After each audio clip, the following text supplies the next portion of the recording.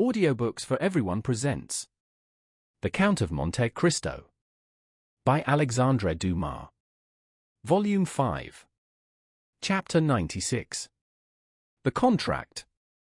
3 days after the scene we have just described, namely towards 5 o'clock in the afternoon of the day fixed for the signature of the contract between Mademoiselle Eugénie Danglars and Andrea Cavalcanti, whom the banker persisted in calling Prince, a fresh breeze was stirring the leaves in the little garden in front of the Count of Monte Cristo's house, and the Count was preparing to go out. While his horses were impatiently pawing the ground, held in by the coachman, who had been seated a quarter of an hour on his box, the elegant phaeton with which we are familiar rapidly turned the angle of the entrance gate, and cast out on the doorsteps Andrea Cavalcanti, as decked up and gay as if he were going to marry a princess. He inquired after the Count with his usual familiarity, and ascending lightly to the first story met him at the top of the stairs. The Count stopped on seeing the young man. As for Andrea, he was launched, and when he was once launched nothing stopped him. "Ah, good morning, my dear Count," said he. "Ah, Andrea," said the latter, with his half-jesting tone, "how do you do?" "Charmingly, as you see. I am come to talk to you about 1,000 things, but, first tell me, were you going out or just returned?" "I was going out, sir." "Then, in order not to hinder you, I will get up with you if you please in your carriage, and Tom shall follow with my phaeton in tow." "No," said the Count, with an imperceptible smile of contempt, for he had no wish to be seen in the young man's society. "No, I prefer listening to you here, my dear Andrea, we can chat better indoors, and there is no coachman to overhear our conversation." The Count returned to a small drawing-room on the first floor, sat down, and crossing his legs motioned to the young man to take a seat also. Andrea assumed his gayest manner. "You know, my dear Count," said he, "the ceremony is to take place this evening. At 9 o'clock the contract is to be signed at my father-in-law's." "Ah, indeed," said Monte Cristo. "What, is it news to you? Has not Danglars informed you of the ceremony?" "Oh, yes," said the Count, "I received a letter from him yesterday, but I do not think the hour was mentioned. Possibly my father-in-law trusted to its general notoriety."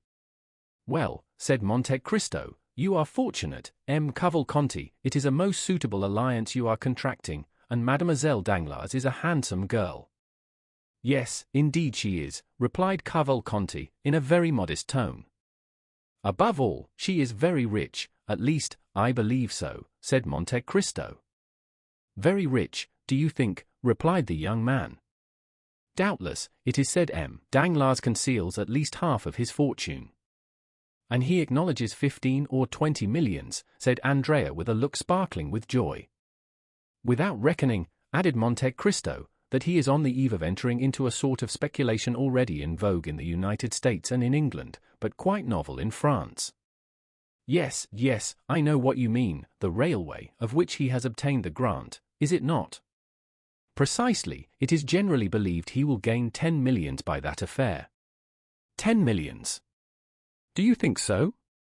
"It is magnificent," said Cavalcanti, who was quite confounded at the metallic sound of these golden words.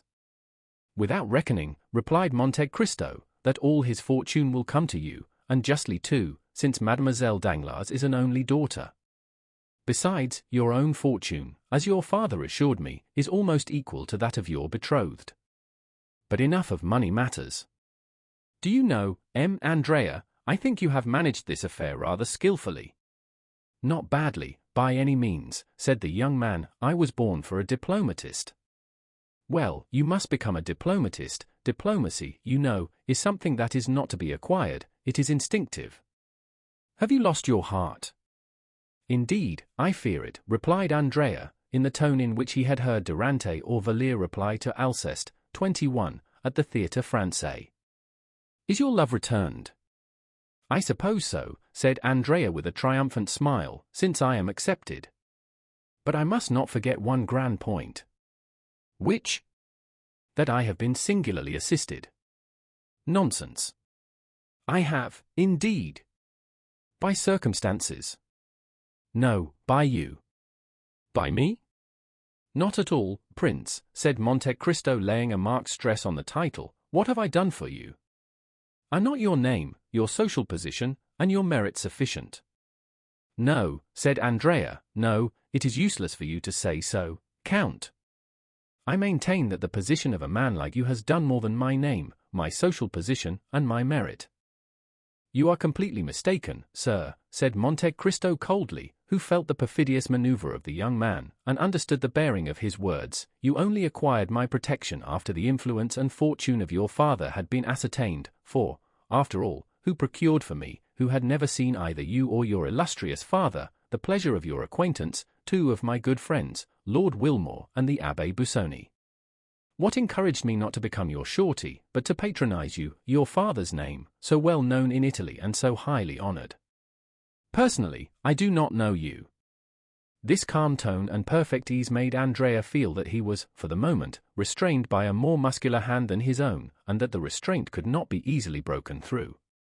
Oh, then my father has really a very large fortune, Count. It appears so, sir, replied Monte Cristo. Do you know if the marriage settlement he promised me has come? I have been advised of it. But the 3 millions? The 3 millions are probably on the road. Then I shall really have them. Oh, well, said the Count, I do not think you have yet known the want of money. Andrea was so surprised that he pondered the matter for a moment. Then, arousing from his reverie, Now, sir, I have one request to make to you, which you will understand, even if it should be disagreeable to you. Proceed, said Monte Cristo. I have formed an acquaintance, thanks to my good fortune, with many noted persons, and have, at least for the moment, a crowd of friends. But marrying, as I am about to do, before all Paris, I ought to be supported by an illustrious name, and in the absence of the paternal hand some powerful one ought to lead me to the altar. Now, my father is not coming to Paris, is he? He is old, covered with wounds, and suffers dreadfully, he says, in travelling. I understand. Well, I am come to ask a favor of you. Of me? Yes, of you. And pray what may it be? Well, to take his part. Ah, my dear sir. What, after the varied relations I have had the happiness to sustain towards you, can it be that you know me so little as to ask such a thing? Ask me to lend you 500,000 and, although such a loan is somewhat rare, on my honor, you would annoy me less. No, then, what I thought I had already told you, that in participation in this world's affairs, more especially in their moral aspects, the Count of Monte Cristo has never ceased to entertain the scruples and even the superstitions of the East. I, who have a seraglio at Cairo, one at Smyrna, and one at Constantinople, preside at a wedding, never. Then you refuse me? Decidedly, and were you my son or my brother I would refuse you in the same way. But what must be done, said Andrea, disappointed. You said just now that you had 100 friends. Very true, but you introduced me at M. Danglars. Not at all. Let us recall the exact facts. You met him at a dinner party at my house, and you introduced yourself at his house. That is a totally different affair. Yes, but, by my marriage, you have forwarded that. Not in the least, I beg you to believe. Recollect what I told you when you asked me to propose you. Oh, I never make matches, my dear prince, it is my settled principle. Andrea bit his lips.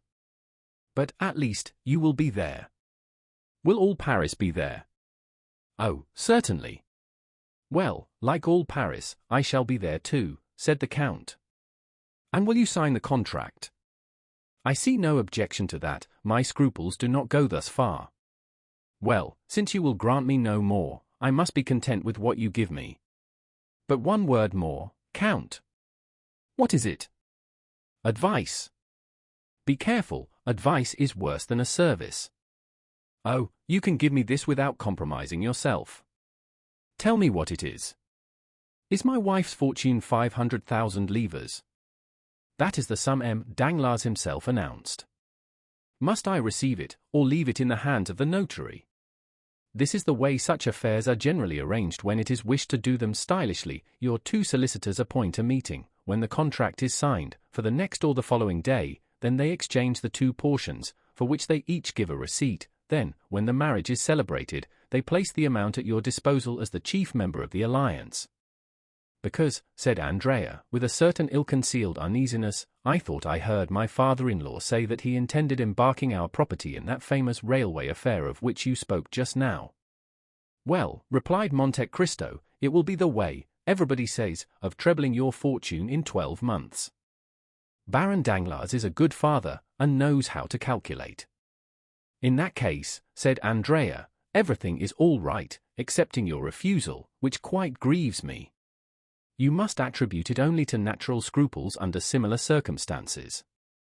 Well, said Andrea, let it be as you wish.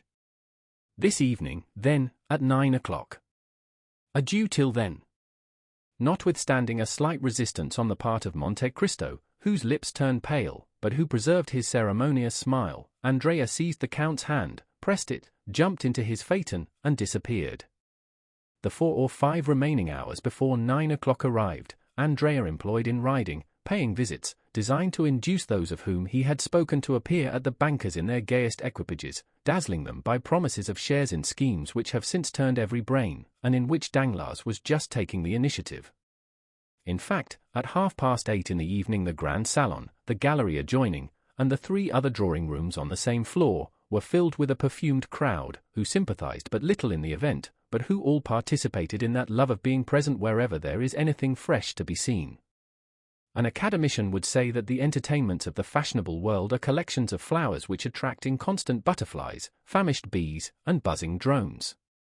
No one could deny that the rooms were splendidly illuminated, the light streamed forth on the gilt mouldings and the silk hangings, and all the bad taste of decorations, which had only their richness to boast of, shone in its splendor.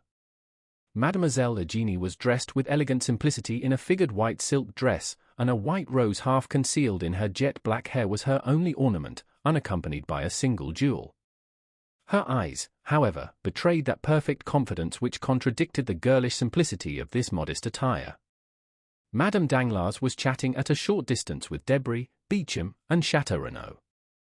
Debray was admitted to the house for this grand ceremony, but on the same plane with everyone else, and without any particular privilege.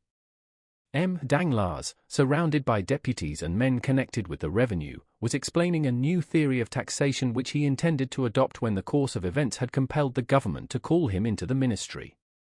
Andrea, on whose arm hung one of the most consummate dandies of the opera, was explaining to him rather cleverly, since he was obliged to be bold to appear at ease, his future projects, and the new luxuries he meant to introduce to Parisian fashions with his 175,000 livres per annum.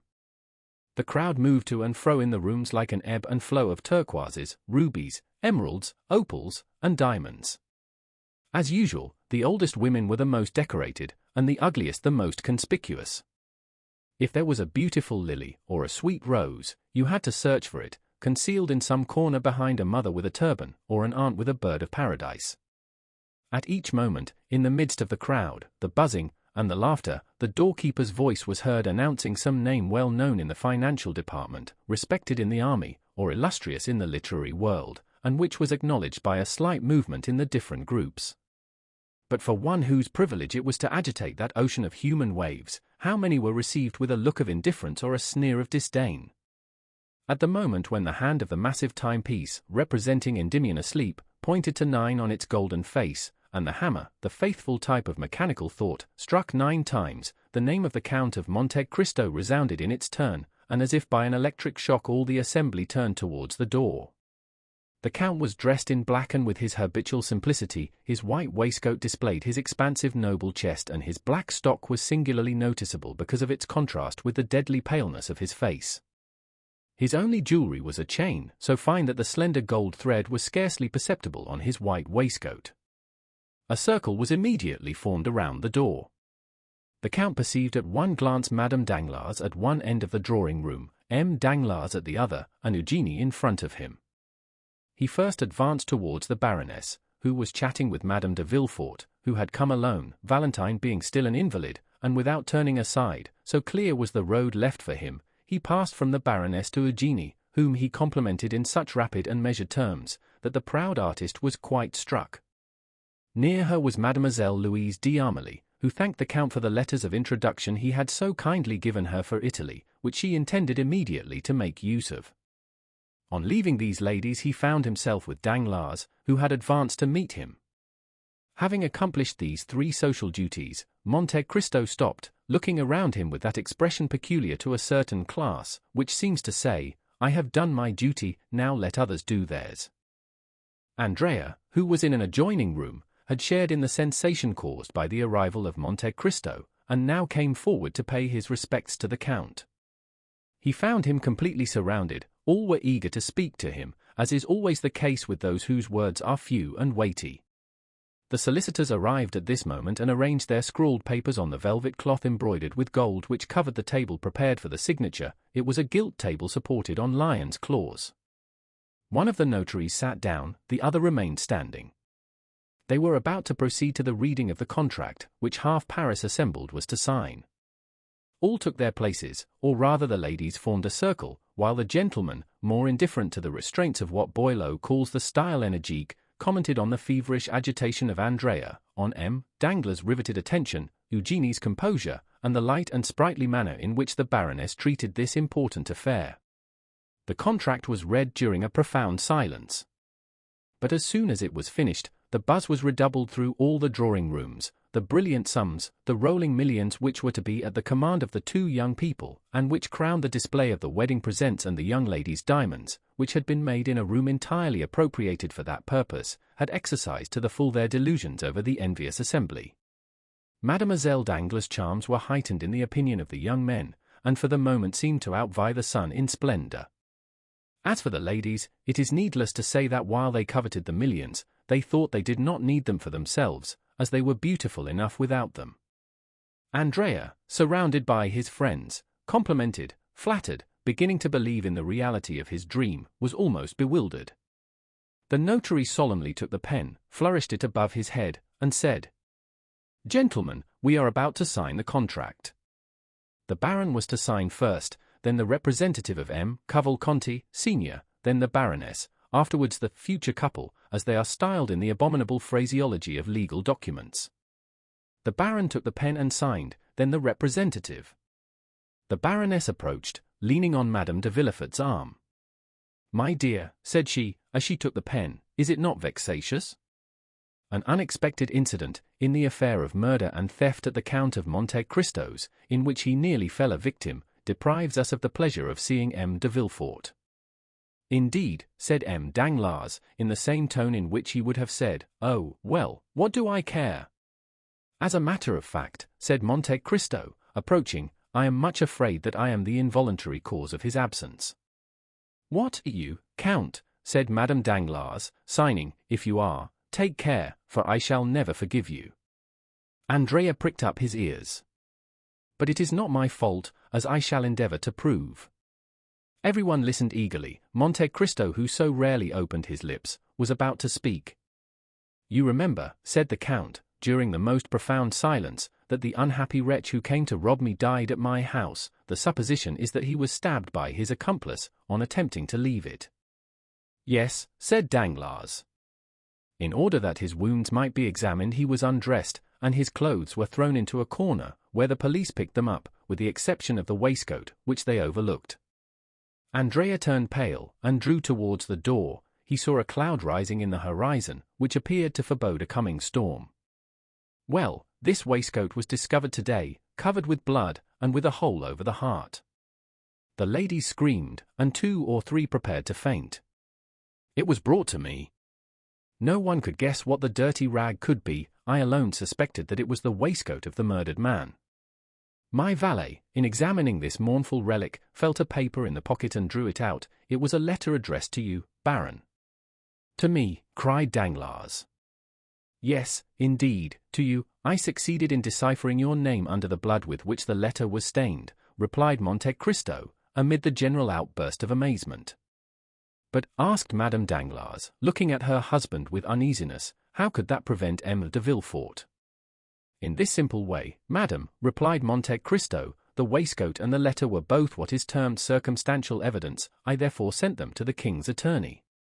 You understand, my dear Baron, that legal methods are the safest in criminal cases. It was, perhaps, some plot against you." Andrea looked steadily at Monte Cristo and disappeared in the second drawing-room. Possibly, said Danglars, was not this murdered man an old galley slave? Yes, replied the Count, a felon named Caderousse. Danglars turned slightly pale. Andrea reached the anteroom beyond the little drawing-room. But go on signing, said Monte Cristo. I perceive that my story has caused a general emotion, and I beg to apologize to you, Baroness, and to Mademoiselle Danglars. The Baroness, who had signed, returned the pen to the notary. Prince Cavalcanti, said the latter, Prince Cavalcanti, where are you? Andrea, repeated several young people, who were already on sufficiently intimate terms with him to call him by his Christian name. Call the prince, inform him that it is his turn to sign, cried Danglars to one of the floor keepers. But at the same instant the crowd of guests rushed in alarm into the principal salon as if some frightful monster had entered the apartments, quærens quem devret. There was, indeed, reason to retreat, to be alarmed, and to scream. An officer was placing 2 soldiers at the door of each drawing-room, and was advancing towards Danglars, preceded by a commissary of police, girded with his scarf. Madame Danglars uttered a scream and fainted. Danglars, who thought himself threatened, certain consciences are never calm, Danglars even before his guest showed a countenance of abject terror. "What is the matter, sir?" asked Monte Cristo, advancing to meet the commissioner. "Which of you gentlemen," asked the magistrate, without replying to the Count, "answers to the name of Andrea Cavalcanti?" A cry of astonishment was heard from all parts of the room. They searched, they questioned. "But who then is Andrea Cavalcanti?" asked Danglars in amazement. "A galley slave, escaped from confinement at Toulon." "And what crime has he committed?" "He is accused," said the commissary with his inflexible voice, "of having assassinated the man named Caderousse, his former companion in prison, at the moment he was making his escape from the house of the Count of Monte Cristo." Monte Cristo cast a rapid glance around him. Andrea was gone. Chapter 97. The departure for Belgium. A few minutes after the scene of confusion produced in the salons of M. Danglars by the unexpected appearance of the brigade of soldiers, and by the disclosure which had followed, the mansion was deserted with as much rapidity as if a case of plague or of cholera morbus had broken out among the guests. In a few minutes, through all the doors, down all the staircases, by every exit, everyone hastened to retire, or rather to fly, for it was a situation where the ordinary condolences, which even the best friends are so eager to offer in great catastrophes, were seen to be utterly futile. There remained in the banker's house only Danglars, closeted in his study, and making his statement to the officer of gendarmes, Madame Danglars, terrified, in the boudoir with which we are acquainted, and Eugénie, who with haughty air and disdainful lip had retired to her room with her inseparable companion, Mademoiselle Louise d'Armilly. As for the numerous servants, more numerous that evening than usual, for their number was augmented by cooks and butlers from the Café de Paris, venting on their employers their anger at what they termed the insult to which they had been subjected, they collected in groups in the hall, in the kitchens, or in their rooms, thinking very little of their duty, which was thus naturally interrupted. Of all this household, only 2 persons deserve our notice. These are Mademoiselle Eugénie Danglars and Mademoiselle Louise d'Armilly. The betrothed had retired, as we said, with haughty air, disdainful lip, and the demeanor of an outraged queen, followed by her companion, who was paler and more disturbed than herself. On reaching her room, Eugénie locked her door, while Louise fell on a chair. "Ah, what a dreadful thing," said the young musician, who would have suspected it. Andrea Cavalcanti, a murderer, a galley slave escaped, a convict." An ironical smile curled the lip of Eugénie. "In truth, I was fated," said she. "I escaped the Morcerf only to fall into the Cavalcanti." "Oh, do not confound the two, Eugénie. Hold your tongue. The men are all infamous, and I am happy to be able now to do more than detest them. I despise them." "What shall we do?" asked Louise. "What shall we do?" "Yes. Why, the same we had intended doing 3 days since, set off." "What, although you are not now going to be married, you intend still?" "Listen, Louise. I hate this life of the fashionable world, always ordered, measured, ruled, like our music paper. What I have always wished for, desired, and coveted, is the life of an artist, free and independent, relying only on my own resources, and accountable only to myself. Remain here? What for? That they may try, a month hence, to marry me again, and to whom? M. Debris, perhaps, as it was once proposed. No, Louise, no. This evening's adventure will serve for my excuse. I did not seek one, I did not ask for one. God sends me this, and I hail it joyfully. How strong and courageous you are, said the fair, frail girl to her brunette companion. Did you not yet know me? Come, Louise, let us talk of our affairs. The post-chaise was happily bought 3 days since. Have you had it sent where we are to go for it? Yes. Our passport. Here it is. And Eugenie, with her usual precision, opened a printed paper and read. M. Leon d'Armilly, 20 years of age, profession, artist, hair black, eyes black, traveling with his sister. Capital. How did you get this passport? When I went to ask M. de Monte Cristo for letters to the directors of the theatres at Rome and Naples, I expressed my fears of travelling as a woman. He perfectly understood them, and undertook to procure for me a man's passport, and 2 days after I received this, to which I have added with my own hand, travelling with his sister. Well, said Eugenie cheerfully, we have then only to pack up our trunks. We shall start the evening of the signing of the contract, instead of the evening of the wedding, that is all. But consider the matter seriously, Eugenie. Oh, I am done with considering. I am tired of hearing only of market reports, of the end of the month, of the rise and fall of Spanish funds, of Haitian bonds. Instead of that, Louise, do you understand, there, liberty, melody of birds, plains of Lombardy, Venetian canals, Roman palaces, the Bay of Naples. How much have we, Louise? The young girl to whom this question was addressed drew from an inlaid secretaire a small portfolio with a lock, in which she counted 23 banknotes. 23,000 francs, said she. And as much, at least, in pearls, diamonds, and jewels, said Eugenie. We are rich. With 45,000 francs we can live like princesses for 2 years, and comfortably for 4, but before 6 months, you with your music, and I with my voice, we shall double our capital. Come, you shall take charge of the money, I of the jewel box, so that if one of us had the misfortune to lose her treasure, the other would still have hers left. Now, the portmanteau, let us make haste, the portmanteau. Stop, said Louise, going to listen at Madame Danglars' door. What do you fear? That we may be discovered. The door is locked. They may tell us to open it. They may if they like, but we will not. You are a perfect Amazon, Eugenie. And the 2 young girls began to heap into a trunk all the things they thought they should require. There now, said Eugenie, while I change my costume do you lock the portmanteau. Louise pressed with all the strength of her little hands on the top of the portmanteau.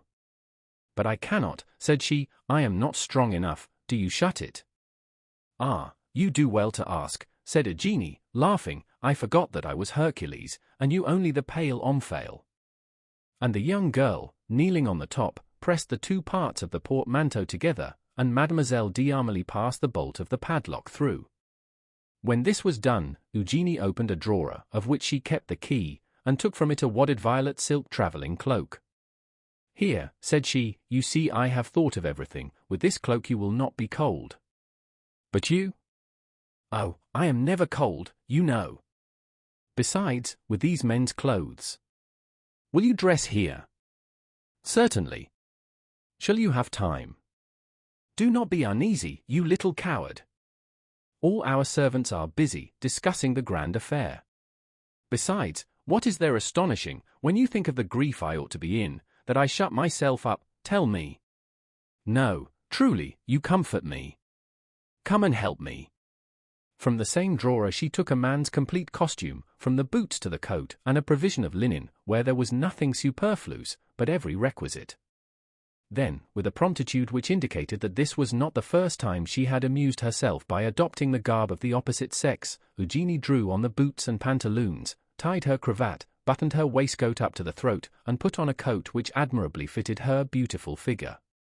Oh, that is very good, indeed, it is very good, said Louise, looking at her with admiration, but that beautiful black hair, those magnificent braids, which made all the ladies sigh with envy, will they go under a man's hat like the one I see down there?" "You shall see," said Eugenie. And with her left hand seizing the thick mass, which her long fingers could scarcely grasp, she took in her right hand a pair of long scissors, and soon the steel met through the rich and splendid hair, which fell in a cluster at her feet as she leaned back to keep it from her coat. Then she grasped the front hair, which she also cut off, without expressing the least regret. On the contrary, her eye sparkled with greater pleasure than usual under her ebony eyebrows. "Oh, the magnificent hair," said Louise, with regret. "And am I not 100 times better thus?" cried Eugenie, smoothing the scattered curls of her hair, which had now quite a masculine appearance. "And do you not think me handsomer so?" "Oh, you are beautiful, always beautiful," cried Louise. "Now, where are you going?" "To Brussels, if you like, it is the nearest frontier." "We can go to Brussels, Liege, Aix-la-Chapelle, then up the Rhine to Strasbourg. We will cross Switzerland and go down into Italy by the St. Gothard. Will that do?" "Yes." "What are you looking at?" "I am looking at you. Indeed, you are adorable like that. One would say you were carrying me off." "And they would be right, pardieu." "Oh, I think you swore, Eugenie." And the two young girls, whom everyone might have thought plunged in grief, the one on her own account, the other from interest in her friend, burst out laughing, as they cleared away every visible trace of the disorder which had naturally accompanied the preparations for their escape.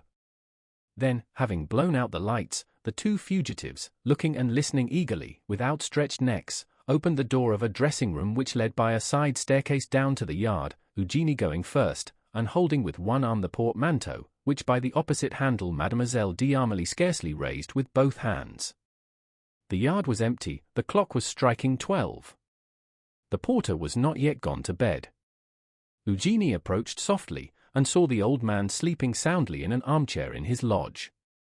She returned to Louise, took up the portmanteau, which she had placed for a moment on the ground, and they reached the archway under the shadow of the wall. Eugenie concealed Louise in an angle of the gateway, so that if the porter chanced to awake he might see but one person. Then placing herself in the full light of the lamp which lit the yard gate, cried she, with her finest contralto voice, and rapping at the window. The porter got up as Eugenie expected, and even advanced some steps to recognize the person who was going out, but seeing a young man striking his boot impatiently with his riding whip, he opened it immediately. Louise slid through the half-open gate like a snake, and bounded lightly forward. Eugenie, apparently calm, although in all probability her heart beat somewhat faster than usual, went out in her turn. A porter was passing and they gave him the portmanteau. Then the two young girls, having told him to take it to number 36, Rue de la Victoire, walked behind this man, whose presence comforted Louise. As for Eugenie, she was as strong as a Judith or a Delilah. They arrived at the appointed spot. Eugenie ordered the porter to put down the portmanteau, gave him some pieces of money, and having rapped at the shutter sent him away. The shutter where Eugenie had rapped was that of a little laundress, who had been previously warned, and was not yet gone to bed. She opened the door. "Mademoiselle," said Eugenie, "let the porter get the post-chaise from the coach-house, and fetch some post-horses from the hotel. Here are 5 francs for his trouble." "Indeed," said Louise, "I admire you, and I could almost say respect you." The laundress looked on in astonishment, but as she had been promised 20 louis, she made no remark. In a quarter of an hour the porter returned with a postboy and horses, which were harnessed, and put in the post-chaise in a minute, while the porter fastened the portmanteau on with the assistance of a cord and strap. "Here is the passport," said the postilion. "Which way are we going, young gentleman?" "To Fontainebleau," replied Eugenie with an almost masculine voice. "What do you say?" said Louise. "I am giving them the slip," said Eugenie. "This woman to whom we have given 20 louis may betray us for 40, we will soon alter our direction." And the young girl jumped into the britska, which was admirably arranged for sleeping in, without scarcely touching the step. "You are always right," said the music teacher, seating herself by the side of her friend. A quarter of an hour afterwards the postilion, having been put in the right road, passed with a crack of his whip through the gateway of the Barrier Saint-Martin. "Ah," said Louise, breathing freely, "here we are out of Paris." Yes, my dear, the abduction is an accomplished fact, replied Eugenie. Yes, and without violence, said Louise. I shall bring that forward as an extenuating circumstance, replied Eugenie. These words were lost in the noise which the carriage made in rolling over the pavement of La Villette. M. Danglars no longer had a daughter. Chapter 98. The Bell and Bottle Tavern. And now let us leave Mademoiselle Danglars and her friend pursuing their way to Brussels, and return to poor Andrea Cavalcanti, so inopportunely interrupted in his rise to fortune. Notwithstanding his youth, Master Andrea was a very skilful and intelligent boy. We have seen that on the first rumour which reached the salon he had gradually approached the door, and crossing 2 or 3 rooms at last disappeared. But we have forgotten to mention one circumstance, which nevertheless ought not to be omitted. In one of the rooms he crossed, the trousseau of the bride-elect was on exhibition. There were caskets of diamonds, cashmere shawls, Valenciennes lace, English veils, and in fact all the tempting things, the bare mention of which makes the hearts of young girls bound with joy, and which is called the corbeille. 22. And now, in passing through this room, Andrea proved himself not only to be clever and intelligent, but also provident, for he helped himself to the most valuable of the ornaments before him. Furnished with this plunder, Andrea leaped with a lighter heart from the window, intending to slip through the hands of the gendarmes. Tall and well-proportioned as an ancient gladiator, and muscular as a Spartan, he walked for a quarter of an hour without knowing where to direct his steps, actuated by the sole idea of getting away from the spot where if he lingered he knew that he would surely be taken. Having passed through the Rue du Mont Blanc, guided by the instinct which leads thieves always to take the safest path, he found himself at the end of the Rue Lafayette. There he stopped, breathless and panting. He was quite alone. On one side was the vast wilderness of the Saint-Lazare, on the other, Paris enshrouded in darkness. Am I to be captured? He cried. No, not if I can use more activity than my enemies. My safety is now a mere question of speed. At this moment he saw a cab at the top of the Faubourg Poissonnière. The dull driver, smoking his pipe, was plodding along toward the limits of the Faubourg Saint-Denis, where no doubt he ordinarily had his station. "Ho, friend," said Benedetto. "What do you want, sir?" asked the driver. "Is your horse tired?" "Tired?" "Oh, yes, tired enough. He has done nothing the whole of this blessed day. For wretched fares, and 20 sous over, making in all 7 francs, are all that I have earned, and I ought to take 10 to the owner. Will you add these 20 francs to the 7 you have?" "With pleasure, sir. 20 francs are not to be despised." "Tell me what I am to do for this." "A very easy thing, if your horse isn't tired. I tell you he'll go like the wind, only tell me which way to drive." "Towards the Louvres." "Ah, I know the way, you get good sweetened rum over there."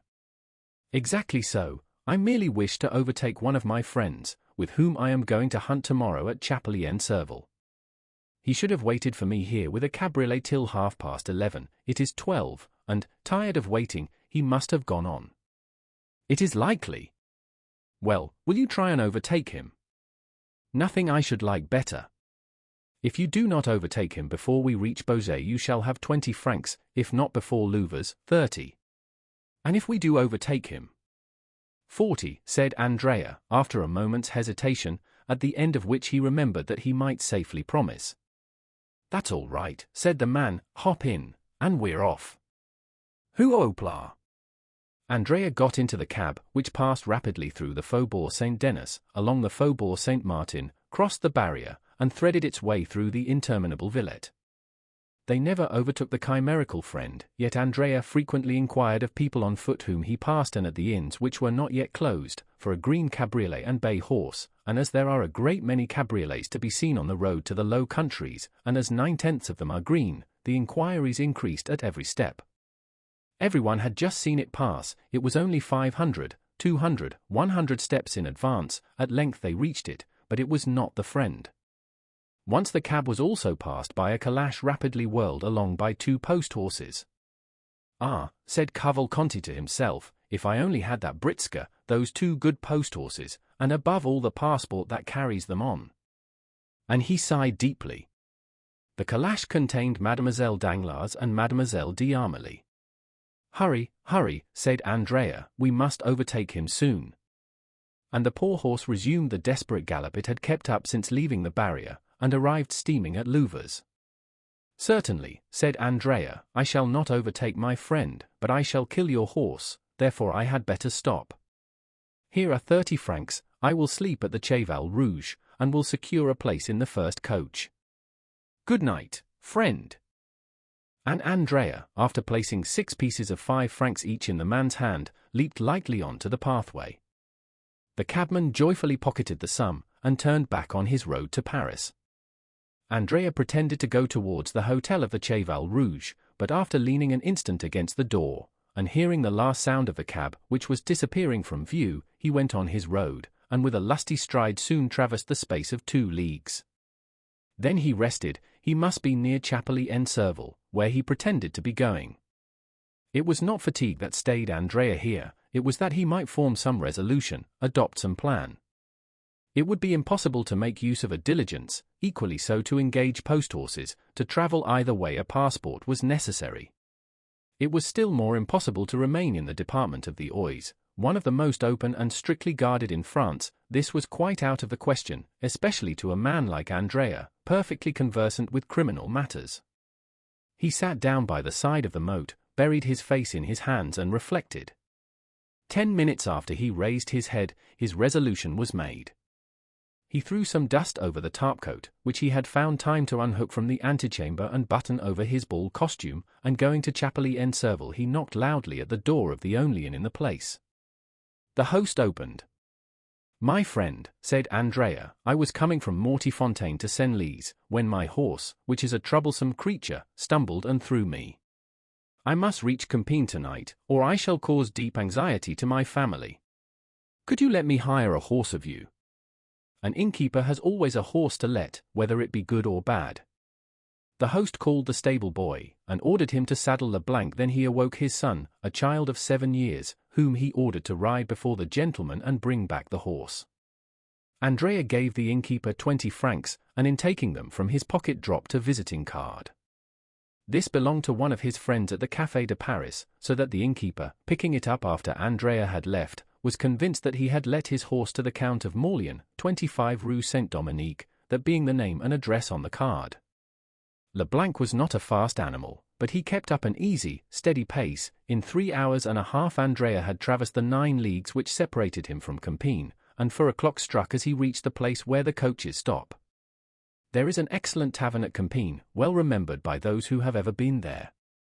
Andrea, who had often stayed there in his rides about Paris, recollected the Bell and Bottle Inn. He turned around, saw the sign by the light of a reflected lamp, and having dismissed the child, giving him all the small coin he had about him, he began knocking at the door, very reasonably concluding that having now 3 or 4 hours before him he had best fortify himself against the fatigues of the morrow by a sound sleep and a good supper.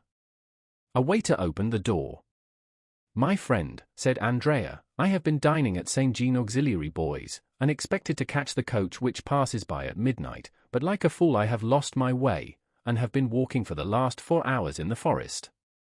Show me into one of those pretty little rooms which overlook the court, and bring me a cold fowl and a bottle of Bordeaux." The waiter had no suspicions. Andrea spoke with perfect composure. He had a cigar in his mouth, and his hands in the pocket of his top coat. His clothes were fashionably made, his chin smooth, his boots irreproachable. He looked merely as if he had stayed out very late, that was all. While the waiter was preparing his room, the hostess arose. Andrea assumed his most charming smile, and asked if he could have number 3, which he had occupied on his last stay at Compiègne. Unfortunately, number 3 was engaged by a young man who was traveling with his sister.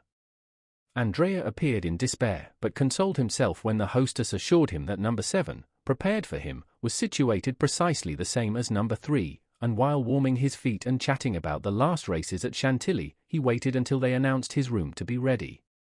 Andrea had not spoken without cause of the pretty rooms looking out upon the court of the Bell Hotel, which with its triple galleries like those of a theatre, with the jessamine and clematis twining round the light columns, forms one of the prettiest entrances to an inn that you can imagine. The fowl was tender, the wine old, the fire clear and sparkling, and Andrea was surprised to find himself eating with as good an appetite as though nothing had happened. Then he went to bed and almost immediately fell into that deep sleep which is sure to visit men of 20 years of age, even when they are torn with remorse. Now, here we are obliged to own that Andrea ought to have felt remorse, but that he did not. This was the plan which had appealed to him to afford the best chance of his security. Before daybreak he would awake, leave the inn after rigorously paying his bill, and reaching the forest, he would, under pretence of making studies in painting, test the hospitality of some peasants, procure himself the dress of a woodcutter and a hatchet, casting off the lion skin to assume that of the woodman, then, with his hands covered with dirt, his hair darkened by means of a leaden comb, his complexion embrowned with a preparation for which one of his old comrades had given him the recipe, he intended, by following the wooded districts, to reach the nearest frontier, walking by night and sleeping in the day in the forests and quarries, and only entering inhabited regions to buy a loaf from time to time. Once past the frontier, Andrea proposed making money of his diamonds, and by uniting the proceeds to 10 banknotes he always carried about with him in case of accident, he would then find himself possessor of about 50,000 livres, which he philosophically considered as no very deplorable condition after all. Moreover, he reckoned much on the interest of the Danglars to hush up the rumor of their own misadventures. These were the reasons which, added to the fatigue, caused Andrea to sleep so soundly. In order that he might wake early he did not close the shutters, but contented himself with bolting the door and placing on the table an unclasped and long-pointed knife, whose temper he well knew, and which was never absent from him. About 7 in the morning Andrea was awakened by a ray of sunlight, which played, warm and brilliant, upon his face. In all well-organized brains, the predominating idea, and there always is one, is sure to be the last thought before sleeping, and the first upon waking in the morning. Andrea had scarcely opened his eyes when his predominating idea presented itself, and whispered in his ear that he had slept too long. He jumped out of bed and ran to the window. A gendarme was crossing the court. A gendarme is one of the most striking objects in the world, even to a man void of uneasiness, but for one who has a timid conscience, and with good cause too, the yellow, blue, and white uniform is really very alarming. "Why is that gendarme there?" asked Andrea of himself. Then, all at once, he replied, with that logic which the reader has, doubtless, remarked in him, "There is nothing astonishing in seeing a gendarme at an inn. Instead of being astonished, let me dress myself." And the youth dressed himself with a facility his valet de chambre had failed to rob him of during the 2 months of fashionable life he had led in Paris. "Now then," said Andrea, while dressing himself, "I'll wait till he leaves, and then I'll slip away." And, saying this, Andrea, who had now put on his boots and cravat, stole gently to the window, and a second time lifted up the muslin curtain. Not only was the first gendarme still there, but the young man now perceived a second yellow, blue, and white uniform at the foot of the staircase, the only one by which he could descend, while a third, on horseback, holding a musket in his fist, was posted as a sentinel at the great street door which alone afforded the means of egress. The appearance of the third gendarme settled the matter, for a crowd of curious loungers was extended before him, effectually blocking the entrance to the hotel. "They're after me," was Andrea's first thought. Diable! A pallor overspread the young man's forehead, and he looked around him with anxiety. His room, like all those on the same floor, had but one outlet to the gallery in the sight of everybody. "I am lost," was his second thought, and, indeed, for a man in Andrea's situation, an arrest meant the assizes, trial, and death without mercy or delay. For a moment he convulsively pressed his head within his hands, and during that brief period he became nearly mad with terror, but soon a ray of hope glimmered in the multitude of thoughts which bewildered his mind, and a faint smile played upon his white lips and pallid cheeks. He looked around and saw the objects of his search upon the chimney-piece. They were a pen, ink, and paper. With forced composure he dipped the pen in the ink, and wrote the following lines upon a sheet of paper. "I have no money to pay my bill, but I am not a dishonest man. I leave behind me as a pledge this pin, worth 10 times the amount. I shall be excused for leaving at daybreak, for I was ashamed." He then drew the pin from his cravat and placed it on the paper. This done, instead of leaving the door fastened, he drew back the bolts and even placed the door ajar, as though he had left the room, forgetting to close it, and slipping into the chimney like a man accustomed to that kind of gymnastic exercise, after replacing the chimney board, which represented Achilles with Deidamia, and effacing the very marks of his feet upon the ashes, he commenced climbing the hollow tunnel, which afforded him the only means of escape left.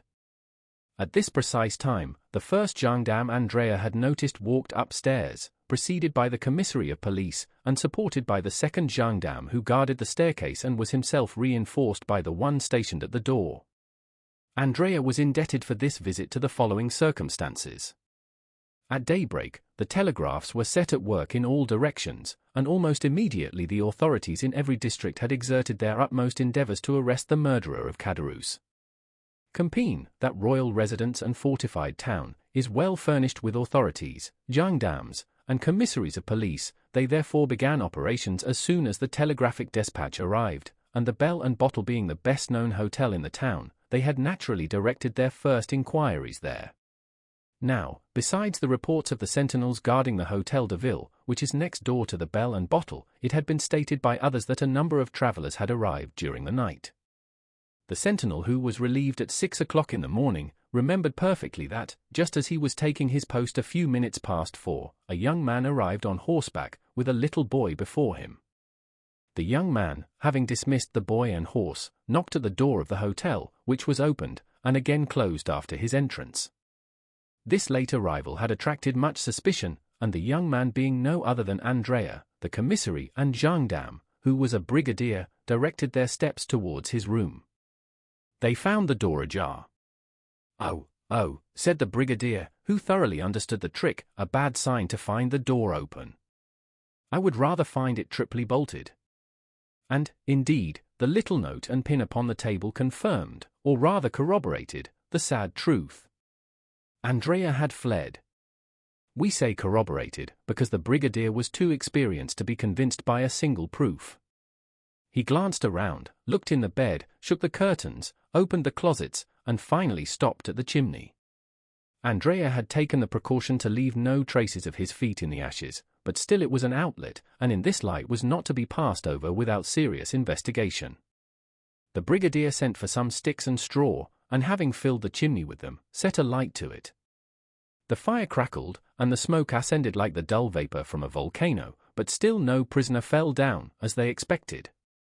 The fact was, that Andrea, at war with society ever since his youth, was quite as deep as a gendarme. Even though he were advanced to the rank of brigadier, and quite prepared for the fire, he had climbed out on the roof and was crouching down against the chimney pots. At one time he thought he was saved, for he heard the brigadier exclaim in a loud voice, to the two gendarmes, "He is not here." But venturing to peep, he perceived that the latter, instead of retiring, as might have been reasonably expected upon this announcement, were watching with increased attention.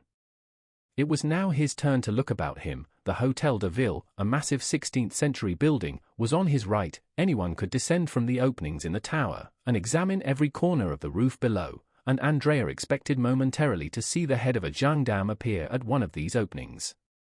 If once discovered, he knew he would be lost, for the roof afforded no chance of escape. He therefore resolved to descend, not through the same chimney by which he had come up, but by a similar one conducting to another room. He looked around for a chimney from which no smoke issued, and having reached it, he disappeared through the orifice without being seen by anyone. At the same minute, one of the little windows of the Hôtel de Ville was thrown open, and the head of a gendarme appeared.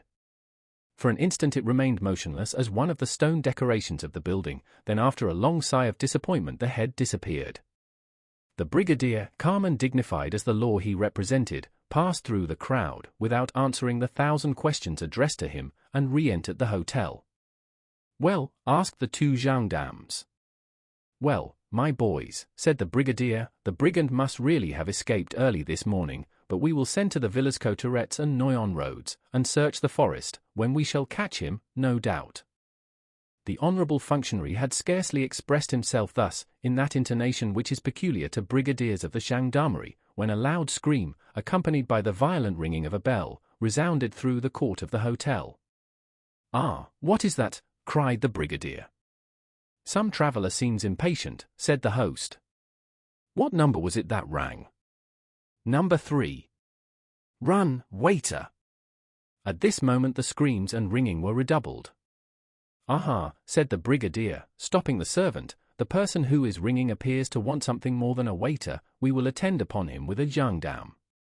Who occupies number 3? The little fellow who arrived last night in a postchaise with his sister, and who asked for an apartment with 2 beds. The bell here rang for the 3rd time, with another shriek of anguish. Follow me, Mr. Commissary, said the brigadier, tread in my steps. Wait an instant, said the host, number 3 has 2 staircases, inside and outside. Good, said the brigadier. I will take charge of the inside one. Are the carbines loaded? Yes, brigadier. Well, you guard the exterior, and if he attempts to fly, fire upon him. He must be a great criminal, from what the telegraph says. The brigadier, followed by the commissary, disappeared by the inside staircase, accompanied by the noise which his assertions respecting Andrea had excited in the crowd. This is what had happened. Andrea had very cleverly managed to descend 2/3 of the chimney, but then his foot slipped, and notwithstanding his endeavors, he came into the room with more speed and noise than he intended. It would have signified little had the room been empty, but unfortunately it was occupied. 2 ladies, sleeping in one bed, were awakened by the noise, and fixing their eyes upon the spot whence the sound proceeded, they saw a man. One of these ladies, the fair one, uttered those terrible shrieks which resounded through the house, while the other, rushing to the bell-rope, rang with all her strength. Andrea, as we can see, was surrounded by misfortune. For pity's sake, he cried, pale and bewildered, without seeing whom he was addressing, for pity's sake do not call assistance. Save me, I will not harm you. Andrea, the murderer, cried one of the ladies. Eugenie! Mademoiselle Danglars, exclaimed Andrea, stupefied. Help, help, cried Mademoiselle d'Armilly, taking the bell from her companion's hand, and ringing it yet more violently. Save me, I am pursued, said Andrea, clasping his hands. For pity, for mercy's sake do not deliver me up. It is too late, they are coming, said Eugenie. Well, conceal me somewhere, you can say you were needlessly alarmed, you can turn their suspicions and save my life. The 2 ladies, pressing closely to one another, and drawing the bedclothes tightly around them, remained silent to this supplicating voice, repugnance and fear taking possession of their minds. Well, be it so, at length said Eugenie, return by the same road you came, and we will say nothing about you, unhappy wretch. Here he is, cried a voice from the landing, here he is. I see him. The brigadier had put his eye to the keyhole, and had discovered Andrea in a posture of entreaty. A violent blow from the butt end of the musket burst open the lock, 2 more forced out the bolts, and the broken door fell in. Andrea ran to the other door, leading to the gallery, ready to rush out, but he was stopped short, and he stood with his body a little thrown back, pale, and with a useless knife in his clenched hand. Fly, then, cried Mademoiselle d'Armilly, whose pity returned as her fears diminished, fly. Or kill yourself, said Eugenie, in a tone which a vestal in the amphitheatre would have used, when urging the victorious gladiator to finish his vanquished adversary. Andrea shuddered, and looked on the young girl with an expression which proved how little he understood such ferocious honor. Kill myself, he cried, throwing down his knife, why should I do so? Why, you said, answered Mademoiselle Danglars, that you would be condemned to die like the worst criminals. Bah, said Cavalcanti, crossing his arms, one has friends. The brigadier advanced to him, sword in hand. Come, come, said Andrea, sheathe your sword, my fine fellow, there is no occasion to make such a fuss, since I give myself up, and he held out his hands to be manacled. The 2 girls looked with horror upon this shameful metamorphosis, the man of the world shaking off his covering and appearing as a galley slave. Andrea turned towards them, and with an impertinent smile asked, Have you any message for your father, Mademoiselle Danglars, for in all probability I shall return to Paris. Eugenie covered her face with her hands. Oh, said Andrea, you need not be ashamed, even though you did post after me. Was I not nearly your husband? And with this raillery Andrea went out, leaving the 2 girls a prey to their own feelings of shame, and to the comments of the crowd. An hour after they stepped into their calash, both dressed in feminine attire.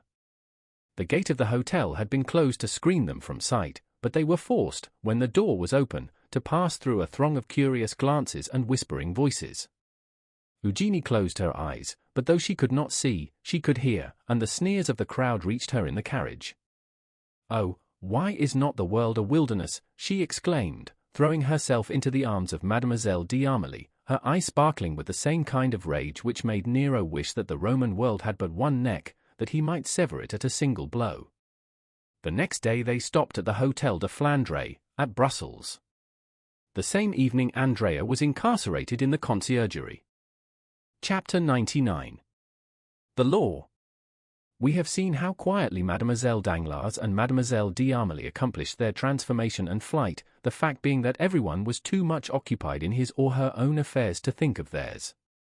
We will leave the banker contemplating the enormous magnitude of his debt before the phantom of bankruptcy, and follow the Baroness, who after being momentarily crushed under the weight of the blow which had struck her, had gone to seek her usual adviser, Lucien Debray. The Baroness had looked forward to this marriage as a means of ridding her of a guardianship which, over a girl of Eugénie's character, could not fail to be rather a troublesome undertaking, for in the tacit relations which maintain the bond of family union, the mother, to maintain her ascendancy over her daughter, must never fail to be a model of wisdom and a type of perfection. Now, Madame Danglars feared Eugénie's sagacity and the influence of Mademoiselle d'Armilly. She had frequently observed the contemptuous expression with which her daughter looked upon Debray, an expression which seemed to imply that she understood all her mother's amorous and pecuniary relationships with the intimate secretary. Moreover, she saw that Eugénie detested Debray, not only because he was a source of dissension and scandal under the paternal roof, but because she had at once classed him in that catalogue of bipeds whom Plato endeavors to withdraw from the appellation of men, and whom Diogenes designated as animals upon two legs without feathers. Unfortunately, in this world of ours, each person views things through a certain medium, and so is prevented from seeing in the same light as others, and Madame Danglars, therefore, very much regretted that the marriage of Eugénie had not taken place, not only because the match was good and likely to ensure the happiness of her child, but because it would also set her at liberty. She ran therefore to Debray, who, after having, like the rest of Paris, witnessed the contract scene and the scandal attending it, had retired in haste to his club, where he was chatting with some friends upon the events which served as a subject of conversation for 3/4 of that city known as the capital of the world. At the precise time when Madame Danglars, dressed in black and concealed in a long veil, was ascending the stairs leading to Debray's apartments, notwithstanding the assurances of the concierge that the young man was not at home, Debray was occupied in repelling the insinuations of a friend, who tried to persuade him that after the terrible scene which had just taken place he ought, as a friend of the family, to marry Mademoiselle Danglars and her 2 millions.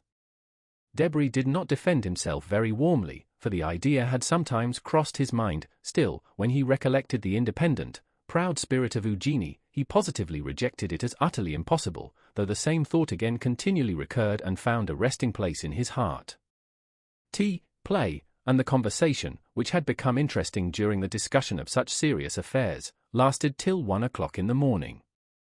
Meanwhile Madame Danglars, veiled and uneasy, awaited the return of Debray in the little green room, seated between 2 baskets of flowers, which he had that morning sent, and which, it must be confessed, Debray had himself arranged and watered with so much care that his absence was half excused in the eyes of the poor woman. At 20 minutes to 12, Madame Danglars, tired of waiting, returned home. Women of a certain grade are like prosperous grisettes in one respect: they seldom return home after 12 o'clock. The Baroness returned to the hotel with as much caution as Eugénie used in leaving it. She ran lightly upstairs, and with an aching heart entered her apartment, contiguous, as we know, to that of Eugénie. She was fearful of exciting any remark, and believed firmly in her daughter's innocence and fidelity to the paternal roof. She listened at Eugénie's door, and hearing no sound tried to enter, but the bolts were in place. Madame Danglars then concluded that the young girl had been overcome with the terrible excitement of the evening, and had gone to bed and to sleep. She called the maid and questioned her.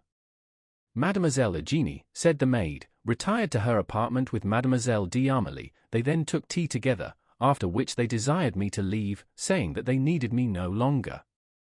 Since then the maid had been below, and like everyone else she thought the young ladies were in their own room. Madame Danglars, therefore, went to bed without a shadow of suspicion, and began to muse over the recent events.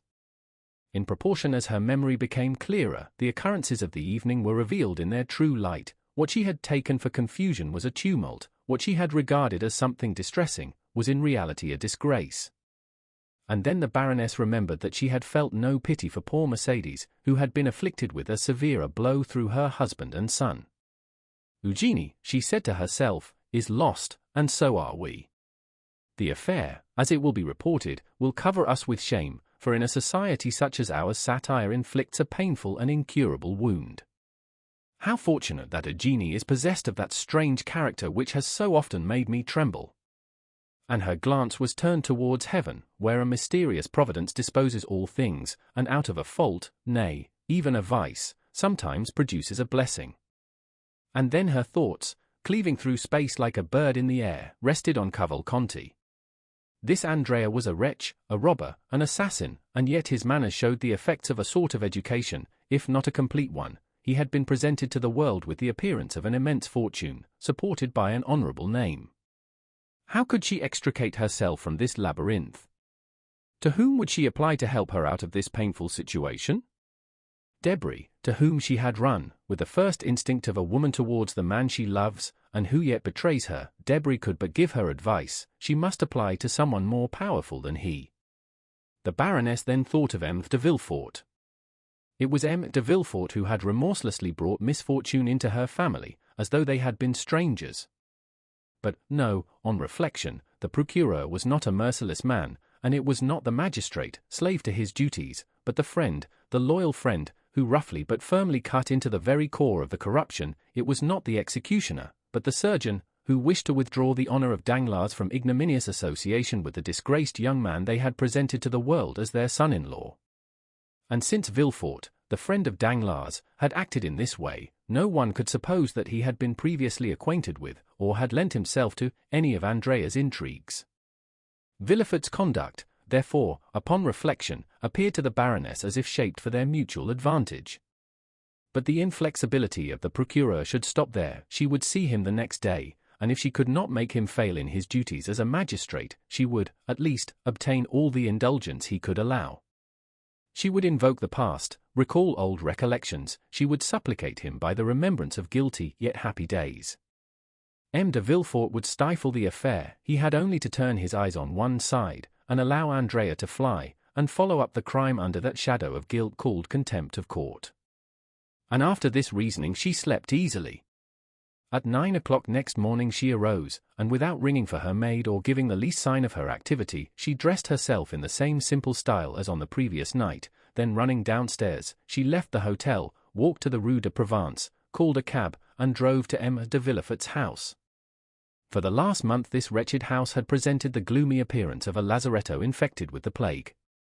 Some of the apartments were closed within and without, the shutters were only opened to admit a minute's air, showing the scared face of a footman, and immediately afterwards the window would be closed, like a gravestone falling on a sepulchre, and the neighbours would say to each other in a low voice, "Will there be another funeral today at the procureur's house?" Madame Danglars involuntarily shuddered at the desolate aspect of the mansion. Descending from the cab, she approached the door with trembling knees, and rang the bell. 3 times did the bell ring with a dull, heavy sound, seeming to participate in the general sadness, before the concierge appeared and peeped through the door, which he opened just wide enough to allow his words to be heard. He saw a lady, a fashionable, elegantly dressed lady, and yet the door remained almost closed. "Do you intend opening the door?" said the Baroness. "First, madam, who are you?" "Who am I?" "You know me well enough." "We no longer know anyone, madam." "You must be mad, my friend," said the Baroness. "Where do you come from?" "Oh, this is too much." "Madam, these are my orders, excuse me." "Your name?" "The Baroness Danglars. You have seen me 20 times. "Possibly, madam."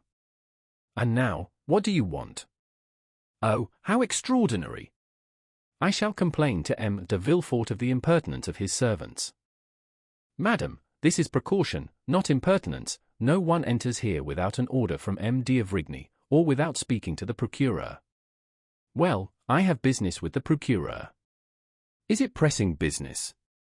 "You can imagine so, since I have not even brought my carriage out yet. But enough of this, here is my card, take it to your master. Madam will await my return." "Yes, go." The concierge closed the door, leaving Madame Danglars in the street.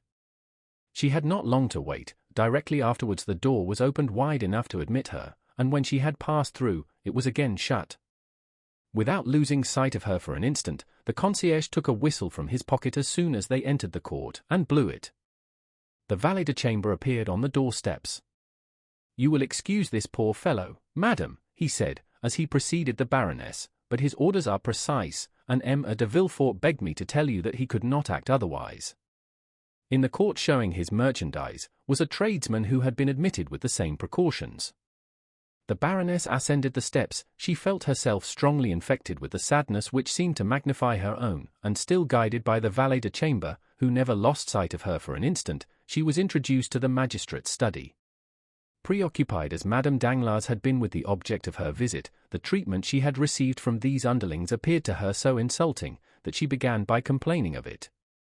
But Villefort, raising his head, bowed down by grief, looked up at her with so sad a smile that her complaints died upon her lips.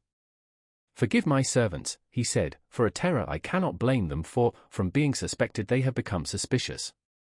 Madame Danglars had often heard of the terror to which the magistrate alluded, but without the evidence of her own eyesight she could never have believed that the sentiment had been carried so far. "You too, then, are unhappy," she said. "Yes, madam," replied the magistrate. "Then you pity me?" "Sincerely, madam." "And you understand what brings me here? You wish to speak to me about the circumstance which has just happened?" "Yes, sir, a fearful misfortune." "You mean a mischance?" "A mischance," repeated the Baroness. "Alas, madam," said the procureur with his imperturbable calmness of manner, "I consider those alone misfortunes which are irreparable." "And do you suppose this will be forgotten?" "Everything will be forgotten, madam," said Villefort. "Your daughter will be married tomorrow, if not today, in a week, if not tomorrow, and I do not think you can regret the intended husband of your daughter." Madame Danglars gazed on Villefort, stupefied to find him so almost insultingly calm. "Am I come to a friend?" she asked in a tone full of mournful dignity. "You know that you are, madam," said Villefort, whose pale cheeks became slightly flushed as he gave her the assurance. And truly this assurance carried him back to different events from those now occupying the Baroness and him. "Well, then, be more affectionate, my dear Villefort," said the Baroness. "Speak to me not as a magistrate, but as a friend, and when I am in bitter anguish of spirit, do not tell me that I ought to be gay." Villefort bowed. "When I hear misfortunes named, madam," he said, "I have within the last few months contracted the bad habit of thinking of my own, and then I cannot help drawing up an egotistical parallel in my mind. That is the reason that by the side of my misfortunes yours appear to me mere mischances. That is why my dreadful position makes yours appear enviable. But this annoys you. Let us change the subject. You were saying, madam." "I came to ask you, my friend," said the Baroness, "what will be done with this impostor?" "Impostor," repeated Villefort. "Certainly, madam, you appear to extenuate some cases, and exaggerate others." "Impostor, indeed, M. Andrea Cavalcanti, or rather M. Benedetto, is nothing more nor less than an assassin." "Sir, I do not deny the justice of your correction, but the more severely you arm yourself against that unfortunate man, the more deeply will you strike our family. Come, forget him for a moment, and instead of pursuing him, let him go." "You are too late, madam, the orders are issued." "Well, should he be arrested, do they think they will arrest him?" "I hope so." "If they should arrest him, I know that sometimes prisons afford means of escape. Will you leave him in prison?" The procureur shook his head. "At least keep him there till my daughter be married." "Impossible, madam, justice has its formalities." "What, even for me?" said the Baroness, half jesting, half in earnest. "For all, even for myself among the rest," replied Villefort. "Ah!" exclaimed the Baroness, without expressing the ideas which the exclamation betrayed. Villefort looked at her with that piercing glance which reads the secrets of the heart. "Yes, I know what you mean," he said. "You refer to the terrible rumors spread abroad in the world, that the deaths which have kept me in mourning for the last 3 months, and from which Valentine has only escaped by a miracle, have not happened by natural means." I was not thinking of that, replied Madame Danglars quickly. Yes, you were thinking of it, and with justice. You could not help thinking of it, and saying to yourself, you, who pursue crimes so vindictively, answer now, why are there unpunished crimes in your dwelling? The Baroness became pale. You were saying this, were you not? Well, I own it. I will answer you. Villefort drew his armchair nearer to Madame Danglars, then resting both hands upon his desk he said in a voice more hollow than usual.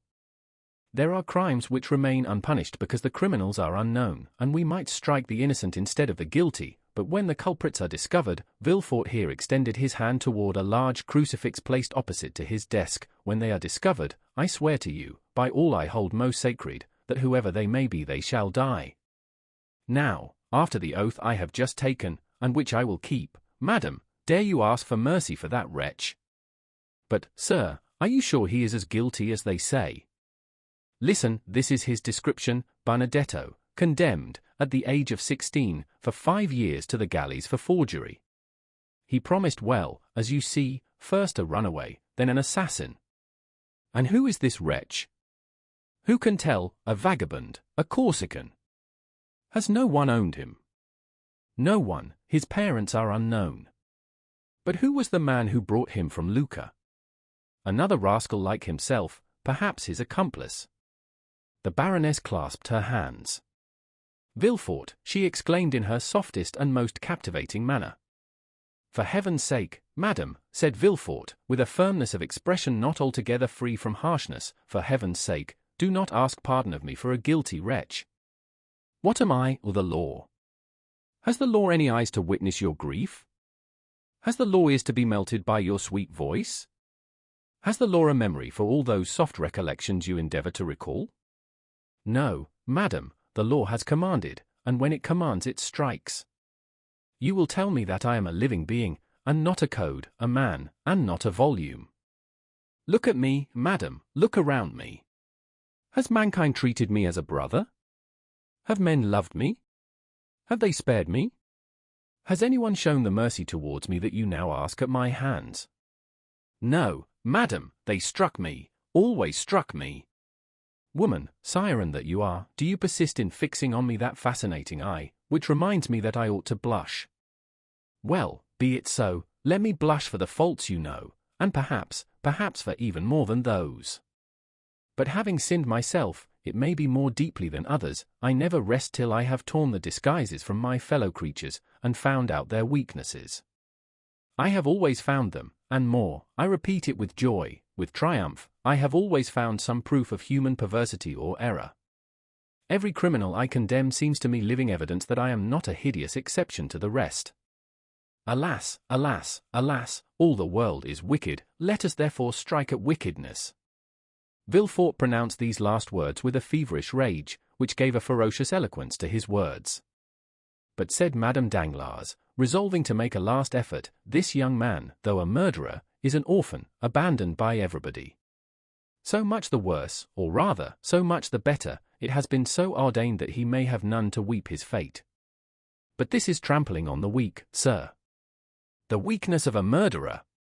His dishonor reflects upon us. Is not death in my house? Oh, sir, exclaimed the Baroness, you are without pity for others. Well, then, I tell you they will have no mercy on you. Be it so, said Villefort, raising his arms to heaven with a threatening gesture. At least, delay the trial till the next assizes, we shall then have 6 months before us. No, madam, said Villefort, instructions have been given.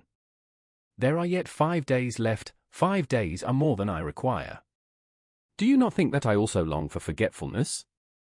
While working night and day, I sometimes lose all recollection of the past, and then I experience the same sort of happiness I can imagine the dead feel. Still, it is better than suffering. But, sir, he has fled, let him escape, inaction is a pardonable offence. I tell you it is too late, early this morning the telegraph was employed, and at this very minute. Sir, said the valet de chamber, entering the room, a dragoon has brought this despatch from the Minister of the Interior. Villefort seized the letter, and hastily broke the seal. Madame Danglars trembled with fear, Villefort started with joy. Arrested, he exclaimed, he was taken at Compiègne, and all is over. Madame Danglars rose from her seat, pale and cold. Adieu, sir, she said. Adieu, madam, replied the king's attorney, as in an almost joyful manner he conducted her to the door.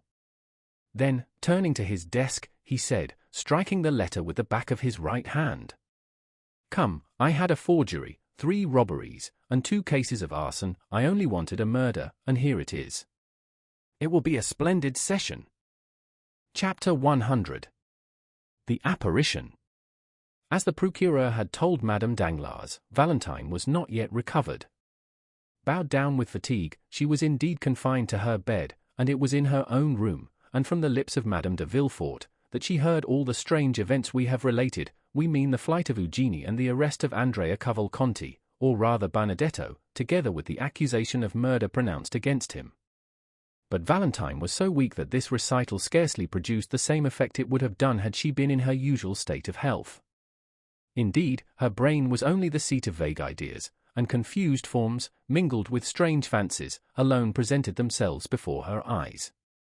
During the daytime Valentine's perceptions remained tolerably clear, owing to the constant presence of M. Noirtier, who caused himself to be carried to his granddaughter's room, and watched her with his paternal tenderness. Villefort also, on his return from the law courts, frequently passed an hour or 2 with his father and child. At 6 o'clock Villefort retired to his study. At 8 M. d'Avrigny himself arrived, bringing the night draught prepared for the young girl, and then M. Noirtier was carried away. A nurse of the doctor's choice succeeded them, and never left till about 10 or 11 o'clock, when Valentine was asleep. As she went downstairs she gave the keys of Valentine's room to M. de Villefort, so that no one could reach the sick room excepting through that of Madame de Villefort and little Edward. Every morning Morrel called on Noirtier to receive news of Valentine, and, extraordinary as it seemed, each day found him less uneasy. Certainly, though Valentine still labored under dreadful nervous excitement, she was better, and moreover, Monte Cristo had told him when, half distracted, he had rushed to the Count's house, that if she were not dead in 2 hours she would be saved. Now 4 days had elapsed, and Valentine still lived. The nervous excitement of which we speak pursued Valentine even in her sleep, or rather in that state of somnolence which succeeded her waking hours. It was then, in the silence of night, in the dim light shed from the alabaster lamp on the chimney-piece, that she saw the shadows pass and repass which hover over the bed of sickness, and fan the fever with their trembling wings. First she fancied she saw her stepmother threatening her, then Morrel stretched his arms towards her. Sometimes mere strangers, like the Count of Monte Cristo, came to visit her. Even the very furniture, in these moments of delirium, seemed to move, and this state lasted till about 3 o'clock in the morning, when a deep, heavy slumber overcame the young girl, from which she did not awake till daylight. On the evening of the day on which Valentine had learned of the flight of Eugénie and the arrest of Benedetto, Villefort having retired as well as Noirtier and d'Avrigny, her thoughts wandered in a confused maze, alternately reviewing her own situation and the events she had just heard. 11 o'clock had struck. The nurse, having placed the beverage prepared by the doctor within reach of the patient, unlocked the door, was listening with terror to the comments of the servants in the kitchen, and storing her memory with all the horrible stories which had for some months past amused the occupants of the antechambers in the house of the king's attorney. Meanwhile an unexpected scene was passing in the room which had been so carefully locked. 10 minutes had elapsed since the nurse had left. Valentine, who for the last hour had been suffering from the fever which returned nightly, incapable of controlling her ideas, was forced to yield to the excitement which exhausted itself in producing and reproducing a succession and recurrence of the same fancies and images. The night lamp threw out countless rays, each resolving itself into some strange form to her disordered imagination, when suddenly by its flickering light Valentine thought she saw the door of her library, which was in the recess by the chimney-piece, open slowly, though she in vain listened for the sound of the hinges on which it turned. At any other time Valentine would have seized the silken bell-pull and summoned assistance, but nothing astonished her in her present situation. Her reason told her that all the visions she beheld were but the children of her imagination, and the conviction was strengthened by the fact that in the morning no traces remained of the nocturnal phantoms, who disappeared with the coming of daylight. From behind the door a human figure appeared, but the girl was too familiar with such apparitions to be alarmed, and therefore only stared, hoping to recognize Morrel. The figure advanced towards the bed and appeared to listen with profound attention. At this moment a ray of light glanced across the face of the midnight visitor. "It is not he," she murmured, and waited, in the assurance that this was but a dream, for the man to disappear or assume some other form.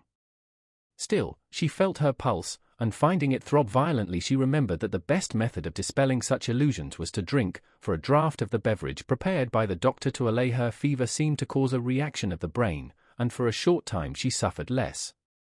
Valentine therefore reached her hand towards the glass, but as soon as her trembling arm left the bed the apparition advanced more quickly towards her, and approached the young girl so closely that she fancied she heard his breath, and felt the pressure of his hand. This time the illusion, or rather the reality, surpassed anything Valentine had before experienced. She began to believe herself really alive and awake, and the belief that her reason was this time not deceived made her shudder. The pressure she felt was evidently intended to arrest her arm, and she slowly withdrew it. Then the figure, from whom she could not detach her eyes, and who appeared more protecting than menacing, took the glass, and walking towards the night light held it up, as if to test its transparency. This did not seem sufficient. The man, or rather the ghost, for he trod so softly that no sound was heard, then poured out about a spoonful into the glass, and drank it. Valentine witnessed this scene with a sentiment of stupefaction. Every minute she had expected that it would vanish and give place to another vision, but the man, instead of dissolving like a shadow, again approached her, and said in an agitated voice, "Now you may drink." Valentine shuddered. It was the first time one of these visions had ever addressed her in a living voice, and she was about to utter an exclamation. The man placed his finger on her lips. "The Count of Monte Cristo," she murmured. It was easy to see that no doubt now remained in the young girl's mind as to the reality of the scene. Her eyes started with terror, her hands trembled, and she rapidly drew the bedclothes closer to her. Still, the presence of Monte Cristo at such an hour, his mysterious, fanciful, an extraordinary entrance into her room through the wall, might well seem impossibilities to her shattered reason. "Do not call anyone, do not be alarmed," said the Count, "do not let a shade of suspicion or uneasiness remain in your breast. The man standing before you, Valentine, for this time it is no ghost, is nothing more than the tenderest father and the most respectful friend you could dream of." Valentine could not reply. The voice which indicated the real presence of a being in the room alarmed her so much that she feared to utter a syllable. Still the expression of her eyes seemed to inquire, "If your intentions are pure, why are you here?" The Count's marvelous sagacity understood all that was passing in the young girl's mind. "Listen to me," he said, "or, rather, look upon me, look at my face, paler even than usual, and my eyes, red with weariness. For 4 days I have not closed them, for I have been constantly watching you, to protect and preserve you for Maximilian." The blood mounted rapidly to the cheeks of Valentine, for the name just announced by the Count dispelled all the fear with which his presence had inspired her. "Maximilian," she exclaimed, and so sweet did the sound appear to her, that she repeated it, "Maximilian, has he then owned all to you?" "Everything. He told me your life was his, and I have promised him that you shall live." "You have promised him that I shall live?" "Yes." "But, sir, you spoke of vigilance and protection. Are you a doctor?" "Yes, the best you could have at the present time, believe me." "But you say you have watched," said Valentine uneasily. "Where have you been? I have not seen you." The Count extended his hand towards the library. "I was hidden behind that door," he said, "which leads into the next house, which I have rented." Valentine turned her eyes away, and, with an indignant expression of pride and modest fear, exclaimed, "Sir, I think you have been guilty of an unparalleled intrusion, and that what you call protection is more like an insult." "Valentine," he answered, "during my long watch over you, all I have observed has been what people visited you, what nourishment was prepared, and what beverage was served. Then, when the latter appeared dangerous to me, I entered, as I have now done, and substituted, in the place of the poison, a healthful draught, which, instead of producing the death intended, caused life to circulate in your veins." "Poison, death!" exclaimed Valentine, half believing herself under the influence of some feverish hallucination. "What are you saying, sir?" "Hush, my child," said Monte Cristo, again placing his finger upon her lips. "I did say poison and death. But drink some of this," and the Count took a bottle from his pocket, containing a red liquid, of which he poured a few drops into the glass. "Drink this, and then take nothing more tonight." Valentine stretched out her hand, but scarcely had she touched the glass when she drew back in fear. Monte Cristo took the glass, drank half its contents, and then presented it to Valentine, who smiled and swallowed the rest. "Oh, yes," she exclaimed, "I recognize the flavor of my nocturnal beverage which refreshed me so much, and seemed to ease my aching brain. Thank you, sir, thank you." "This is how you have lived during the last 4 nights, Valentine," said the Count. "But, oh, how I passed that time! Oh, the wretched hours I have endured, the torture to which I have submitted when I saw the deadly poison poured into your glass, and how I trembled lest you should drink it before I could find time to throw it away." "Sir," said Valentine, at the height of her terror, "you say you endured tortures when you saw the deadly poison poured into my glass, but if you saw this, you must also have seen the person who poured it." "Yes." Valentine raised herself in bed, and drew over her chest, which appeared whiter than snow, the embroidered cambric, still moist with the cold dews of delirium, to which were now added those of terror. "You saw the person," repeated the young girl. "Yes," repeated the Count. "What you tell me is horrible, sir. You wish to make me believe something too dreadful. What, attempt to murder me in my father's house, in my room, on my bed of sickness? Oh, leave me, sir, you are tempting me, you make me doubt the goodness of Providence, it is impossible, it cannot be. Are you the first that this hand has stricken? Have you not seen M. de Saint Méran, Madame de Saint Méran, Barrois, all fall? Would not M. Noirtier also have fallen a victim, had not the treatment he has been pursuing for the last 3 years neutralized the effects of the poison?" "Oh, heaven," said Valentine, "is this the reason why Grandpapa has made me share all his beverages during the last month? And have they all tasted of a slightly bitter flavor, like that of dried orange peel?" "Oh, yes, yes." "Then that explains all," said Monte Cristo. "Your grandfather knows, then, that a poisoner lives here, perhaps he even suspects the person. He has been fortifying you, his beloved child, against the fatal effects of the poison, which has failed because your system was already impregnated with it. But even this would have availed little against a more deadly medium of death employed 4 days ago, which is generally but too fatal. But who, then, is this assassin, this murderer? Let me also ask you a question. Have you never seen anyone enter your room at night?" "Oh, yes, I have frequently seen shadows pass close to me, approach, and disappear, but I took them for visions raised by my feverish imagination, and indeed when you entered I thought I was under the influence of delirium." "Then you do not know who it is that attempts your life?" "No," said Valentine, "who could desire my death?" "You shall know it now, then," said Monte Cristo, listening. "How do you mean?" said Valentine, looking anxiously around. "Because you are not feverish or delirious tonight, but thoroughly awake, midnight is striking, which is the hour murderers choose." "Oh, heavens!" exclaimed Valentine, wiping off the drops which ran down her forehead. Midnight struck slowly and sadly, every hour seemed to strike with leaden weight upon the heart of the poor girl. "Valentine," said the Count, "summon up all your courage, still the beatings of your heart, do not let a sound escape you, and feign to be asleep, then you will see." Valentine seized the Count's hand.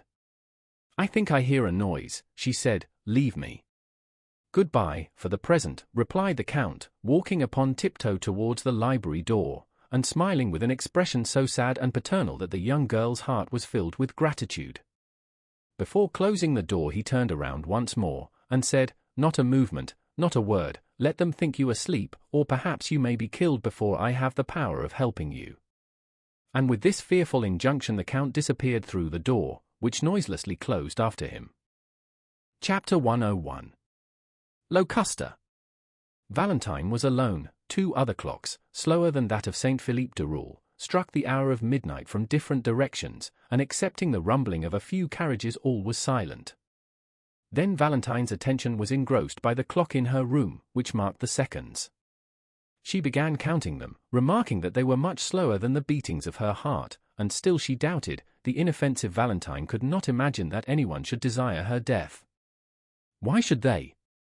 To what end? What had she done to excite the malice of an enemy? There was no fear of her falling asleep. One terrible idea pressed upon her mind, that someone existed in the world who had attempted to assassinate her, and who was about to endeavor to do so again.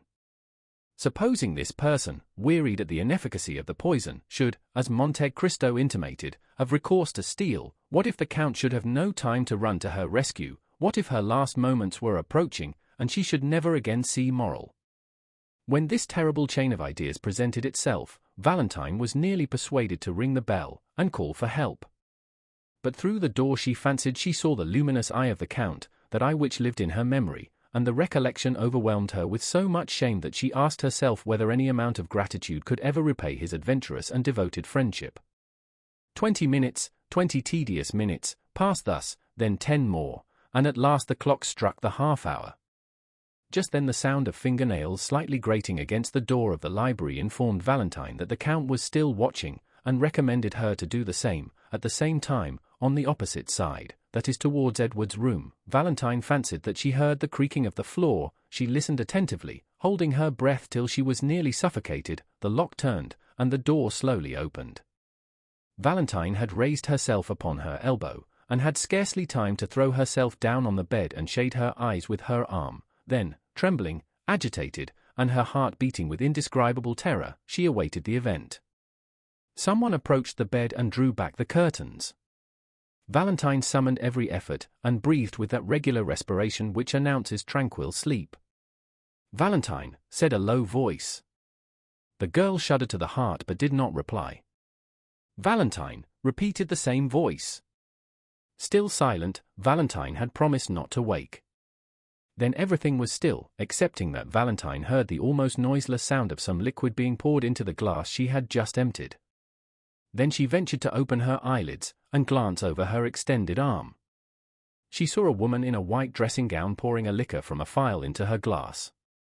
During this short time Valentine must have held her breath, or moved in some slight degree, for the woman, disturbed, stopped and leaned over the bed, in order the better to ascertain whether Valentine slept. It was Madame de Villefort. On recognizing her stepmother, Valentine could not repress a shudder, which caused a vibration in the bed.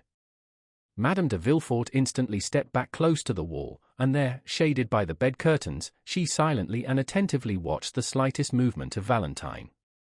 The latter recollected the terrible caution of Monte Cristo. She fancied that the hand not holding the phial clasped a long sharp knife.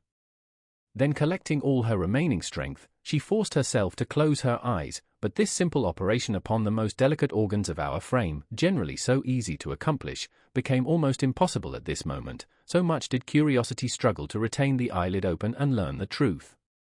Madame de Villefort, however, reassured by the silence, which was alone disturbed by the regular breathing of Valentine, again extended her hand, and half hidden by the curtain succeeded in emptying the contents of the phial into the glass. Then she retired so gently that Valentine did not know she had left the room. She only witnessed the withdrawal of the arm, the fair round arm of a woman but 25 years old, and who yet spread death around her. It is impossible to describe the sensations experienced by Valentine during the minute and a half Madame de Villefort remained in the room. The grating against the library door aroused the young girl from the stupor in which she was plunged, and which almost amounted to insensibility. She raised her head with an effort. The noiseless door again turned on its hinges, and the Count of Monte Cristo reappeared. "Well," said he, "do you still doubt?" "Oh," murmured the young girl. "Have you seen?" "Alas!" "Did you recognize?" Valentine groaned. "Oh, yes," she said, "I saw, but I cannot believe." "Would you rather die, then, and cause Maximilian's death?" "Oh," repeated the young girl, almost bewildered, "can I not leave the house? Can I not escape?" "Valentine, the hand which now threatens you will pursue you everywhere, your servants will be seduced with gold, and death will be offered to you disguised in every shape. You will find it in the water you drink from the spring, in the fruit you pluck from the tree. But did you not say that my kind grandfather's precaution had neutralized the poison?" "Yes, but not against a strong dose. The poison will be changed, and the quantity increased." He took the glass and raised it to his lips. "It is already done," he said. "Brucine is no longer employed, but a simple narcotic. I can recognize the flavor of the alcohol in which it has been dissolved. If you had taken what Madame de Villefort has poured into your glass, Valentine, you would have been doomed. But, exclaimed the young girl, why am I thus pursued? Why are you so kind, so good, so unsuspicious of ill, that you cannot understand, Valentine? No, I have never injured her. But you are rich, Valentine, you have 200,000 livres a year, and you prevent her son from enjoying these 200,000 livres. How so? The fortune is not her gift, but is inherited from my relations. Certainly, and that is why M. and Madame de Saint-Méran have died, that is why M. Noirtier was sentenced the day he made you his heir, that is why you, in your turn, are to die, it is because your father would inherit your property, and your brother, his only son, succeed to his. Edward? Poor child! Are all these crimes committed on his account? Ah, then you at length understand. Heaven grant that this may not be visited upon him. Valentine, you are an angel. But why is my grandfather allowed to live? It was considered that you dead, the fortune would naturally revert to your brother, unless he were disinherited, and besides, the crime appearing useless, it would be folly to commit it. And is it possible that this frightful combination of crimes has been invented by a woman? Do you recollect in the arbor of the Hotel des Postes, at Perugia, seeing a man in a brown cloak, whom your stepmother was questioning upon Aqua Tofana? Well, ever since then, the infernal project has been ripening in her brain. Ah, then, indeed, sir, said the sweet girl, bathed in tears, I see that I am condemned to die. No, Valentine, for I have foreseen all their plots. No, your enemy is conquered since we know her, and you will live, Valentine, live to be happy yourself, and to confer happiness upon a noble heart, but to ensure this you must rely on me. Command me, sir, what am I to do? You must blindly take what I give you. Alas, were it only for my own sake, I should prefer to die. You must not confide in anyone, not even in your father. My father is not engaged in this fearful plot, is he, sir? Asked Valentine, clasping her hands. No, and yet your father, a man accustomed to judicial accusations, ought to have known that all these deaths have not happened naturally. It is he who should have watched over you, he should have occupied my place, he should have emptied that glass, he should have risen against the assassin. Spectre against spectre, he murmured in a low voice, as he concluded his sentence. Sir, said Valentine, I will do all I can to live, for there are two beings who love me and will die if I die, my grandfather and Maximilian. I will watch over them as I have over you. Well, sir, do as you will with me, and then she added, in a low voice, oh, heavens, what will befall me? Whatever may happen, Valentine, do not be alarmed, though you suffer, though you lose sight, hearing, consciousness, fear nothing, though you should awake and be ignorant where you are, still do not fear, even though you should find yourself in a sepulchral vault or coffin. Reassure yourself, then, and say to yourself, at this moment, a friend, a father, who lives for my happiness and that of Maximilian, watches over me. Alas, alas, what a fearful extremity! Valentine, would you rather denounce your stepmother? I would rather die 100 times, oh, yes, die. No, you will not die, but will you promise me, whatever happens, that you will not complain, but hope? I will think of Maximilian. You are my own darling child, Valentine. I alone can save you, and I will. Valentine in the extremity of her terror joined her hands, for she felt that the moment had arrived to ask for courage, and began to pray, and while uttering little more than incoherent words, she forgot that her white shoulders had no other covering than her long hair, and that the pulsations of her heart could be seen through the lace of her nightdress. Monte Cristo gently laid his hand on the young girl's arm, drew the velvet coverlet close to her throat, and said with a paternal smile, My child, believe in my devotion to you as you believe in the goodness of Providence and the love of Maximilian. Valentine gave him a look full of gratitude, and remained as docile as a child.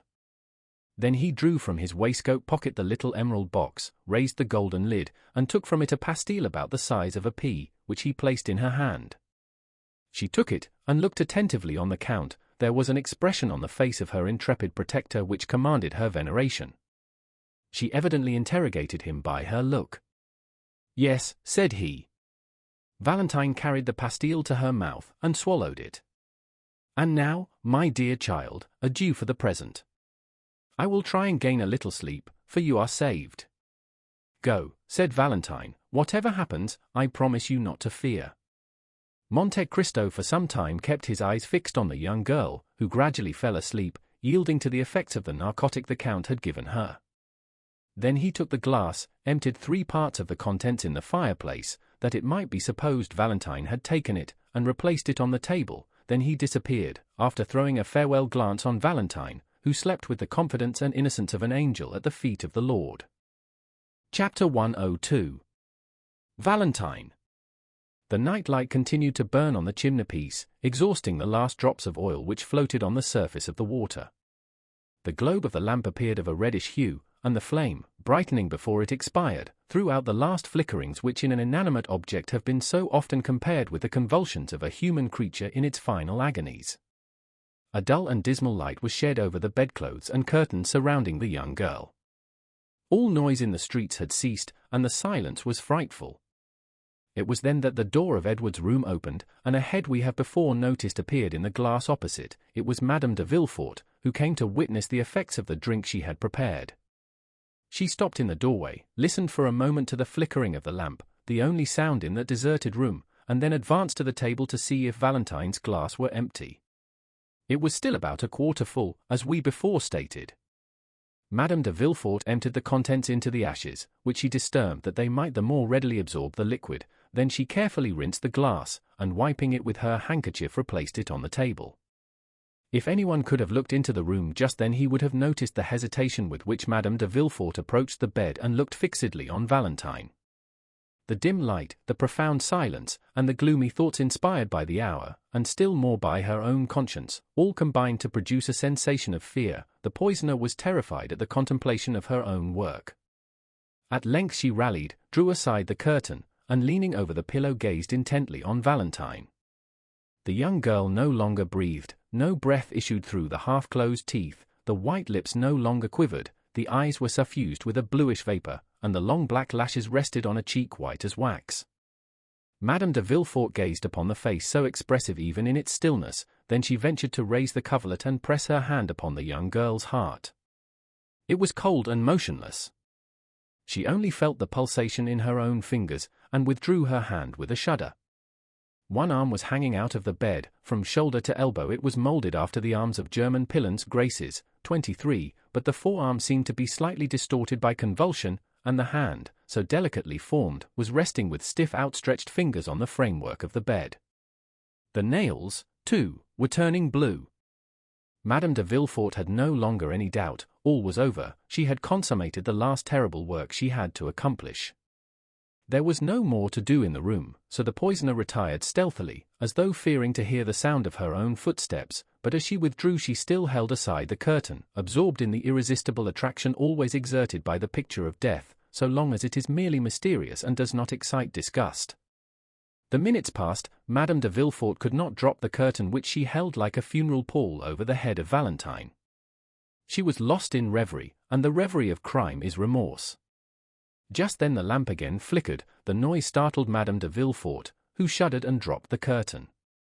Immediately afterwards the light expired, and the room was plunged in frightful obscurity, while the clock at that minute struck 4:30. Overpowered with agitation, the poisoner succeeded in groping her way to the door, and reached her room in an agony of fear. The darkness lasted 2 hours longer, then by degrees a cold light crept through the Venetian blinds, until at length it revealed the objects in the room. About this time the nurse's cough was heard on the stairs and the woman entered the room with a cup in her hand. To the tender eye of a father or a lover, the first glance would have sufficed to reveal Valentine's condition, but to this hireling, Valentine only appeared to sleep. "Good," she exclaimed, approaching the table, "she has taken part of her draught, the glass is 3/4 empty." Then she went to the fireplace and lit the fire, and although she had just left her bed, she could not resist the temptation offered by Valentine's sleep, so she threw herself into an armchair to snatch a little more rest. The clock striking 8 awoke her. Astonished at the prolonged slumber of the patient, and frightened to see that the arm was still hanging out of the bed, she advanced towards Valentine, and for the first time noticed the white lips. She tried to replace the arm, but it moved with a frightful rigidity which could not deceive a sick nurse.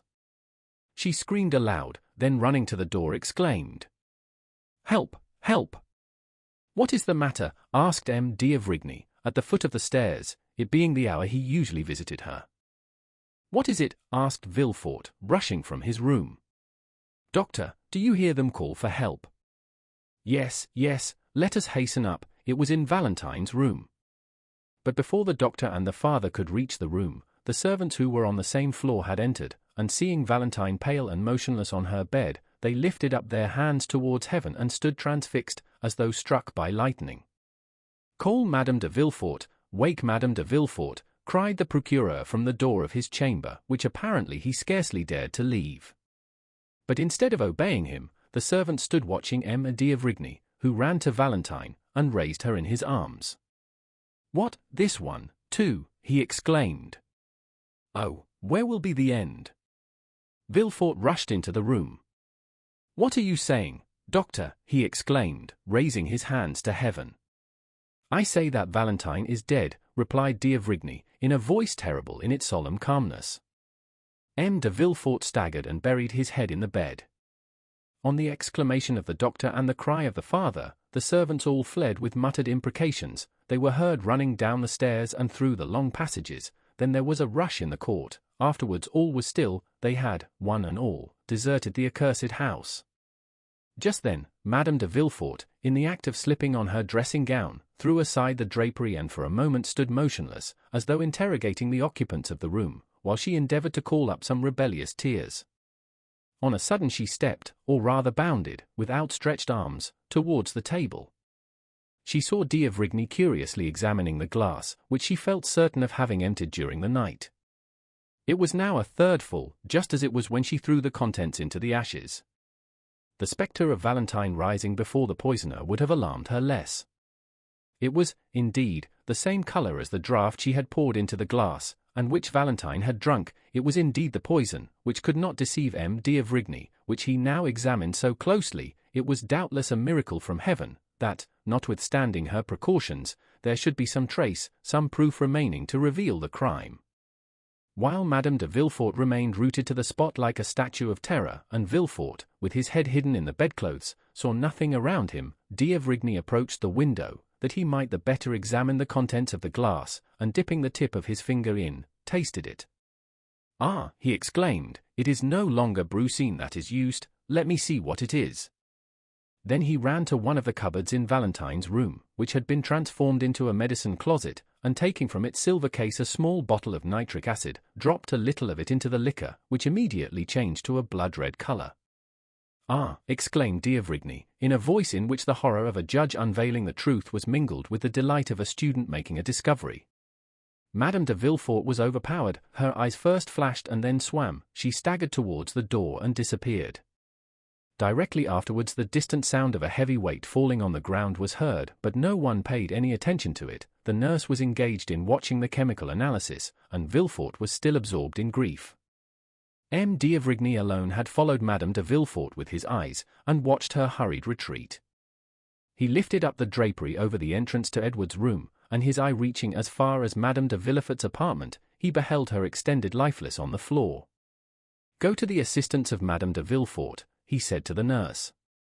"Madame de Villefort is ill." "But Mademoiselle de Villefort," stammered the nurse. "Mademoiselle de Villefort no longer requires help," said d'Avrigny, "since she is dead." "Dead, dead," groaned forth Villefort, in a paroxysm of grief, which was the more terrible from the novelty of the sensation in the iron heart of that man. "Dead," repeated a third voice. "Who said Valentine was dead?" The two men turned round, and saw Morrel standing at the door, pale and terror-stricken. This is what had happened. At the usual time, Morrel had presented himself at the little door leading to Noirtier's room.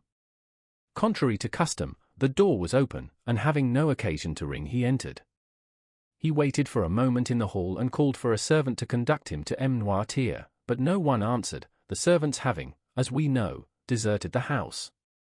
Morrel had no particular reason for uneasiness. Monte Cristo had promised him that Valentine should live, and so far he had always fulfilled his word. Every night the Count had given him news, which was the next morning confirmed by Noirtier. Still this extraordinary silence appeared strange to him, and he called a second and third time, still no answer.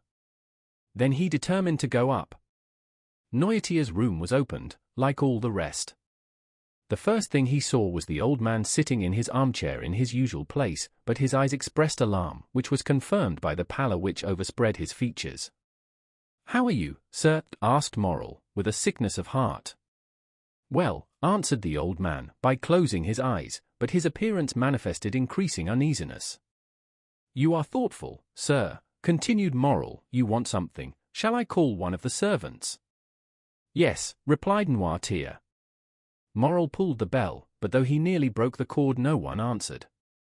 He turned towards Noirtier, the pallor and anguish expressed on his countenance momentarily increased. "Oh," exclaimed Morrel, "why do they not come? Is anyone ill in the house?" The eyes of Noirtier seemed as though they would start from their sockets. "What is the matter? You alarm me. Valentine?" "Valentine." "Yes, yes," signed Noirtier. Maximilian tried to speak, but he could articulate nothing. He staggered, and supported himself against the wainscot. Then he pointed to the door. "Yes, yes, yes," continued the old man. Maximilian rushed up the little staircase, while Noirtier's eyes seemed to say, "Quicker, quicker." In a minute the young man darted through several rooms, till at length he reached Valentine's. There was no occasion to push the door, it was wide open. A sob was the only sound he heard. He saw, as though in a mist, a black figure kneeling and buried in a confused mass of white drapery. A terrible fear transfixed him. It was then he heard a voice exclaim, "Valentine is dead," and another voice which, like an echo, repeated, "Dead, dead." Chapter 103. Maximilian. Villefort rose, half ashamed of being surprised in such a paroxysm of grief. The terrible office he had held for 25 years had succeeded in making him more or less than man. His glance, at first wandering, fixed itself upon Morrel. "Who are you, sir?" he asked, "that forget that this is not the manner to enter a house stricken with death? Go, sir, go." But Morrel remained motionless. He could not detach his eyes from the disordered bed, and the pale corpse of the young girl who was lying on it. "Go, do you hear?" said Villefort, while d'Avrigny advanced to lead Morrel out.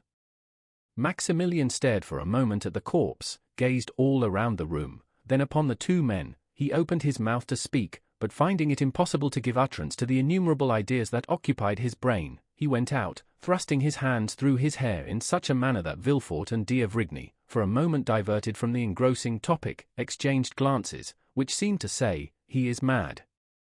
But in less than 5 minutes the staircase groaned beneath an extraordinary weight. Morrel was seen carrying, with superhuman strength, the armchair containing Noirtier upstairs.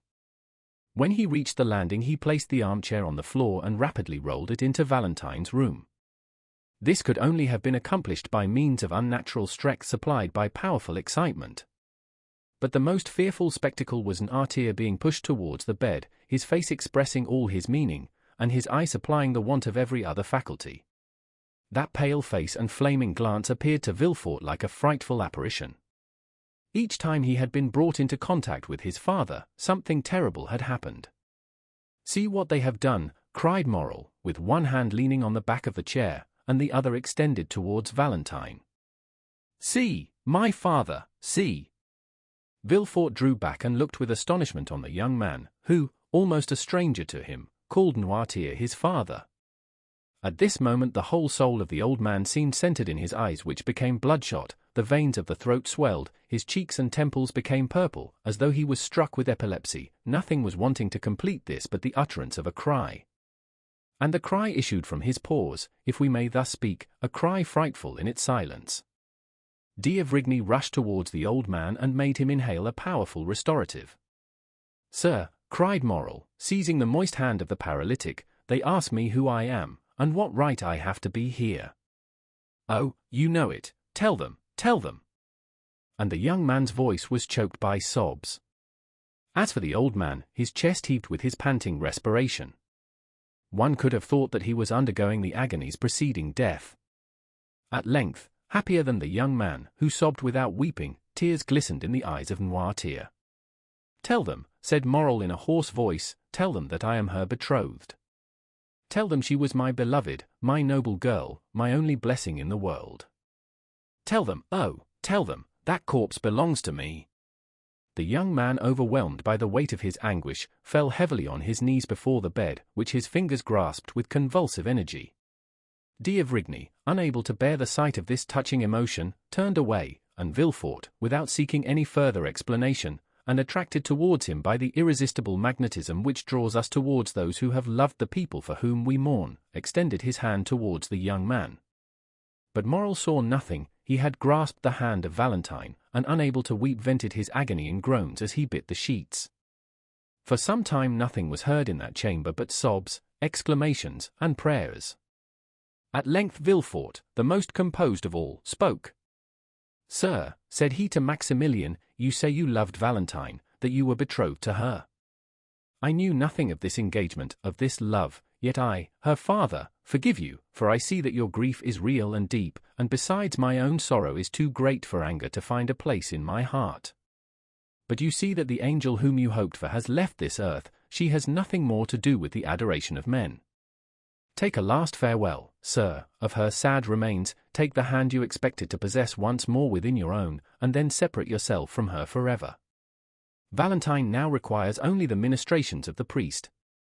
"You are mistaken, sir," exclaimed Morel, raising himself on one knee, his heart pierced by a more acute pang than any he had yet felt. "You are mistaken. Valentine, dying as she has, not only requires a priest, but an avenger. You, M. de Villefort, send for the priest, I will be the avenger." "What do you mean, sir?" asked Villefort, trembling at the new idea inspired by the delirium of Morel. "I tell you, sir, that two persons exist in you. The father has mourned sufficiently, now let the procureur fulfill his office." The eyes of Noirtier glistened, and D'Avrigny approached. "Gentlemen," said Morel, reading all that passed through the minds of the witnesses to the scene, "I know what I am saying, and you know as well as I do what I am about to say. Valentine has been assassinated." Villefort hung his head, D'Avrigny approached nearer, and Noirtier said yes with his eyes. "Now, sir," continued Morel, "in these days no one can disappear by violent means without some inquiries being made as to the cause of her disappearance, even were she not a young, beautiful, and adorable creature like Valentine. Now, M. le Procureur du Roi, said Morel with increasing vehemence, no mercy is allowed. I denounce the crime. It is your place to seek the assassin." The young man's implacable eyes interrogated Villefort, who, on his side, glanced from Noirtier to D'Avrigny. But instead of finding sympathy in the eyes of the doctor and his father, he only saw an expression as inflexible as that of Maximilian. "Yes," indicated the old man. "Assuredly," said D'Avrigny. "Sir," said Villefort, striving to struggle against this triple force and his own emotion, "sir, you are deceived. No one commits crimes here. I am stricken by fate. It is horrible, indeed, but no one assassinates." The eyes of Noirtier lighted up with rage, and D'Avrigny prepared to speak. Morel, however, extended his arm, and commanded silence.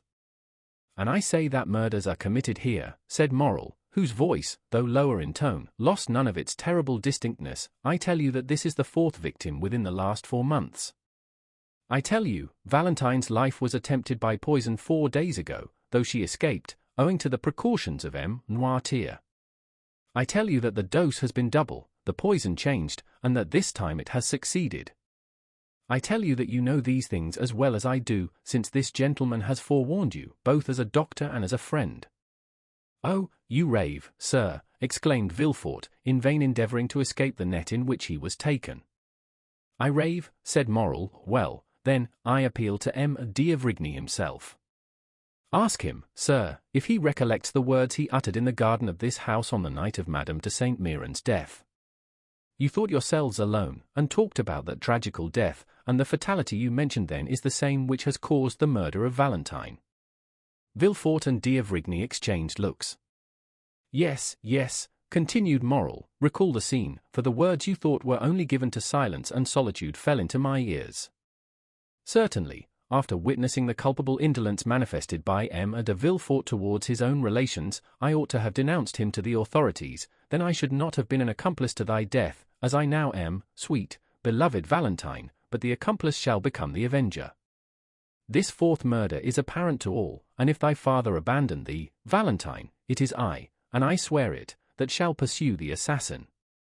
And this time, as though nature had at least taken compassion on the vigorous frame, nearly bursting with its own strength, the words of moral were stifled in his throat, his breast heaved, the tears, so long rebellious, gushed from his eyes, and he threw himself weeping on his knees by the side of the bed. Then D'Avrigny spoke. And I, too, he exclaimed in a low voice, I unite with M. Morel in demanding justice for crime. My blood boils at the idea of having encouraged a murderer by my cowardly concession. Oh, merciful heavens, murmured Villefort. Morel raised his head, and reading the eyes of the old man, which gleamed with unnatural luster. Stay, he said, M. Noirtier wishes to speak.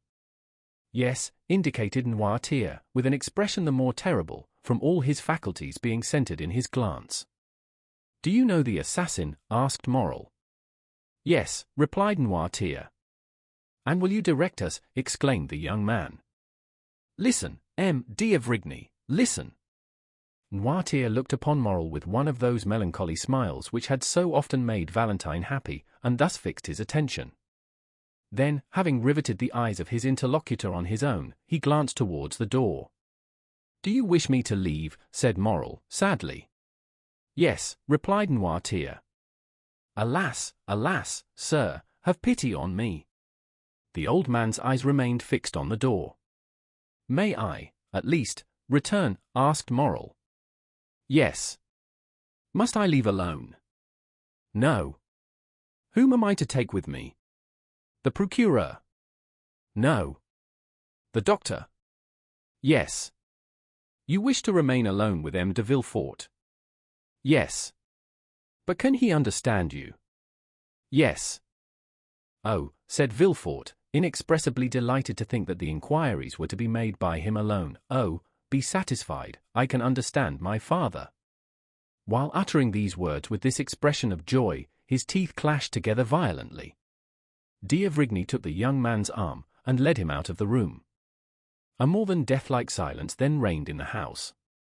At the end of a quarter of an hour a faltering footstep was heard, and Villefort appeared at the door of the apartment where D'Avrigny and Morel had been staying, one absorbed in meditation, the other in grief. You can come, he said, and led them back to Noirtier. Morel looked attentively on Villefort. His face was livid, large drops rolled down his face, and in his fingers he held the fragments of a quill pen which he had torn to atoms. Gentlemen, he said in a hoarse voice, give me your word of honor that this horrible secret shall forever remain buried amongst ourselves. The two men drew back. I entreat you, continued Villefort.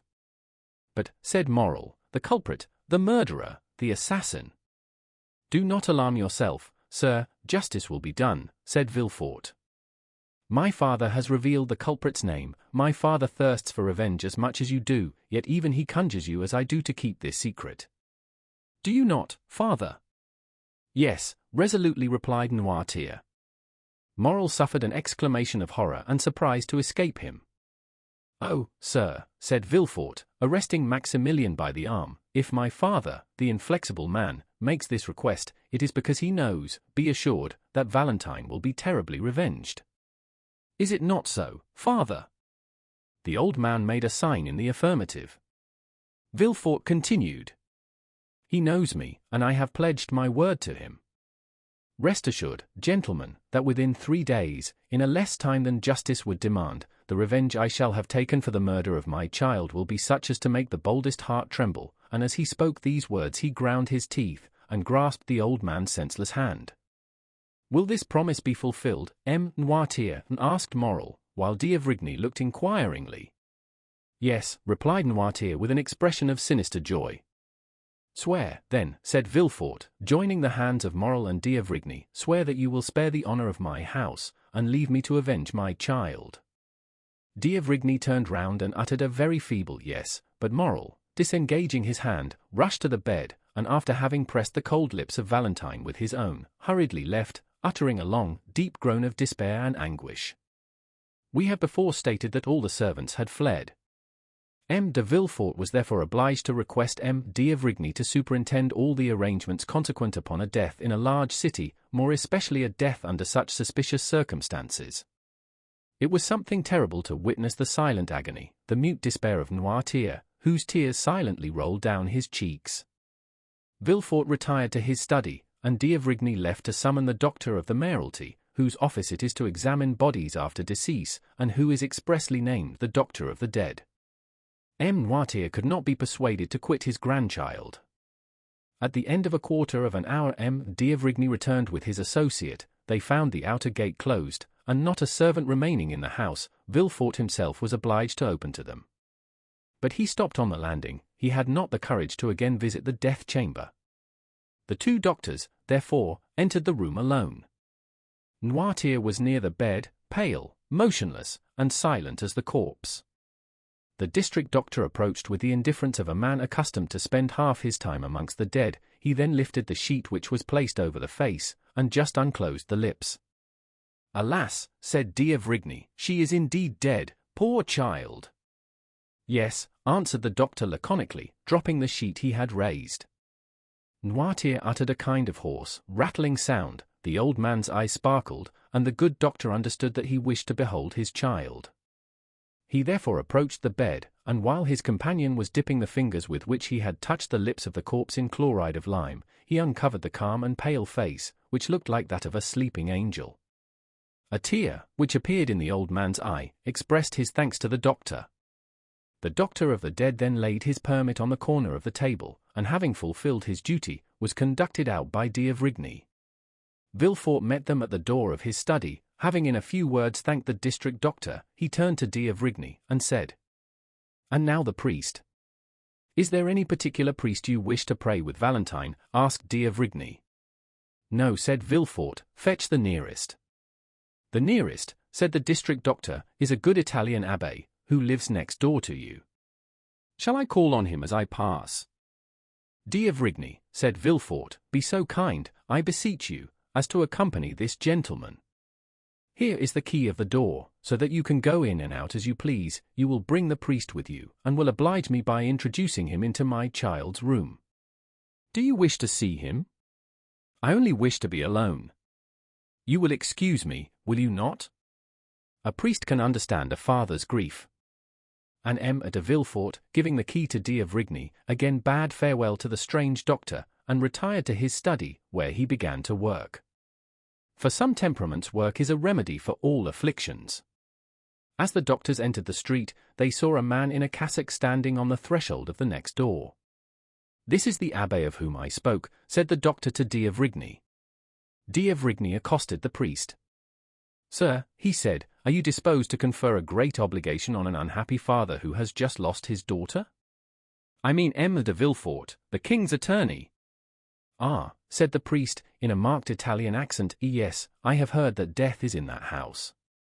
Then I need not tell you what kind of service he requires of you." "I was about to offer myself, sir," said the priest. "It is our mission to forestall our duties." "It is a young girl." "I know it, sir, the servants who fled from the house informed me. I also know that her name is Valentine, and I have already prayed for her." "Thank you, sir," said d'Avrigny, "since you have commenced your sacred office, deign to continue it. Come and watch by the dead, and all the wretched family will be grateful to you. I am going, sir, and I do not hesitate to say that no prayers will be more fervent than mine." D'Avrigny took the priest's hand, and without meeting Villefort, who was engaged in his study, they reached Valentine's room, which on the following night was to be occupied by the undertakers. On entering the room, Noirtier's eyes met those of the abbé, and no doubt he read some particular expression in them, for he remained in the room.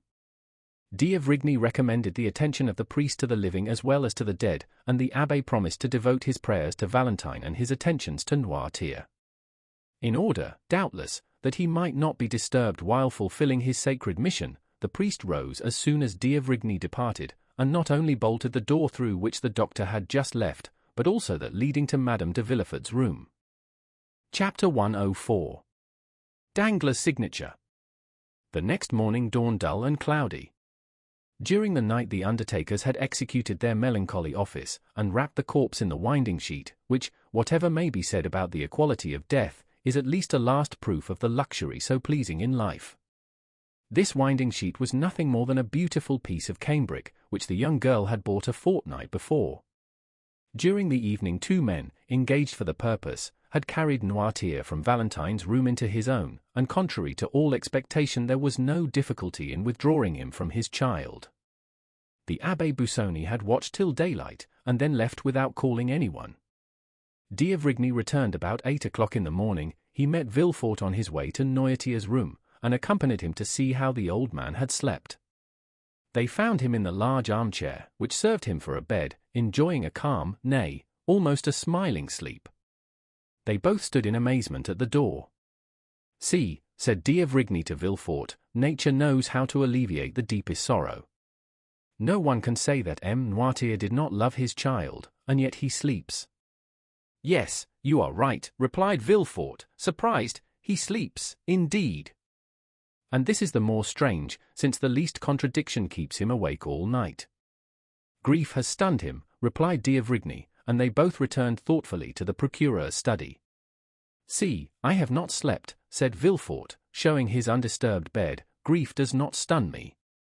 I have not been in bed for 2 nights, but then look at my desk, see what I have written during these 2 days and nights. I have filled those papers, and have made out the accusation against the assassin Benedetto. Oh, work, work, my passion, my joy, my delight, it is for thee to alleviate my sorrows," and he convulsively grasped the hand of D'Avrigny. "Do you require my services now?" asked D'Avrigny. "No," said Villefort, "only return again at 11 o'clock, at 12 oh, heavens, my poor, poor child," and the procureur, again becoming a man, lifted up his eyes and groaned. "Shall you be present in the reception-room?" "No, I have a cousin who has undertaken this sad office." "I shall work, doctor. When I work I forget everything." And, indeed, no sooner had the doctor left the room, than he was again absorbed in work. On the doorsteps D'Avrigny met the cousin whom Villefort had mentioned, a personage as insignificant in our story as in the world he occupied, one of those beings designed from their birth to make themselves useful to others. He was punctual, dressed in black, with crape around his hat, and presented himself at his cousin's with a face made up for the occasion, and which he could alter as might be required. At 11 o'clock the morning coaches rolled into the paved court, and the Rue du Faubourg Saint-Honoré was filled with a crowd of idlers, equally pleased to witness the festivities or the mourning of the rich, and who rush with the same avidity to a funeral procession as to the marriage of a duchess. Gradually the reception-room filled, and some of our old friends made their appearance. We mean Debray, Château-Renaud, and Beauchamp, accompanied by all the leading men of the day at the bar, in literature, or the army, for M. de Villefort moved in the first Parisian circles, less owing to his social position than to his personal merit. The cousin standing at the door ushered in the guests, and it was rather a relief to the indifferent to see a person as unmoved as themselves, and who did not exact a mournful face or force tears, as would have been the case with a father, a brother, or a lover. Those who were acquainted soon formed into little groups. One of them was made of Debray, Château-Renaud, and Beauchamp. "Poor girl," said Debray, like the rest, paying an involuntary tribute to the sad event, "poor girl, so young, so rich, so beautiful. Could you have imagined this scene, Château-Renaud, when we saw her, at the most 3 weeks ago, about to sign that contract?" "Indeed, no," said Château-Renaud. "Did you know her?" "I spoke to her once or twice at Madame de Morcerf's. Among the rest, she appeared to me charming, though rather melancholy." "Where is her stepmother?" "Do you know?" "She is spending the day with the wife of the worthy gentleman who is receiving us." "Who is he?" "Whom do you mean?" "The gentleman who receives us." "Is he a deputy?" "Oh, no." "I am condemned to witness those gentlemen every day," said Beauchamp, "but he is perfectly unknown to me." "Have you mentioned this death in your paper?" "It has been mentioned, but the article is not mine. Indeed, I doubt if it will please M. Villefort, for it says that if successive deaths had happened anywhere else than in the house of the king's attorney, he would have interested himself somewhat more about it." "Still," said Château-Renaud, Dr. d'Avrigny, who attends my mother, declares he is in despair about it. But whom are you seeking, Debray? I am seeking the Count of Monte Cristo, said the young man. I met him on the boulevard, on my way here, said Beauchamp. I think he is about to leave Paris. He was going to his banker. His banker? Danglars is his banker, is he not? Asked Châteaurenaud of Debray. I believe so, replied the secretary with slight uneasiness. But Monte Cristo is not the only one I miss here. I do not see Morrel. Morrel? Do they know him? Asked Châteaurenaud. I think he has only been introduced to Madame de Villefort. Still, he ought to have been here, said Debray. I wonder what will be talked about tonight. This funeral is the news of the day.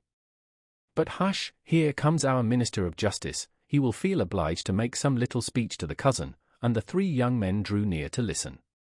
Beauchamp told the truth when he said that on his way to the funeral he had met Monte Cristo, who was directing his steps towards the Rue de la Chaussée-d'Antin, to M. Danglars.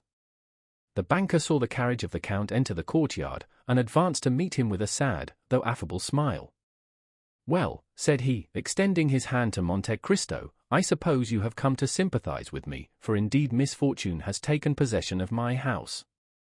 When I perceived you, I was just asking myself whether I had not wished harm towards those poor Morcerfs, which would have justified the proverb of he who wishes misfortunes to happen to others experiences them himself. Well, on my word of honor, I answered, no. I wished no ill to Morcerf. He was a little proud, perhaps, for a man who like myself has risen from nothing, but we all have our faults. Do you know, Count, that persons of our time of life, not that you belong to the class, you are still a young man, but as I was saying, persons of our time of life have been very unfortunate this year. For example, look at the puritanical procureur, who has just lost his daughter, and in fact nearly all his family, in so singular a manner, Morcerf dishonoured and dead, and then myself covered with ridicule through the villainy of Bernardetto, besides. Besides what? Asked the Count. Alas, do you not know? What new calamity? My daughter. Mademoiselle Danglars. Eugénie has left us. Good heavens, what are you telling me? The truth, my dear Count. Oh, how happy you must be in not having either wife or children. Do you think so? Indeed I do. And so Mademoiselle Danglars. She could not endure the insult offered to us by that wretch, so she asked permission to travel. And is she gone? The other night she left. With Madame Danglars? No, with a relation. But still, we have quite lost our dear Eugénie, for I doubt whether her pride will ever allow her to return to France. Still, Baron, said Monte Cristo, family griefs, or indeed any other affliction which would crush a man whose child was his only treasure, are endurable to a millionaire. Philosophers may well say, and practical men will always support the opinion, that money mitigates many trials, and if you admit the efficacy of this sovereign balm, you ought to be very easily consoled, you, the king of finance, the focus of immeasurable power. Danglars looked at him askance, as though to ascertain whether he spoke seriously. Yes, he answered, if a fortune brings consolation, I ought to be consoled. I am rich. So rich, dear sir, that your fortune resembles the pyramids. If you wished to demolish them you could not, and if it were possible, you would not dare. Danglars smiled at the good-natured pleasantry of the Count. That reminds me, he said, that when you entered I was on the point of signing 5 little bonds. I have already signed 2. Will you allow me to do the same to the others? Pray do so. There was a moment's silence, during which the noise of the banker's pen was alone heard, while Monte Cristo examined the gilt mouldings on the ceiling. Are they Spanish, Haitian, or Neapolitan bonds? Said Monte Cristo. No, said Danglars, smiling, they are bonds on the Bank of France, payable to bearer. Stay, Count, he added, you, who may be called the Emperor, if I claim the title of King of Finance, have you many pieces of paper of this size, each worth 1,000,000? The Count took into his hands the papers, which Danglars had so proudly presented to him, and read. To the Governor of the Bank. Please pay to my order, from the fund deposited by me, the sum of 1,000,000, and charge the same to my account. Baron Danglars. 1, 2, 3, 4, 5, said Monte Cristo, 5 millions, why what a creases you are. This is how I transact business, said Danglars. It is really wonderful, said the Count, above all, if, as I suppose, it is payable at sight. It is, indeed, said Danglars. It is a fine thing to have such credit, really, it is only in France these things are done. 5 millions on 5 little scraps of paper, it must be seen to be believed. You do not doubt it? No. You say so with an accent, stay, you shall be convinced, take my clerk to the bank, and you will see him leave it with an order on the treasury for the same sum. No, said Monte Cristo folding the 5 notes, most decidedly not, the thing is so curious, I will make the experiment myself. I am credited on you for 6 millions. I have drawn 900,000 francs, you therefore still owe me 5 millions and 100,000 francs. I will take the 5 scraps of paper that I now hold as bonds, with your signature alone, and here is a receipt in full for the 6 millions between us. I had prepared it beforehand, for I am much in want of money today. And Monte Cristo placed the bonds in his pocket with one hand, while with the other he held out the receipt to Danglars. If a thunderbolt had fallen at the banker's feet, he could not have experienced greater terror. What, he stammered, do you mean to keep that money? Excuse me, but I owe this money to the charity fund, a deposit which I promised to pay this morning. Oh, well, then, said Monte Cristo, I am not particular about these 5 notes, pay me in a different form up. I wished, from curiosity, to take these, that I might be able to say that without any advice or preparation the house of Danglars had paid me 5 millions without a minute's delay, it would have been remarkable. But here are your bonds, pay me differently, and he held the bonds towards Danglars, who seized them like a vulture extending its claws to withhold the food that is being wrested from its grasp. Suddenly he rallied, made a violent effort to restrain himself, and then a smile gradually widened the features of his disturbed countenance. Certainly, he said, your receipt is money. Oh dear, yes, and if you were at Rome, the house of Thompson and French would make no more difficulty about paying the money on my receipt than you have just done. Pardon me, Count, pardon me. Then I may keep this money? Yes, said Danglars, while the perspiration started from the roots of his hair. Yes, keep it, keep it. Monte Cristo replaced the notes in his pocket with that indescribable expression which seemed to say, come, reflect, if you repent there is still time. No, said Danglars, no, decidedly no, keep my signatures. But you know none are so formal as bankers in transacting business. I intended this money for the charity fund, and I seem to be robbing them if I did not pay them with these precise bonds. How absurd, as if one crown were not as good as another. Excuse me, and he began to laugh loudly, but nervously. Certainly, I excuse you, said Monte Cristo graciously, and pocket them. And he placed the bonds in his pocket-book. But, said Danglars, there is still a sum of 100,000 francs. Oh, a mere nothing, said Monte Cristo. The balance would come to about that sum, but keep it, and we shall be quits. Count, said Danglars, are you speaking seriously? I never joke with bankers, said Monte Cristo in a freezing manner, which repelled impertinence, and he turned to the door, just as the valet de chambre announced. M. de Beauville, Receiver General of the Charities. Ma foi, said Monte Cristo, I think I arrived just in time to obtain your signatures, or they would have been disputed with me. Danglars again became pale, and hastened to conduct the Count out. Monte Cristo exchanged a ceremonious bow with M. de Beauville, who was standing in the waiting-room, and who was introduced into Danglars' room as soon as the Count had left. The Count's serious face was illumined by a faint smile, as he noticed the portfolio which the Receiver General held in his hand. At the door he found his carriage, and was immediately driven to the bank. Meanwhile Danglars, repressing all emotion, advanced to meet the Receiver General. We need not say that a smile of condescension was stamped upon his lips. Good morning, creditor, said he, for I wager anything it is the creditor who visits me. You are right, Baron, answered M. de Beauville, the charities present themselves to you through me, the widows and orphans depute me to receive alms to the amount of 5 millions from you. And yet they say orphans are to be pitied, said Danglars, wishing to prolong the jest. Poor things! Here I am in their name, said M. de Beauville, but did you receive my letter yesterday? Yes. I have brought my receipt. My dear M. de Beauville, your widows and orphans must oblige me by waiting 24 hours, since M. de Monte Cristo, whom you just saw leaving here, you did see him, I think. Yes, well, M. de Monte Cristo has just carried off their 5 millions. How so? The Count has an unlimited credit upon me, a credit opened by Thompson and French, of Rome. He came to demand 5 millions at once, which I paid him with checks on the bank.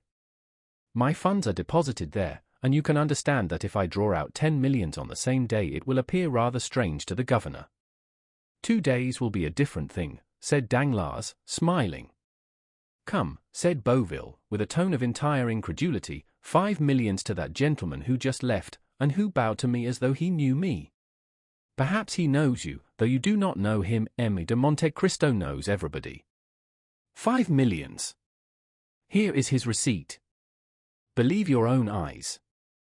M. de Beauville took the paper Danglars presented him, and read. Received of Baron Danglars the sum of 5,100,000 francs, to be repaid on demand by the house of Thompson and French of Rome. It is really true, said M. de Beauville. Do you know the house of Thompson and French? Yes, I once had business to transact with it to the amount of 200,000 francs, but since then I have not heard it mentioned. It is one of the best houses in Europe, said Danglars, carelessly throwing down the receipt on his desk. And he had 5 millions in your hands alone. Why, this Count of Monte Cristo must be a nabob. Indeed, I do not know what he is. He has 3 unlimited credits, one on me, one on Rothschild, one on Lafitte, and, you see, he added carelessly, he has given me the preference, by leaving a balance of 100,000 francs. M. de Beauville manifested signs of extraordinary admiration. I must visit him, he said, and obtain some pious grant from him. Oh, you may make sure of him, his charities alone amount to 20,000 francs a month. It is magnificent. I will set before him the example of Madame de Morcerf and her son. What example? They gave all their fortune to the hospitals. What fortune? Their own, M. de Morcerf's, who is deceased. For what reason? Because they would not spend money so guiltily acquired. And what are they to live upon? The mother retires into the country, and the son enters the army. Well, I must confess, these are scruples. I registered their deed of gift yesterday. And how much did they possess? Oh, not much, from 12 to 1,300,000 francs. But to return to our millions. Certainly, said Danglars, in the most natural tone in the world. Are you then pressed for this money? Yes, for the examination of our cash takes place tomorrow. Tomorrow? Why did you not tell me so before? Why, it is as good as a century. At what hour does the examination take place? At 2 o'clock. Send at 12, said Danglars, smiling. M. de Beauville said nothing, but nodded his head, and took up the portfolio. Now I think of it, you can do better, said Danglars. How do you mean? The receipt of M. de Monte Cristo is as good as money. Take it to Rothschild's or Lafitte's, and they will take it off your hands at once. What, though payable at Rome? Certainly, it will only cost you a discount of 5,000 or 6,000 francs. The receiver started back. Ma foi, he said, I prefer waiting till tomorrow. What a proposition! I thought, perhaps, said Danglars with supreme impertinence, that you had a deficiency to make up. Indeed, said the receiver. And if that were the case it would be worthwhile to make some sacrifice. Thank you, no, sir. Then it will be tomorrow. Yes, but without fail. Ah, you are laughing at me. Send tomorrow at 12, and the bank shall be notified. I will come myself. Better still, since it will afford me the pleasure of seeing you. They shook hands. By the way, said M. de Beauville, are you not going to the funeral of poor Mademoiselle de Villefort, which I met on my road here? No, said the banker, I have appeared rather ridiculous since that affair of Benedetto, so I remain in the background. Bah, you are wrong. How were you to blame in that affair? Listen, when one bears an irreproachable name, as I do, one is rather sensitive. Everybody pities you, sir, and, above all, Mademoiselle Danglars. Poor Eugenie, said Danglars, do you know she is going to embrace a religious life? No. Alas, it is unhappily but too true. The day after the event, she decided on leaving Paris with a nun of her acquaintance. They are gone to seek a very strict convent in Italy or Spain. Oh, it is terrible, and M. de Beauville retired with this exclamation, after expressing acute sympathy with the father. But he had scarcely left before Danglars, with an energy of action those can alone understand who have seen Robert Macaire represented by Frederick, 24, exclaimed, "Fool!" Then enclosing Monte Cristo's receipt in a little pocket-book, he added, "Yes, come at 12 o'clock, I shall then be far away." Then he double-locked his door, emptied all his drawers, collected about 50,000 francs in banknotes, burned several papers, left others exposed to view, and then commenced writing a letter which he addressed to Madame la Baronne Danglars. "I will place it on her table myself tonight," he murmured. Then taking a passport from his drawer he said, "Good, it is available for 2 months longer." Chapter 105. The Cemetery of Pélachis. M. de Beauville had indeed met the funeral procession which was taking Valentine to her last home on earth. The weather was dull and stormy, a cold wind shook the few remaining yellow leaves from the boughs of the trees, and scattered them among the crowd which filled the boulevards. M. de Villefort, a true Parisian, considered the cemetery of Pélachis alone worthy of receiving the mortal remains of a Parisian family. There alone the corpses belonging to him would be surrounded by worthy associates. He had therefore purchased a vault, which was quickly occupied by members of his family. On the front of the monument was inscribed, "The families of Saint Méran and Villefort," for such had been the last wish expressed by poor Renée, Valentine's mother.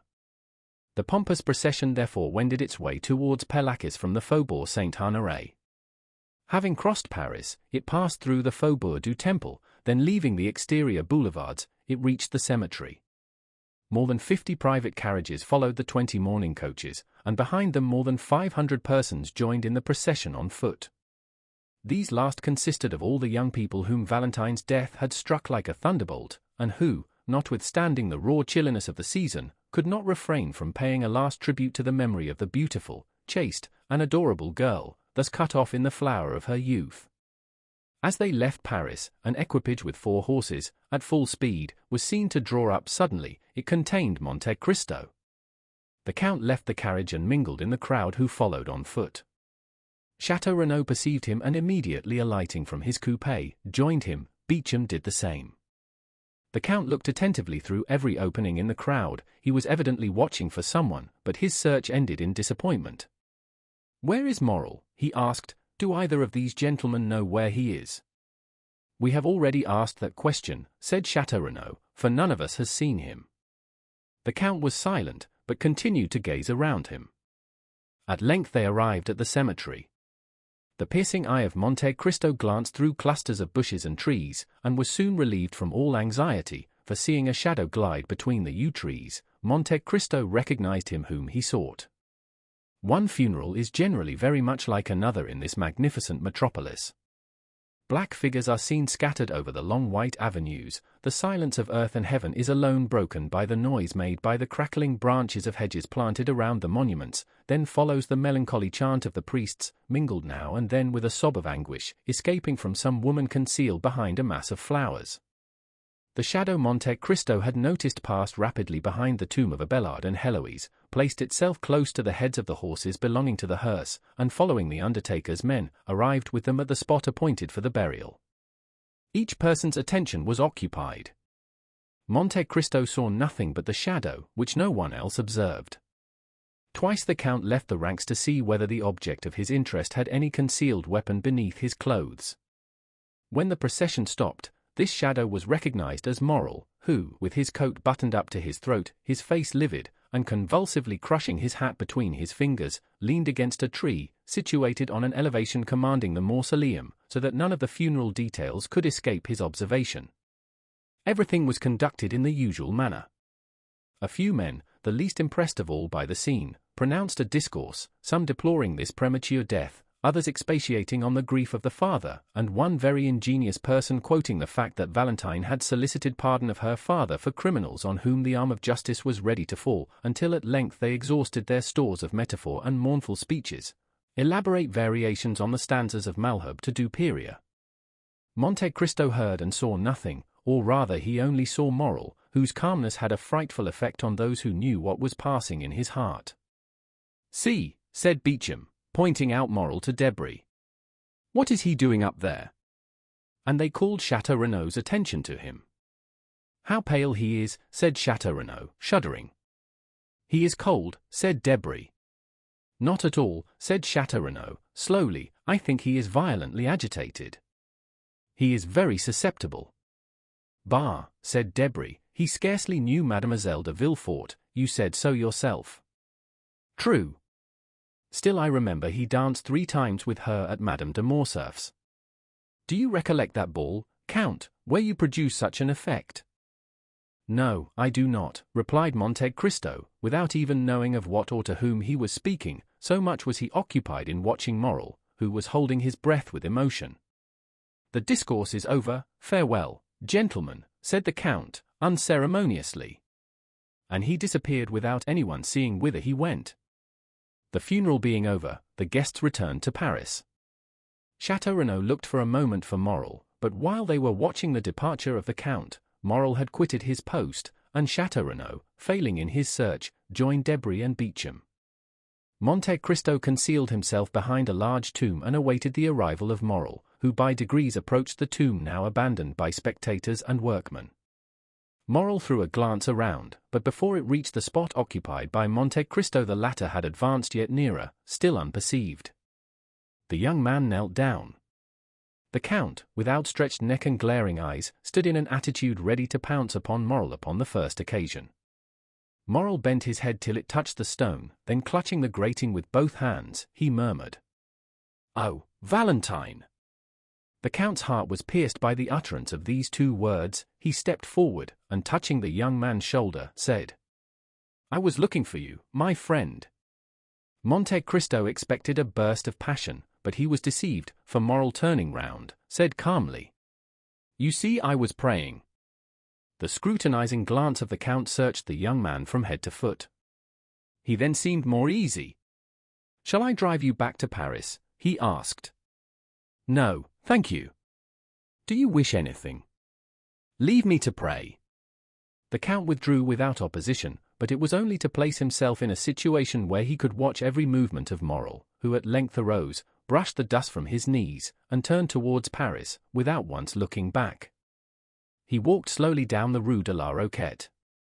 The Count, dismissing his carriage, followed him about 100 paces behind. Maximilien crossed the canal and entered the Rue Meslay by the boulevards. 5 minutes after the door had been closed on Morrel's entrance, it was again opened for the Count. Julie was at the entrance of the garden, where she was attentively watching Penelon, who, entering with zeal into his profession of gardener, was very busy grafting some Bengal roses. "Ah, Count," she exclaimed, with the delight manifested by every member of the family whenever he visited the Rue Meslay. "Maximilien has just returned, has he not, madam?" asked the Count. "Yes, I think I saw him pass, but pray, call Emmanuel." "Excuse me, madam, but I must go up to Maximilien's room this instant," replied Monte Cristo. "I have something of the greatest importance to tell him." "Go, then," she said with a charming smile, which accompanied him until he had disappeared. Monte Cristo soon ran up the staircase conducting from the ground floor to Maximilien's room. When he reached the landing he listened attentively, but all was still. Like many old houses occupied by a single family, the room door was panelled with glass, but it was locked. Maximilien was shut in, and it was impossible to see what was passing in the room, because a red curtain was drawn before the glass. The Count's anxiety was manifested by a bright colour which seldom appeared on the face of that imperturbable man. "What shall I do?" he uttered, and reflected for a moment. "Shall I ring?" "No, the sound of a bell, announcing a visitor, will but accelerate the resolution of one in Maximilien's situation, and then the bell would be followed by a louder noise." Monte Cristo trembled from head to foot, and as if his determination had been taken with the rapidity of lightning, he struck one of the panes of glass with his elbow. The glass was shivered to atoms. Then, withdrawing the curtain, he saw Morrel, who had been writing at his desk, bound from his seat at the noise of the broken window. "I beg 1,000 pardons," said the Count. "There is nothing the matter, but I slipped down and broke one of your panes of glass with my elbow. Since it is opened, I will take advantage of it to enter your room. Do not disturb yourself, do not disturb yourself."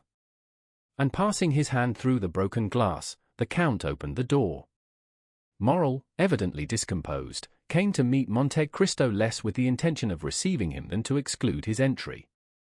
"Ma foi," said Monte Cristo, rubbing his elbow, "it's all your servant's fault. Your stairs are so polished, it is like walking on glass." "Are you hurt, sir?" coldly asked Morrel. "I believe not." "But what are you about there?" "You were writing." "Your fingers are stained with ink." "Ah, true, I was writing. I do sometimes, soldier though I am." Monte Cristo advanced into the room. Maximilian was obliged to let him pass, but he followed him. "You were writing," said Monte Cristo with a searching look. "I have already had the honor of telling you I was," said Morrel. The Count looked around him. "Your pistols are beside your desk," said Monte Cristo, pointing with his finger to the pistols on the table. "I am on the point of starting on a journey," replied Morrel disdainfully. "My friend," exclaimed Monte Cristo in a tone of exquisite sweetness. "So, my friend, my dear Maximilian, do not make a hasty resolution, I entreat you." "I make a hasty resolution," said Morrel, shrugging his shoulders. "Is there anything extraordinary in a journey?" "Maximilian," said the Count, "let us both lay aside the mask we have assumed. You no more deceive me with that false calmness than I impose upon you with my frivolous solicitude.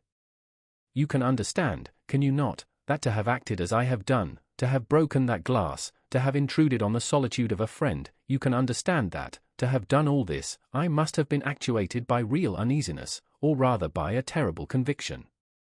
"Morrel, you are going to destroy yourself." "Indeed, Count," said Morrel, shuddering, "what has put this into your head?" "I tell you that you are about to destroy yourself," continued the Count, "and here is proof of what I say." And, approaching the desk, he removed the sheet of paper which Morrel had placed over the letter he had begun, and took the latter in his hands. Morrel rushed forward to tear it from him, but Monte Cristo, perceiving his intention, seized his wrist with his iron grasp. "You wish to destroy yourself," said the Count. "You have written it." "Well," said Morrel, changing his expression of calmness for one of violence, "well, and if I do intend to turn this pistol against myself, who shall prevent me? Who will dare prevent me? All my hopes are blighted, my heart is broken, my life a burden, everything around me is sad and mournful, earth has become distasteful to me, and human voices distract me. It is a mercy to let me die, for if I live I shall lose my reason and become mad. When, sir, I tell you all this with tears of heartfelt anguish, can you reply that I am wrong? Can you prevent my putting an end to my miserable existence? Tell me, sir, could you have the courage to do so?" "Yes, Morrel," said Monte Cristo, with a calmness which contrasted strangely with the young man's excitement, "yes, I would do so." "You," exclaimed Morrel, with increasing anger and reproach, "you, who have deceived me with false hopes, who have cheered and soothed me with vain promises, when I might, if not have saved her, at least have seen her die in my arms. You, who pretend to understand everything, even the hidden sources of knowledge, and who enact the part of a guardian angel upon earth, and could not even find an antidote to a poison administered to a young girl. Ah, sir, indeed you would inspire me with pity, were you not hateful in my eyes." Moral. Yes, you tell me to lay aside the mask, and I will do so, be satisfied. When you spoke to me at the cemetery, I answered you, my heart was softened. When you arrived here, I allowed you to enter. But since you abuse my confidence, since you have devised a new torture after I thought I had exhausted them all, then, Count of Monte Cristo, my pretended benefactor, then, Count of Monte Cristo, the universal guardian, be satisfied, you shall witness the death of your friend, and Moral, with a maniacal laugh, again rushed towards the pistols. And I again repeat, you shall not commit suicide. Prevent me, then, replied Moral, with another struggle, which, like the first, failed in releasing him from the Count's iron grasp. I will prevent you. And who are you, then, that arrogate to yourself this tyrannical right over free and rational beings? Who am I? Repeated Monte Cristo. Listen, I am the only man in the world having the right to say to you, Moral, your father's son shall not die today, and Monte Cristo, with an expression of majesty and sublimity, advanced with arms folded toward the young man, who, involuntarily overcome by the commanding manner of this man, recoiled a step. Why do you mention my father? Stammered he. Why do you mingle a recollection of him with the affairs of today? Because I am he who saved your father's life when he wished to destroy himself, as you do today, because I am the man who sent the purse to your young sister, and the fair and to old Moral, because I am the Edmond Dantès who nursed you, a child, on my knees. Moral made another step back, staggering, breathless, crushed, then all his strength gave way, and he fell prostrate at the feet of Monte Cristo. Then his admirable nature underwent a complete and sudden revulsion. He arose, rushed out of the room and to the stairs, exclaiming energetically, Julie, Julie, Emmanuel, Emmanuel. Monte Cristo endeavored also to leave, but Maximilian would have died rather than relax his hold of the handle of the door, which he closed upon the Count. Julie, Emmanuel, and some of the servants ran up in alarm on hearing the cries of Maximilian. Moral seized their hands, and opening the door exclaimed in a voice choked with sobs, on your knees, he is our benefactor, the savior of our father. He is? He would have added Edmond Dantès, but the Count seized his arm and prevented him. Julie threw herself into the arms of the Count, Emmanuel embraced him as a guardian angel, Moral again fell on his knees, and struck the ground with his forehead. Then the iron-hearted man felt his heart swell in his breast, a flame seemed to rush from his throat to his eyes, he bent his head and wept. For a while nothing was heard in the room but a succession of sobs, while the incense from their grateful hearts mounted to heaven. Julie had scarcely recovered from her deep emotion when she rushed out of the room, descended to the next floor, ran into the drawing-room with childlike joy and raised the crystal globe which covered the purse given by the unknown of the Allées de Mailhan. Meanwhile, Emmanuel in a broken voice said to the Count, "Oh, Count, how could you, hearing us so often speak of our unknown benefactor, seeing us pay such homage of gratitude and adoration to his memory, how could you continue so long without discovering yourself to us? Oh, it was cruel to us, and, dare I say it, to you also."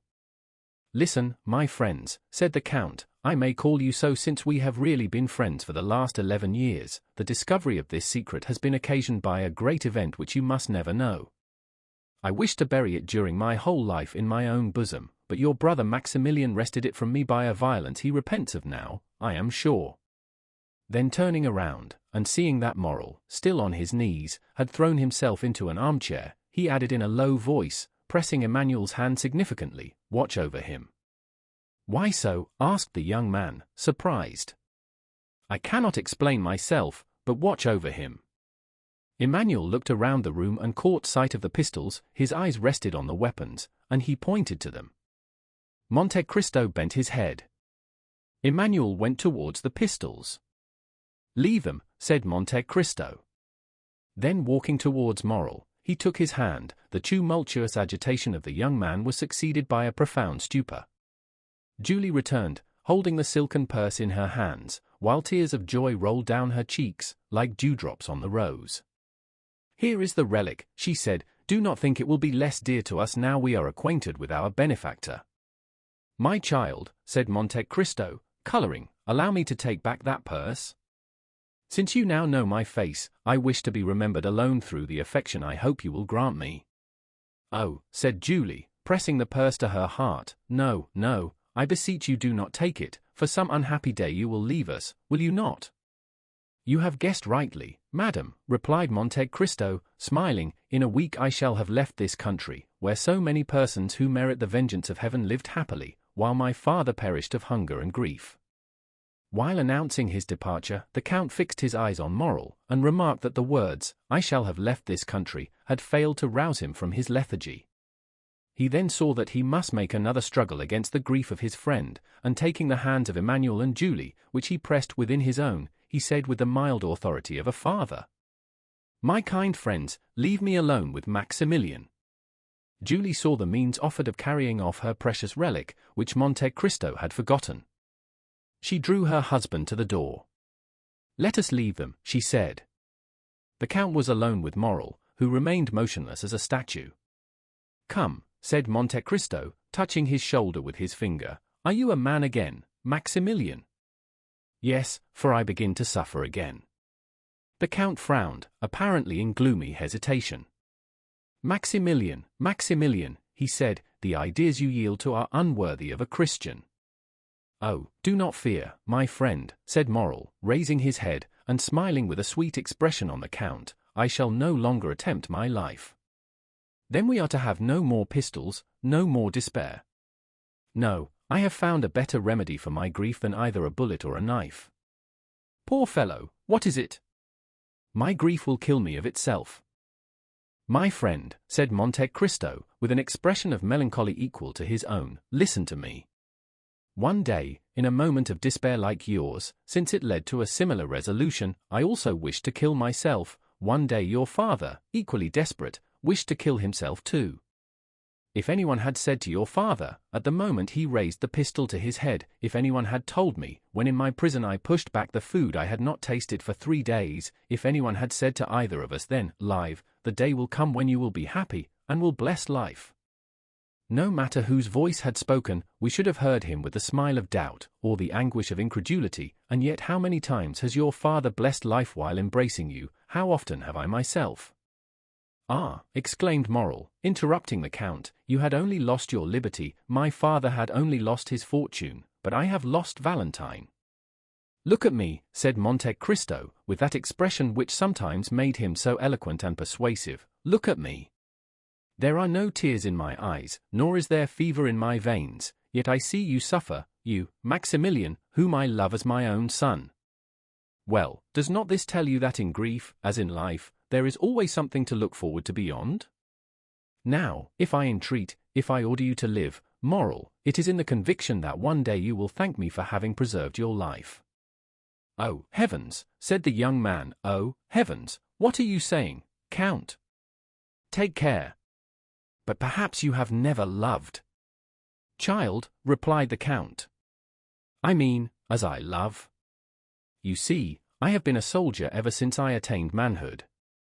I reached the age of 29 without loving, for none of the feelings I before then experienced merit the appellation of love. Well, at 29 I saw Valentine, for 2 years I have loved her, for 2 years I have seen written in her heart, as in a book, all the virtues of a daughter and wife. Count, to possess Valentine would have been a happiness too infinite, too ecstatic, too complete, too divine for this world, since it has been denied me, but without Valentine the earth is desolate. I have told you to hope, said the Count. Then have a care, I repeat, for you seek to persuade me, and if you succeed I should lose my reason, for I should hope that I could again behold Valentine. The Count smiled. My friend, my father, said Morrel with excitement, have a care, I again repeat, for the power you wield over me alarms me.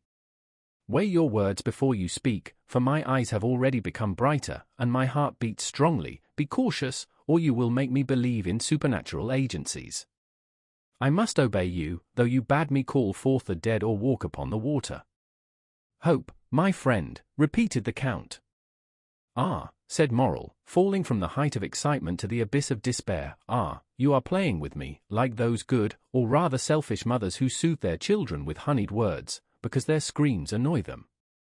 No, my friend, I was wrong to caution you, do not fear, I will bury my grief so deep in my heart, I will disguise it so, that you shall not even care to sympathize with me. Adieu, my friend, adieu. On the contrary, said the Count, after this time you must live with me, you must not leave me, and in a week we shall have left France behind us. And you still bid me hope. I tell you to hope, because I have a method of curing you. Count, you render me sadder than before, if it be possible. You think the result of this blow has been to produce an ordinary grief, and you would cure it by an ordinary remedy, change of scene. And Morrel dropped his head with disdainful incredulity. What can I say more? Asked Monte Cristo. I have confidence in the remedy I propose, and only ask you to permit me to assure you of its efficacy. "Count, you prolong my agony." "Then," said the Count, "your feeble spirit will not even grant me the trial I request. Come, do you know of what the Count of Monte Cristo is capable? Do you know that he holds terrestrial beings under his control? Nay, that he can almost work a miracle? Well, wait for the miracle I hope to accomplish, or repeated moral. Or, take care, moral, lest I call you ungrateful. Have pity on me, Count. I feel so much pity towards you, Maximilian, that, listen to me attentively, if I do not cure you in a month, to the day, to the very hour, mark my words, moral, I will place loaded pistols before you, and a cup of the deadliest Italian poison, a poison more sure and prompt than that which has killed Valentine. Will you promise me? Yes, for I am a man, and have suffered like yourself, and also contemplated suicide. Indeed, often since misfortune has left me I have longed for the delights of an eternal sleep. But you are sure you will promise me this, said Moral, intoxicated.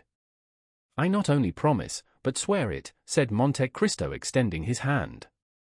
In a month, then, on your honor, if I am not consoled, you will let me take my life into my own hands, and whatever may happen you will not call me ungrateful. In a month, to the day, the very hour and the date is a sacred one, Maximilian. I do not know whether you remember that this is the 5th of September, it is 10 years today since I saved your father's life, who wished to die. Moral seized the Count's hand and kissed it. The Count allowed him to pay the homage he felt due to him. In a month you will find on the table, at which we shall be then sitting, good pistols and a delicious draught, but, on the other hand, you must promise me not to attempt your life before that time. Oh, I also swear it. Monte Cristo drew the young man towards him, and pressed him for some time to his heart. And now, he said, after today, you will come and live with me, you can occupy Haydée's apartment, and my daughter will at least be replaced by my son. Haydée, said Moral, what has become of her? She departed last night. To leave you? To wait for me. Hold yourself ready then to join me at the Champs-Élysées, and lead me out of this house without anyone seeing my departure. Maximilian hung his head, and obeyed with childlike reverence. Chapter 106. Dividing the proceeds. The apartment on the first floor of the house in the Rue Saint-Germain-des-Prés, where Albert de Morcerf had selected a home for his mother, was let to a very mysterious person. This was a man whose face the concierge himself had never seen, for in the winter his chin was buried in one of the large red handkerchiefs worn by gentlemen's coachmen on a cold night, and in the summer he made a point of always blowing his nose just as he approached the door.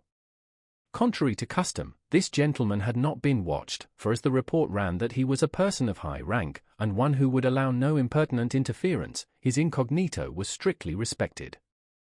His visits were tolerably regular, though occasionally he appeared a little before or after his time, but generally, both in summer and winter, he took possession of his apartment about 4 o'clock, though he never spent the night there.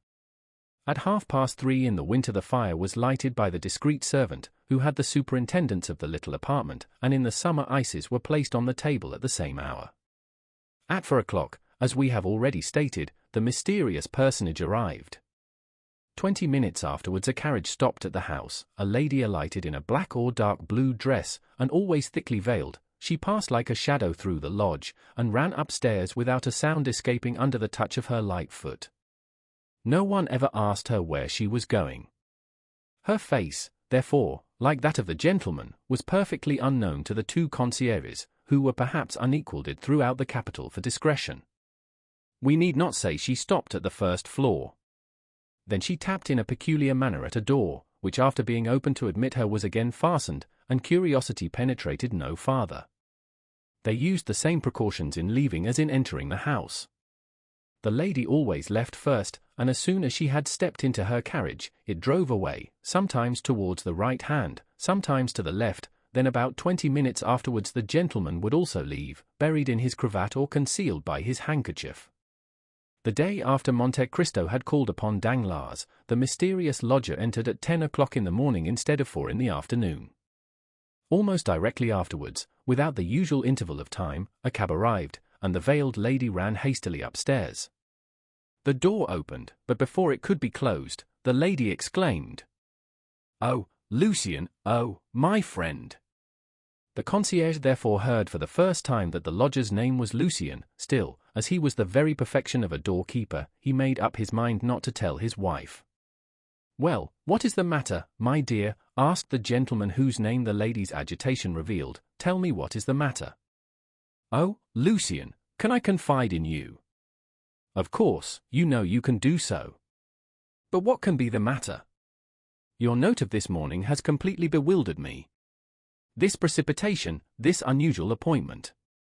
Come, ease me of my anxiety, or else frighten me at once." "Lucien, a great event has happened," said the lady, glancing inquiringly at Lucien. "M. Danglars left last night." "Left? M. Danglars left? Where has he gone?" "I do not know." "What do you mean? Has he gone intending not to return?" "Undoubtedly. At 10 o'clock at night his horses took him to the barrier of Charenton. There a post-chaise was waiting for him. He entered it with his valet de chambre, saying that he was going to Fontainebleau." "Then what did you mean?" "Stay, he left a letter for me." "A letter?" "Yes, read it." And the Baroness took from her pocket a letter which she gave to Debray. Debray paused a moment before reading, as if trying to guess its contents, or perhaps while making up his mind how to act, whatever it might contain. No doubt his ideas were arranged in a few minutes, for he began reading the letter which caused so much uneasiness in the heart of the Baroness, and which ran as follows: "Madam and most faithful wife." Debray mechanically stopped and looked at the Baroness, whose face became covered with blushes. "Read," she said. Debray continued: "When you receive this, you will no longer have a husband. Oh, you need not be alarmed, you will only have lost him as you have lost your daughter. I mean that I shall be traveling on one of the 30 or 40 roads leading out of France. I owe you some explanations for my conduct, and as you are a woman that can perfectly understand me, I will give them. Listen, then. I received this morning 5 millions which I paid away. Almost directly afterwards another demand for the same sum was presented to me. I put this creditor off till tomorrow, and I intend leaving today, to escape that tomorrow, which would be rather too unpleasant for me to endure. You understand this, do you not, my most precious wife? I say you understand this, because you are as conversant with my affairs as I am. Indeed, I think you understand them better, since I am ignorant of what has become of a considerable portion of my fortune, once very tolerable, while I am sure, madam, that you know perfectly well. For women have infallible instincts, they can even explain the marvelous by an algebraic calculation they have invented, but I, who only understand my own figures, know nothing more than that one day these figures deceived me. Have you admired the rapidity of my fall? Have you been slightly dazzled at the sudden fusion of my ingots? I confess I have seen nothing but the fire. Let us hope you have found some gold among the ashes. With this consoling idea, I leave you, madam, and most prudent wife, without any conscientious reproach for abandoning you. You have friends left, and the ashes I have already mentioned, and above all the liberty I hasten to restore to you. And here, madam, I must add another word of explanation. So long as I hoped you were working for the good of our house and for the fortune of our daughter, I philosophically closed my eyes, but as you have transformed that house into a vast ruin, I will not be the foundation of another man's fortune. You were rich when I married you, but little respected. Excuse me for speaking so very candidly, but as this is intended only for ourselves, I do not see why I should weigh my words. I have augmented our fortune, and it has continued to increase during the last 15 years, till extraordinary and unexpected catastrophes have suddenly overturned it, without any fault of mine, I can honestly declare. You, madam, have only sought to increase your own, and I am convinced that you have succeeded. I leave you, therefore, as I took you, rich, but little respected. Adieu. I also intend from this time to work on my own account. Accept my acknowledgments for the example you have set me, and which I intend following.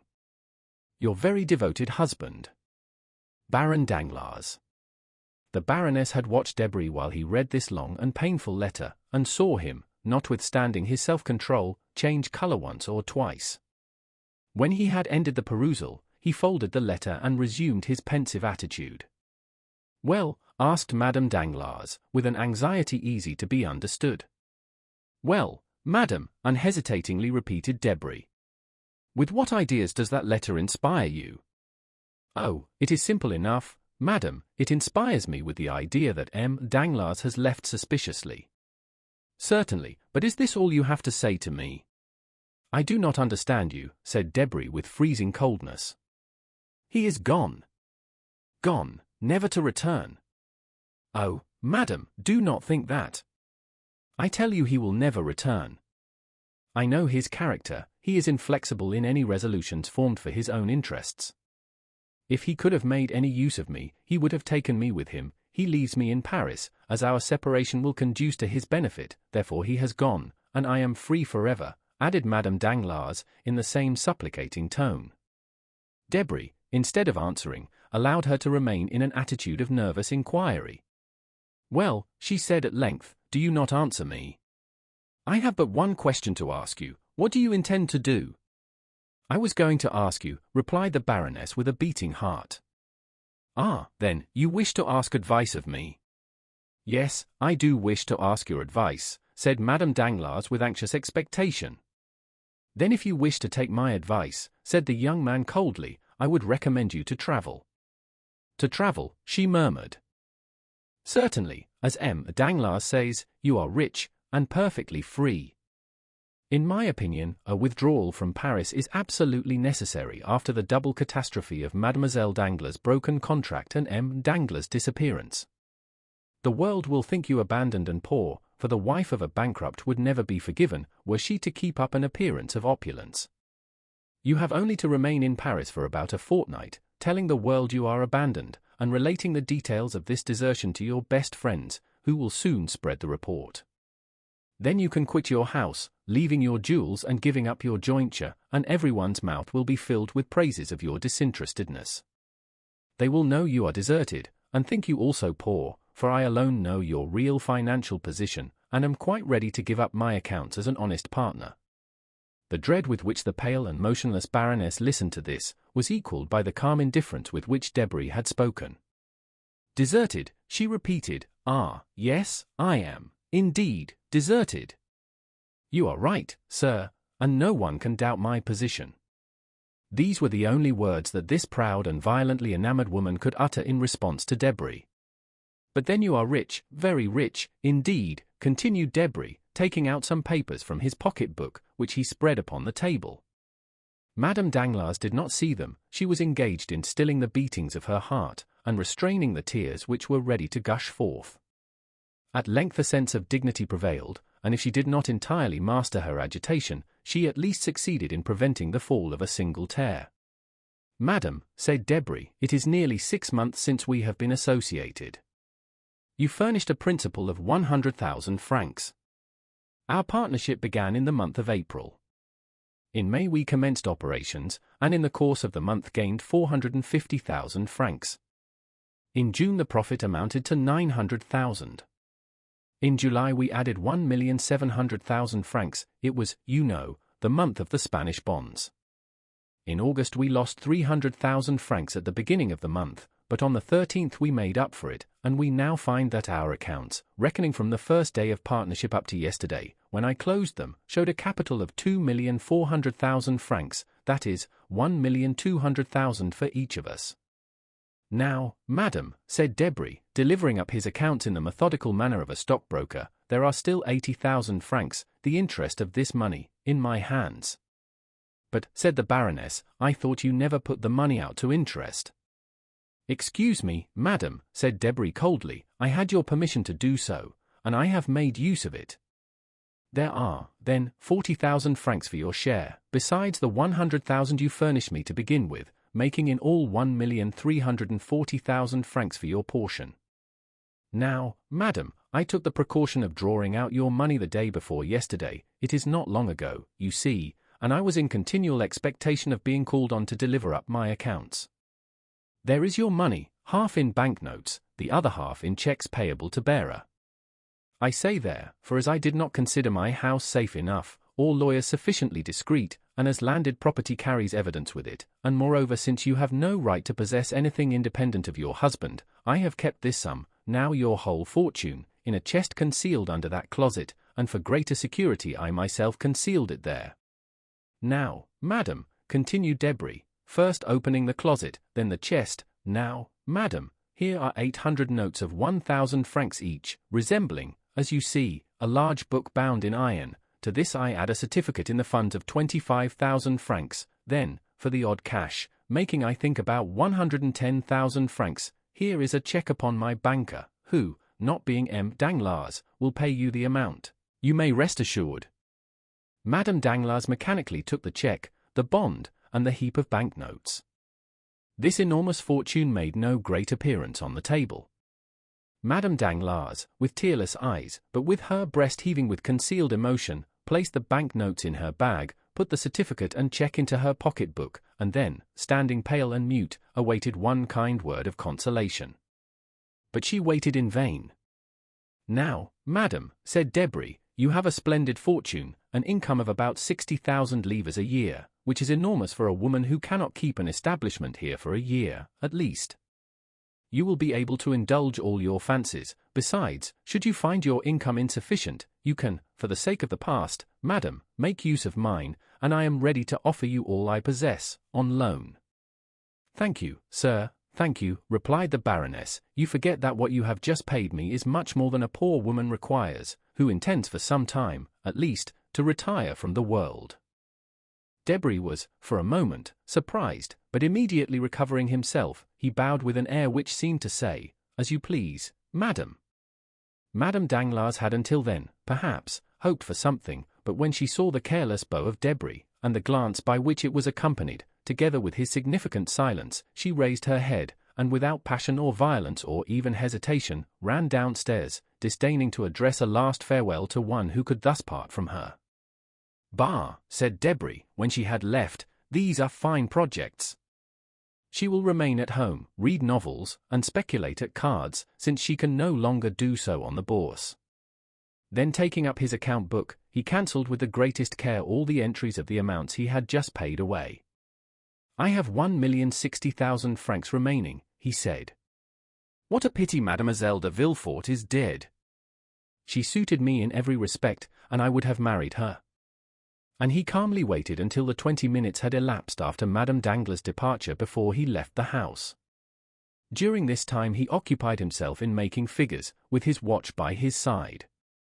Asmodeus, that diabolical personage, who would have been created by every fertile imagination if Lesage had not acquired the priority in his great masterpiece, would have enjoyed a singular spectacle if he had lifted up the roof of the little house in the Rue Saint-Germain-des-Prés, while Debray was casting up his figures. Above the room in which Debray had been dividing 2,5 millions with Madame Danglars was another, inhabited by persons who have played too prominent a part in the incidents we have related for their appearance not to create some interest. Mercédès and Albert were in that room. Mercédès was much changed within the last few days, not that even in her days of fortune she had ever dressed with the magnificent display which makes us no longer able to recognize a woman when she appears in a plain and simple attire, nor indeed, had she fallen into that state of depression where it is impossible to conceal the garb of misery. No, the change in Mercédès was that her eye no longer sparkled, her lips no longer smiled, and there was now a hesitation in uttering the words which formerly sprang so fluently from her ready wit. It was not poverty which had broken her spirit, it was not a want of courage which rendered her poverty burdensome. Mercédès, although deposed from the exalted position she had occupied, lost in the sphere she had now chosen, like a person passing from a room splendidly lighted into utter darkness, appeared like a queen, fallen from her palace to a hovel, and who, reduced to strict necessity, could neither become reconciled to the earthen vessels she was herself forced to place upon the table, nor to the humble pallet which had become her bed. The beautiful Catalane and noble Countess had lost both her proud glance and charming smile, because she saw nothing but misery around her. The walls were hung with one of the grey papers which economical landlords choose as not likely to show the dirt, the floor was uncarpeted, the furniture attracted the attention to the poor attempt at luxury, indeed, everything offended eyes accustomed to refinement and elegance.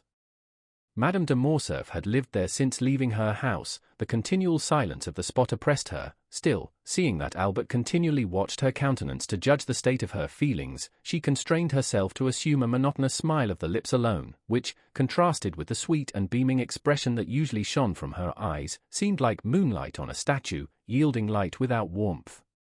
Albert, too, was ill at ease. The remains of luxury prevented him from sinking into his actual position. If he wished to go out without gloves, his hands appeared too white. If he wished to walk through the town, his boots seemed too highly polished. Yet these two noble and intelligent creatures, united by the indissoluble ties of maternal and filial love, had succeeded in tacitly understanding one another and economizing their stores, and Albert had been able to tell his mother without extorting a change of countenance. "Mother, we have no more money." Mercedes had never known misery. She had often, in her youth, spoken of poverty, but between want and necessity, those synonymous words, there is a wide difference. Amongst the Catalans, Mercedes wished for 1,000 things, but still she never really wanted any. So long as the nets were good, they caught fish, and so long as they sold their fish, they were able to buy twine for new nets. And then, shut out from friendship, having but one affection, which could not be mixed up with her ordinary pursuits, she thought of herself, of no one but herself. Upon the little she earned she lived as well as she could. Now there were two to be supported, and nothing to live upon. Winter approached. Mercedes had no fire in that cold and naked room. She, who was accustomed to stoves which heated the house from the hall to the boudoir, she had not even one little flower, she whose apartment had been a conservatory of costly exotics. But she had her son. Hitherto the excitement of fulfilling a duty had sustained them. Excitement, like enthusiasm, sometimes renders us unconscious to the things of earth. But the excitement had calmed down, and they felt themselves obliged to descend from dreams to reality. After having exhausted the ideal, they found they must talk of the actual. "Mother," exclaimed Albert, just as Madame Danglars was descending the stairs, "let us reckon our riches, if you please. I want capital to build my plans upon." "Capital, nothing," replied Mercedes with a mournful smile. "No, mother, capital 3,000 francs. And I have an idea of our leading a delightful life upon this 3,000 francs. "Child," sighed Mercedes. "Alas, dear mother," said the young man, "I have unhappily spent too much of your money not to know the value of it. These 3,000 francs are enormous, and I intend building upon this foundation a miraculous certainty for the future. You say this, my dear boy, but do you think we ought to accept these 3,000 francs, said Mercedes, coloring. I think so, answered Albert in a firm tone. We will accept them the more readily, since we have them not here. You know they are buried in the garden of the little house in the Allées de Mailhan, at Marseilles. With 200 francs we can reach Marseilles. With 200 francs, are you sure, Albert? Oh, as for that, I have made inquiries respecting the diligences and steamboats, and my calculations are made. You will take your place in the coupé to Chalons. You see, mother, I treat you handsomely for 35 francs. Albert then took a pen, and wrote. Coupé, 35 francs 35. From Chalons to Lyons you will go on by the steamboat. 6. From Lyons to Avignon, still by steamboat, 16. From Avignon to Marseilles, 7 francs 7. Expenses on the road, about 50 francs 50. Total 114 FRS. Let us put down 120, added Albert, smiling. You see I am generous, am I not, mother? But you, my poor child. Oh? Do you not see that I reserve 80 francs for myself? A young man does not require luxuries, besides, I know what travelling is. With a post-chaise and valet-de-chamber. Anyway, mother. Well, be it so. But these 200 francs. Here they are, and 200 more besides. See, I have sold my watch for 100 francs, and the guard and seals for 300. How fortunate that the ornaments were worth more than the watch. Still the same story of superfluities. Now I think we are rich, since instead of the 114 francs we require for the journey we find ourselves in possession of 250. But we owe something in this house.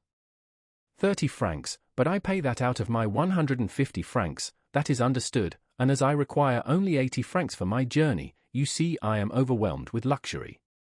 But that is not all. What do you say to this, mother? And Albert took out of a little pocket-book with golden clasps, a remnant of his old fancies, or perhaps a tender souvenir from one of the mysterious and veiled ladies who used to knock at his little door. Albert took out of this pocket-book a note of 1,000 francs. "What is this?" asked Mercedes. "1,000 francs. But whence have you obtained them? Listen to me, mother, and do not yield too much to agitation." And Albert, rising, kissed his mother on both cheeks, then stood looking at her. "You cannot imagine, mother, how beautiful I think you," said the young man, impressed with a profound feeling of filial love. "You are, indeed, the most beautiful and most noble woman I ever saw." "Dear child," said Mercedes, endeavoring in vain to restrain a tear which glistened in the corner of her eye. "Indeed, you only wanted misfortune to change my love for you to admiration. I am not unhappy while I possess my son." "Ah, just so," said Albert, "here begins the trial. Do you know the decision we have come to, mother?" "Have we come to any?" "Yes, it is decided that you are to live at Marseilles, and that I am to leave for Africa, where I will earn for myself the right to use the name I now bear, instead of the one I have thrown aside." Mercedes sighed. "Well, mother, I yesterday engaged myself as substitute in the spa. His 25, added the young man, lowering his eyes with a certain feeling of shame, for even he was unconscious of the sublimity of his self-abasement. "I thought my body was my own, and that I might sell it. I yesterday took the place of another. I sold myself for more than I thought I was worth," he added, attempting to smile. "I fetched 2,000 francs. "Then these 1,000 francs," said Mercedes, shuddering, "are the half of the sum, mother. The other will be paid in a year." Mercedes raised her eyes to heaven with an expression it would be impossible to describe, and tears, which had hitherto been restrained, now yielded to her emotion, and ran down her cheeks. "The price of his blood," she murmured. "Yes, if I am killed," said Albert, laughing. "But I assure you, mother, I have a strong intention of defending my person, and I never felt half so strong an inclination to live as I do now. Merciful heavens! Besides, mother, why should you make up your mind that I am to be killed? Has Lamoricier, that Ney of the South, been killed? Has Changarnier been killed? Has Bedeau been killed? Has Morel, whom we know, been killed? Think of your joy, mother, when you see me return with an embroidered uniform. I declare, I expect to look magnificent in it, and chose that regiment only from vanity." Mercedes sighed while endeavoring to smile. The devoted mother felt that she ought not to allow the whole weight of the sacrifice to fall upon her son. "Well, now you understand, mother," continued Albert. "Here are more than 4,000 francs settled on you. Upon these you can live at least 2 years. "Do you think so?" said Mercedes.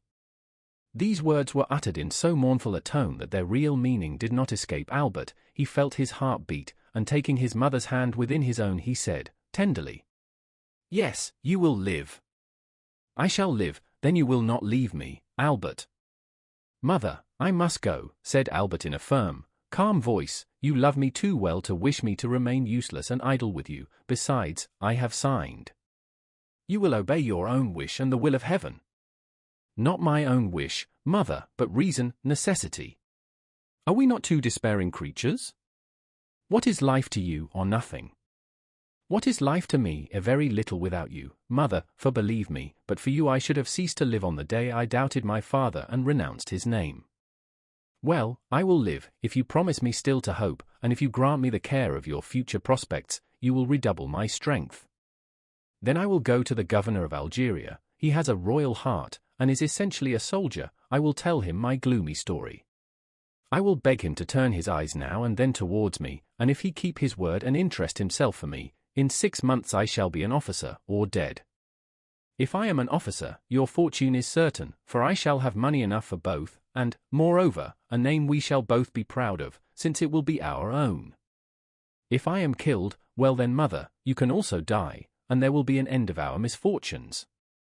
"It is well," replied Mercedes, with her eloquent glance. "You are right, my love. Let us prove to those who are watching our actions that we are worthy of compassion. But let us not yield to gloomy apprehensions," said the young man. "I assure you we are, or rather we shall be, very happy. You are a woman at once full of spirit and resignation. I have become simple in my tastes, and am without passion, I hope. Once in service, I shall be rich, once in Dantès' house, you will be at rest. Let us strive, I beseech you, let us strive to be cheerful. Yes, let us strive, for you ought to live, and to be happy, Albert. And so our division is made, mother, said the young man, affecting ease of mind. We can now part. Come, I shall engage your passage. And you, my dear boy? I shall stay here for a few days longer, we must accustom ourselves to parting. I want recommendations and some information relative to Africa. I will join you again at Marseilles. Well, be it so, let us part, said Mercedes, folding around her shoulders the only shawl she had taken away, and which accidentally happened to be a valuable black cashmere. Albert gathered up his papers hastily, rang the bell to pay the 30 francs he owed to the landlord, and offering his arm to his mother, they descended the stairs. Someone was walking down before them, and this person, hearing the rustling of a silk dress, turned around. Debray, muttered Albert. You, Morcerf, replied the secretary, resting on the stairs. Curiosity had vanquished the desire of preserving his incognito, and he was recognized. It was, indeed, strange in this unknown spot to find the young man whose misfortunes had made so much noise in Paris. Morcerf, repeated Debray. Then noticing in the dim light the still youthful and veiled figure of Madame de Morcerf. Pardon me, he added with a smile, I leave you, Albert. Albert understood his thoughts. Mother, he said, turning towards Mercedes, this is Debray, secretary of the Minister for the Interior, once a friend of mine. How once, stammered Debray, what do you mean? I say so, Debray, because I have no friends now, and I ought not to have any. I thank you for having recognized me, sir. Debray stepped forward, and cordially pressed the hand of his interlocutor. Believe me, dear Albert, he said, with all the emotion he was capable of feeling, believe me, I feel deeply for your misfortunes, and if in any way I can serve you, I am yours. Thank you, sir, said Albert, smiling. In the midst of our misfortunes, we are still rich enough not to require assistance from anyone.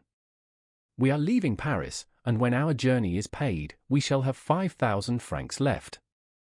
The blood mounted to the temples of Debray, who held $1 million in his pocketbook, and unimaginative as he was, he could not help reflecting that the same house had contained 2 women, one of whom, justly dishonored, had left it poor with 1,500,000 francs under her cloak, while the other, unjustly stricken, but sublime in her misfortune, was yet rich with a few deniers.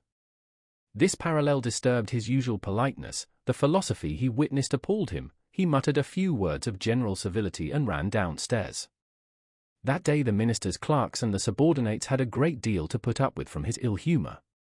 But that same night, he found himself the possessor of a fine house, situated on the Boulevard de la Madeleine, and an income of 50,000 livres.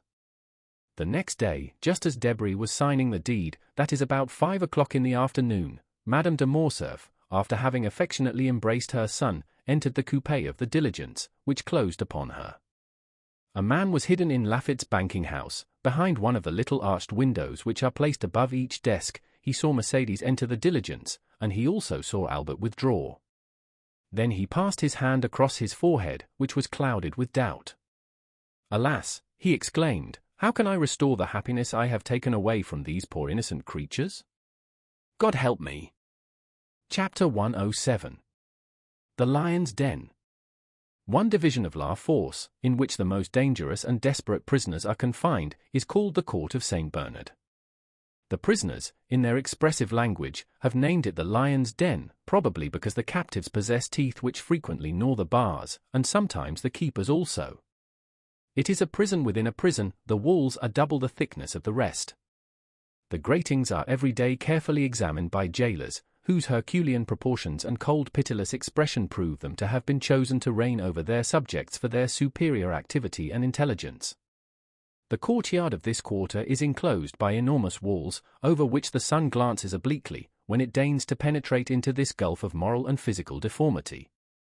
On this paved yard are to be seen, pacing to and fro from morning till night, pale, careworn, and haggard, like so many shadows, the men whom justice holds beneath the steel she is sharpening. There, crouched against the side of the wall which attracts and retains the most heat, they may be seen sometimes talking to one another, but more frequently alone, watching the door, which sometimes opens to call forth one from the gloomy assemblage, or to throw in another outcast from society.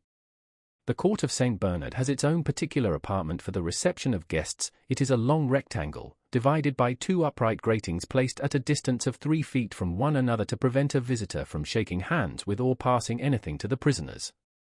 It is a wretched, damp, nay, even horrible spot, more especially when we consider the agonizing conferences which have taken place between those iron bars.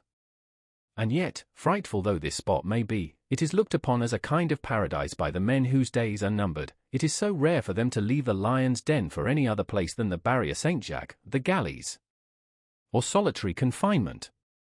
In the court which we have attempted to describe, and from which a damp vapor was rising, a young man with his hands in his pockets, who had excited much curiosity among the inhabitants of the den, might be seen walking.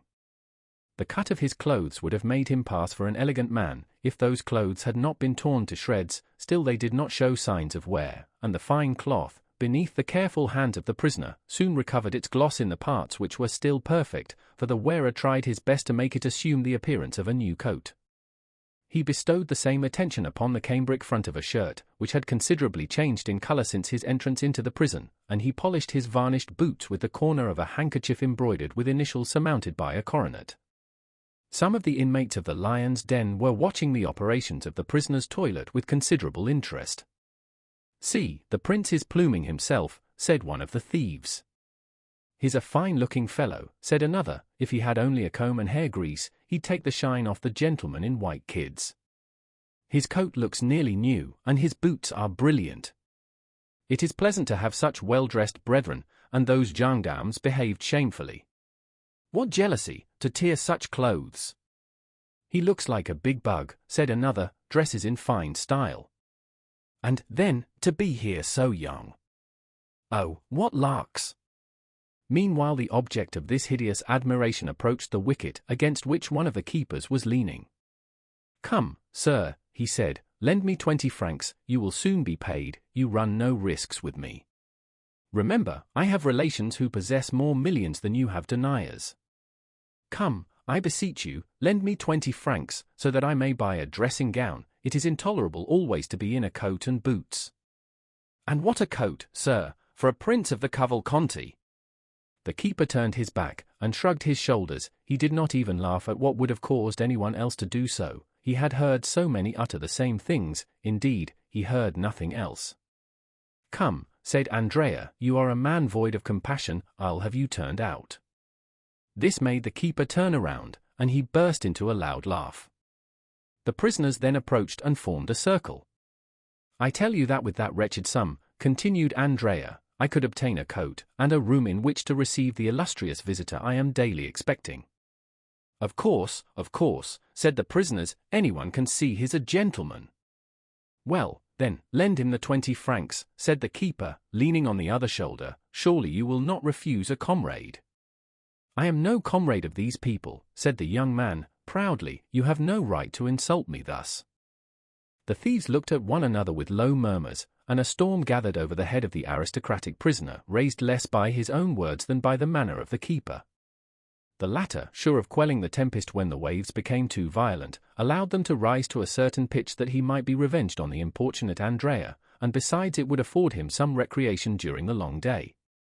The thieves had already approached Andrea, some screaming, "La savit, la savit!" 26. A cruel operation, which consists in cuffing a comrade who may have fallen into disgrace, not with an old shoe, but with an iron-heeled one.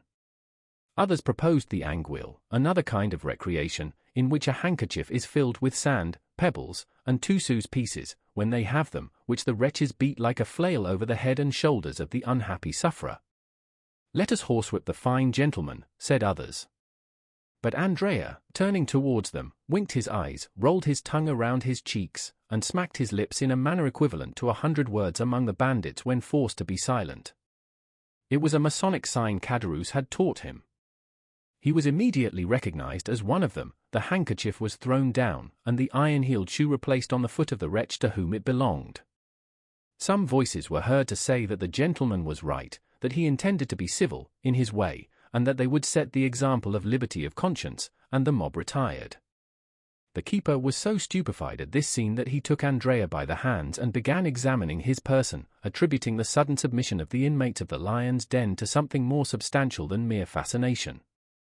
Andrea made no resistance, although he protested against it. Suddenly a voice was heard at the wicket. "Benedetto!" exclaimed an inspector. The keeper relaxed his hold. "I am called," said Andrea. "To the visitor's room," said the same voice. "You see, someone pays me a visit."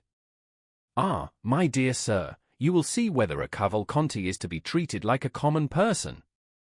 And Andrea, gliding through the court like a black shadow, rushed out through the wicket, leaving his comrades, and even the keeper, lost in wonder. Certainly a call to the visitor's room had scarcely astonished Andrea less than themselves, for the wily youth, instead of making use of his privilege of waiting to be claimed on his entry into La Force, had maintained a rigid silence.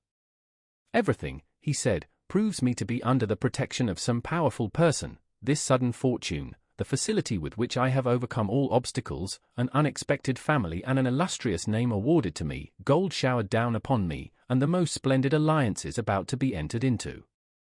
An unhappy lapse of fortune and the absence of my protector have cast me down, certainly, but not forever. The hand which has retreated for a while will be again stretched forth to save me at the very moment when I shall think myself sinking into the abyss. Why should I risk an imprudent step? It might alienate my protector. He has two means of extricating me from this dilemma, the one by a mysterious escape, managed through bribery, the other by buying off my judges with gold. I will say and do nothing until I am convinced that he has quite abandoned me, and then—" Andrea had formed a plan which was tolerably clever. The unfortunate youth was intrepid in the attack, and rude in the defense. He had borne with the public prison, and with privations of all sorts, still, by degrees nature, or rather custom, had prevailed, and he suffered from being naked, dirty, and hungry. It was at this moment of discomfort that the inspector's voice called him to the visiting room. Andrea felt his heart leap with joy. It was too soon for a visit from the examining magistrate, and too late for one from the director of the prison, or the doctor. It must, then, be the visitor he hoped for. Behind the grating of the room into which Andrea had been led, he saw, while his eyes dilated with surprise, the dark and intelligent face of M. Bertuccio, who was also gazing with sad astonishment upon the iron bars, the bolted doors, and the shadow which moved behind the other grating. "Ah," said Andrea, deeply affected. "Good morning, Benedetto," said Bertuccio, with his deep, hollow voice. You, said the young man, looking fearfully around him. "Do you not recognize me, unhappy child?" "Silence, be silent," said Andrea, who knew the delicate sense of hearing possessed by the walls. "For heaven's sake, do not speak so loud." "You wish to speak with me alone, do you not?" said Bertuccio. "Oh, yes. That is well." And Bertuccio, feeling in his pocket, signed to a keeper whom he saw through the window of the wicket. "Read," he said. "What is that?" asked Andrea. "An order to conduct you to a room, and to leave you there to talk to me." "Oh," cried Andrea, leaping with joy. Then he mentally added, "Still my unknown protector. I am not forgotten. They wish for secrecy, since we are to converse in a private room. I understand, Bertuccio has been sent by my protector." The keeper spoke for a moment with an official, then opened the iron gates and conducted Andrea to a room on the first floor. The room was whitewashed, as is the custom in prisons, but it looked quite brilliant to a prisoner, though a stove, a bed, a chair, and a table formed the whole of its sumptuous furniture. Bertuccio sat down upon the chair, Andrea threw himself upon the bed, the keeper retired. "Now," said the steward, "what have you to tell me?" "I knew," said Andrea. "You speak first." "Oh, no.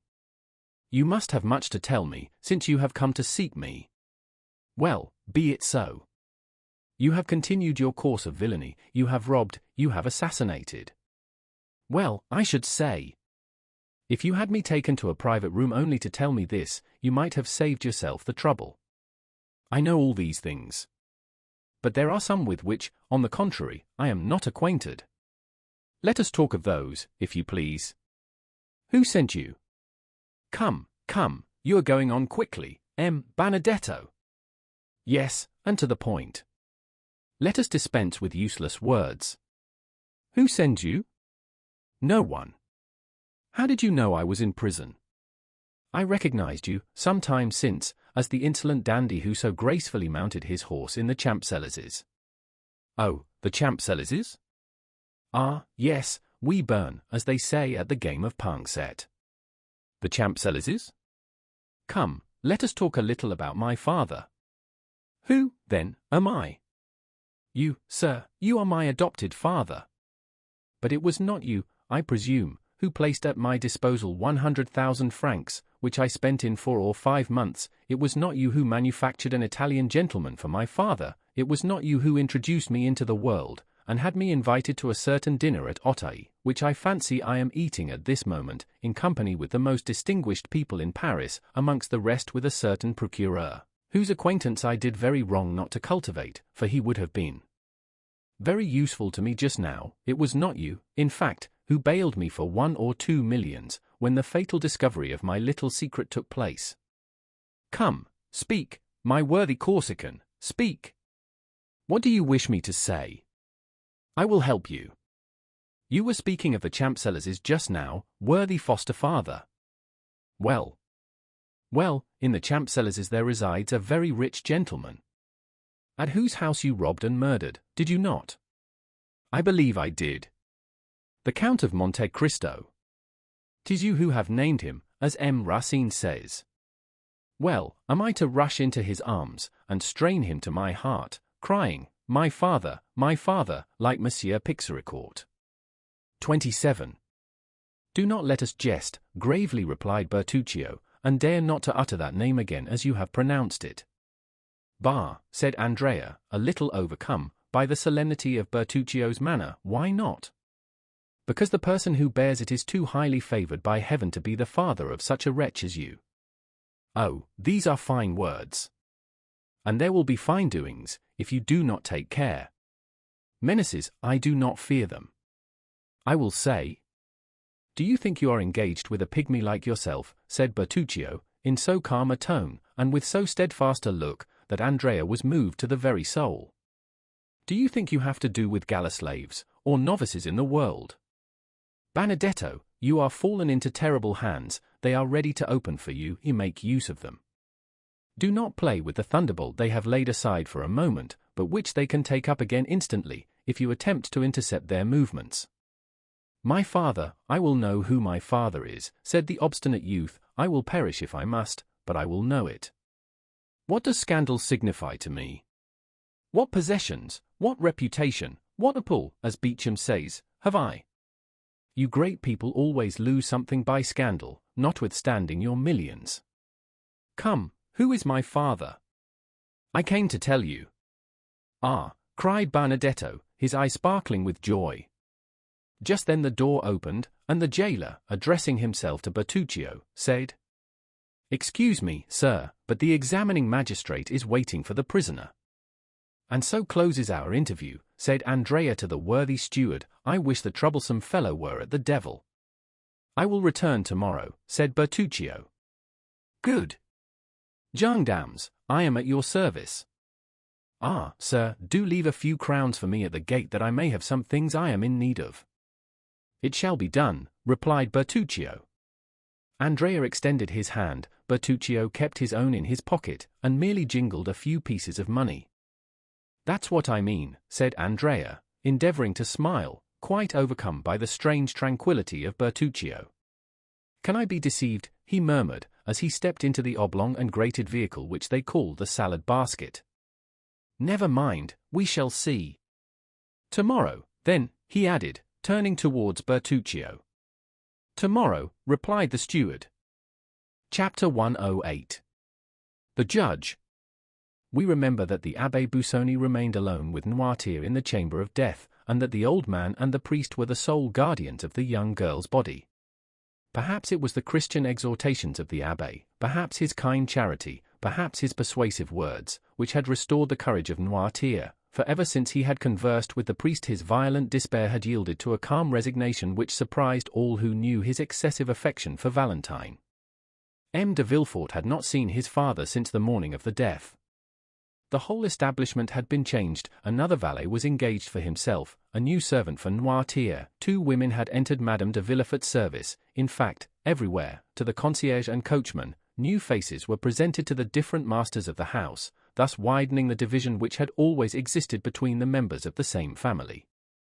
The assizes, also, were about to begin, and Villefort, shut up in his room, exerted himself with feverish anxiety in drawing up the case against the murderer of Caderousse. This affair, like all those in which the Count of Monte Cristo had interfered, caused a great sensation in Paris. The proofs were certainly not convincing, since they rested upon a few words written by an escaped galley slave on his deathbed, and who might have been actuated by hatred or revenge in accusing his companion. But the mind of the procureur was made up, he felt assured that Benedetto was guilty, and he hoped by his skill in conducting this aggravated case to flatter his self-love, which was about the only vulnerable point left in his frozen heart. The case was therefore prepared owing to the incessant labor of Villefort, who wished it to be the first on the list in the coming assizes. He had been obliged to seclude himself more than ever, to evade the enormous number of applications presented to him for the purpose of obtaining tickets of admission to the court on the day of trial. And then so short a time had elapsed since the death of poor Valentine, and the gloom which overshadowed the house was so recent, that no one wondered to see the father so absorbed in his professional duties, which were the only means he had of dissipating his grief. Once only had Villefort seen his father, it was the day after that upon which Bertuccio had paid his second visit to Benedetto, when the latter was to learn his father's name.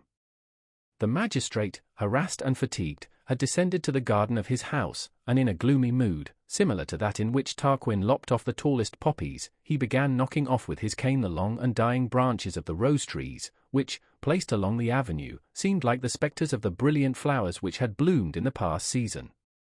More than once he had reached that part of the garden where the famous boarded gate stood overlooking the deserted enclosure, always returning by the same path, to begin his walk again, at the same pace and with the same gesture, when he accidentally turned his eyes towards the house, whence he heard the noisy play of his son, who had returned from school to spend the Sunday and Monday with his mother.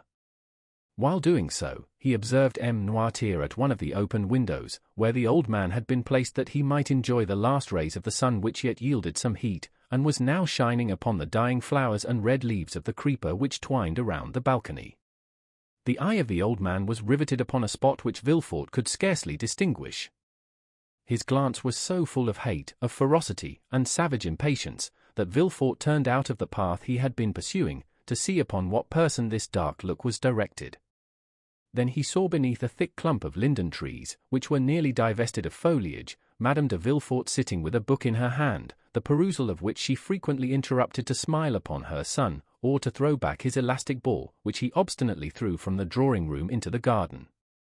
Villefort became pale, he understood the old man's meaning. Noirtier continued to look at the same object, but suddenly his glance was transferred from the wife to the husband, and Villefort himself had to submit to the searching investigation of eyes, which, while changing their direction and even their language, had lost none of their menacing expression. Madame de Villefort, unconscious of the passions that exhausted their fire over her head, at that moment held her son's ball, and was making signs to him to reclaim it with a kiss. Edward begged for a long while, the maternal kiss probably not offering sufficient recompense for the trouble he must take to obtain it. However, at length he decided, leaped out of the window into a cluster of heliotropes and daisies, and ran to his mother, his forehead streaming with perspiration. Madame de Villefort wiped his forehead, pressed her lips upon it, and sent him back with the ball in one hand and some bonbons in the other. Villefort, drawn by an irresistible attraction, like that of the bird to the serpent, walked towards the house. As he approached it, Noirtier's gaze followed him, and his eyes appeared of such a fiery brightness that Villefort felt them pierce to the depths of his heart. In that earnest look might be read a deep reproach, as well as a terrible menace. Then Noirtier raised his eyes to heaven, as though to remind his son of a forgotten oath. "It is well, sir," replied Villefort from below, "it is well, have patience but one day longer, what I have said I will do." Noirtier seemed to be calmed by these words, and turned his eyes with indifference to the other side. Villefort violently unbuttoned his greatcoat, which seemed to strangle him, and passing his livid hand across his forehead, entered his study. The night was cold and still, the family had all retired to rest but Villefort, who alone remained up, and worked till 5 o'clock in the morning, reviewing the last interrogatories made the night before by the examining magistrates, compiling the depositions of the witnesses, and putting the finishing stroke to the deed of accusation, which was one of the most energetic and best conceived of any he had yet delivered. The next day, Monday, was the first sitting of the assizes. The morning dawned dull and gloomy, and Villefort saw the dim grey light shine upon the lines he had traced in red ink. The magistrate had slept for a short time while the lamp sent forth its final struggles. Its flickerings awoke him, and he found his fingers as damp and purple as though they had been dipped in blood. He opened the window, a bright yellow streak crossed the sky, and seemed to divide in half the poplars, which stood out in black relief on the horizon. In the clover fields beyond the chestnut trees, a lark was mounting up to heaven, while pouring out her clear morning song. The damps of the dew bathed the head of Villefort, and refreshed his memory. "Today," he said with an effort, "today the man who holds the blade of justice must strike wherever there is guilt." Involuntarily his eyes wandered towards the window of Noirtier's room, where he had seen him the preceding night. The curtain was drawn, and yet the image of his father was so vivid to his mind that he addressed the closed window as though it had been open, and as if through the opening he had beheld the menacing old man. "Yes," he murmured, "yes, be satisfied." His head dropped upon his chest, and in this position he paced his study. Then he threw himself, dressed as he was, upon a sofa, less to sleep than to rest his limbs, cramped with cold and study. By degrees everyone awoke. Villefort, from his study, heard the successive noises which accompany the life of a house, the opening and shutting of doors, the ringing of Madame de Villefort's bell, to summon the waiting maid, mingled with the first shouts of the child, who rose full of the enjoyment of his age. Villefort also rang. His new valet brought him the papers, and with them a cup of chocolate. "What are you bringing me?" said he. "A cup of chocolate. I did not ask for it. Who has paid me this attention?" "My mistress, sir. She said you would have to speak a great deal in the murder case, and that you should take something to keep up your strength," and the valet placed the cup on the table nearest to the sofa, which was, like all the rest, covered with papers. The valet then left the room. Villefort looked for an instant with a gloomy expression, then, suddenly, taking it up with a nervous motion, he swallowed its contents at one draught. It might have been thought that he hoped the beverage would be mortal, and that he sought for death to deliver him from a duty which he would rather die than fulfill. He then rose, and paced his room with a smile it would have been terrible to witness. The chocolate was inoffensive, for M. de Villefort felt no effects. The breakfast hour arrived, but M. de Villefort was not at table. The valet re-entered. "Madame de Villefort wishes to remind you, sir," he said, "that 11 o'clock has just struck, and that the trial commences at 12. "Well," said Villefort, "what then?" "Madame de Villefort is dressed, she is quite ready, and wishes to know if she is to accompany you, sir." "Where to?" "To the Palais." "What to do?" "My mistress wishes much to be present at the trial." "Ah," said Villefort, with a startling accent, "does she wish that?" The servant drew back and said, "If you wish to go alone, sir, I will go and tell my mistress." Villefort remained silent for a moment, and dented his pale cheeks with his nails. "Tell your mistress," he at length answered, "that I wish to speak to her, and I beg she will wait for me in her own room." "Yes, sir." "Then come to dress and shave me." "Directly, sir." The valet reappeared almost instantly, and, having shaved his master, assisted him to dress entirely in black. When he had finished, he said, "My mistress said she should expect you, sir, as soon as you had finished dressing. I am going to her." And Villefort, with his papers under his arm and hat in hand, directed his steps toward the apartment of his wife. At the door he paused for a moment to wipe his damp, pale brow. He then entered the room. Madame de Villefort was sitting on an ottoman and impatiently turning over the leaves of some newspapers and pamphlets which young Edward, by way of amusing himself, was tearing to pieces before his mother could finish reading them. She was dressed to go out, her bonnet was placed beside her on a chair, and her gloves were on her hands. "Ah, here you are, monsieur," she said in her naturally calm voice, "but how pale you are." Have you been working all night? Why did you not come down to breakfast? Well, will you take me, or shall I take Edward? Madame de Villefort had multiplied her questions in order to gain one answer, but to all her inquiries M. de Villefort remained mute and cold as a statue. Edward, said Villefort, fixing an imperious glance on the child, go and play in the drawing-room. My dear, I wish to speak to your mamma. Madame de Villefort shuddered at the sight of that cold countenance, that resolute tone, and the awfully strange preliminaries. Edward raised his head, looked at his mother, and then, finding that she did not confirm the order, began cutting off the heads of his leaden soldiers. Edward, cried M. de Villefort, so harshly that the child started up from the floor, do you hear me? Go. The child, unaccustomed to such treatment, arose, pale and trembling. It would be difficult to say whether his emotion were caused by fear or passion. His father went up to him, took him in his arms, and kissed his forehead. Go, he said, go, my child. Edward ran out. M. de Villefort went to the door, which he closed behind the child, and bolted. Dear me, said the young woman, endeavoring to read her husband's inmost thoughts, while a smile passed over her countenance which froze the impassibility of Villefort, what is the matter? Madam, where do you keep the poison you generally use? Said the magistrate, without any introduction, placing himself between his wife and the door. Madame de Villefort must have experienced something of the sensation of a bird which, looking up, sees the murderous trap closing over its head.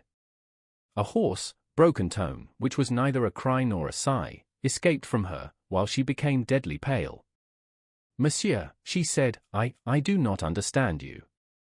And, in her first paroxysm of terror, she had raised herself from the sofa. In the next, stronger very likely than the other, she fell down again on the cushions.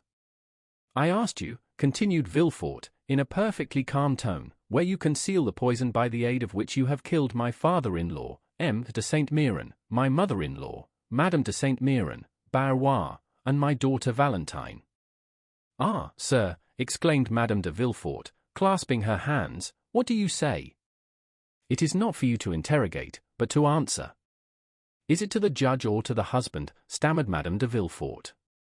To the judge, madam. It was terrible to behold the frightful pallor of that woman, the anguish of her look, the trembling of her whole frame.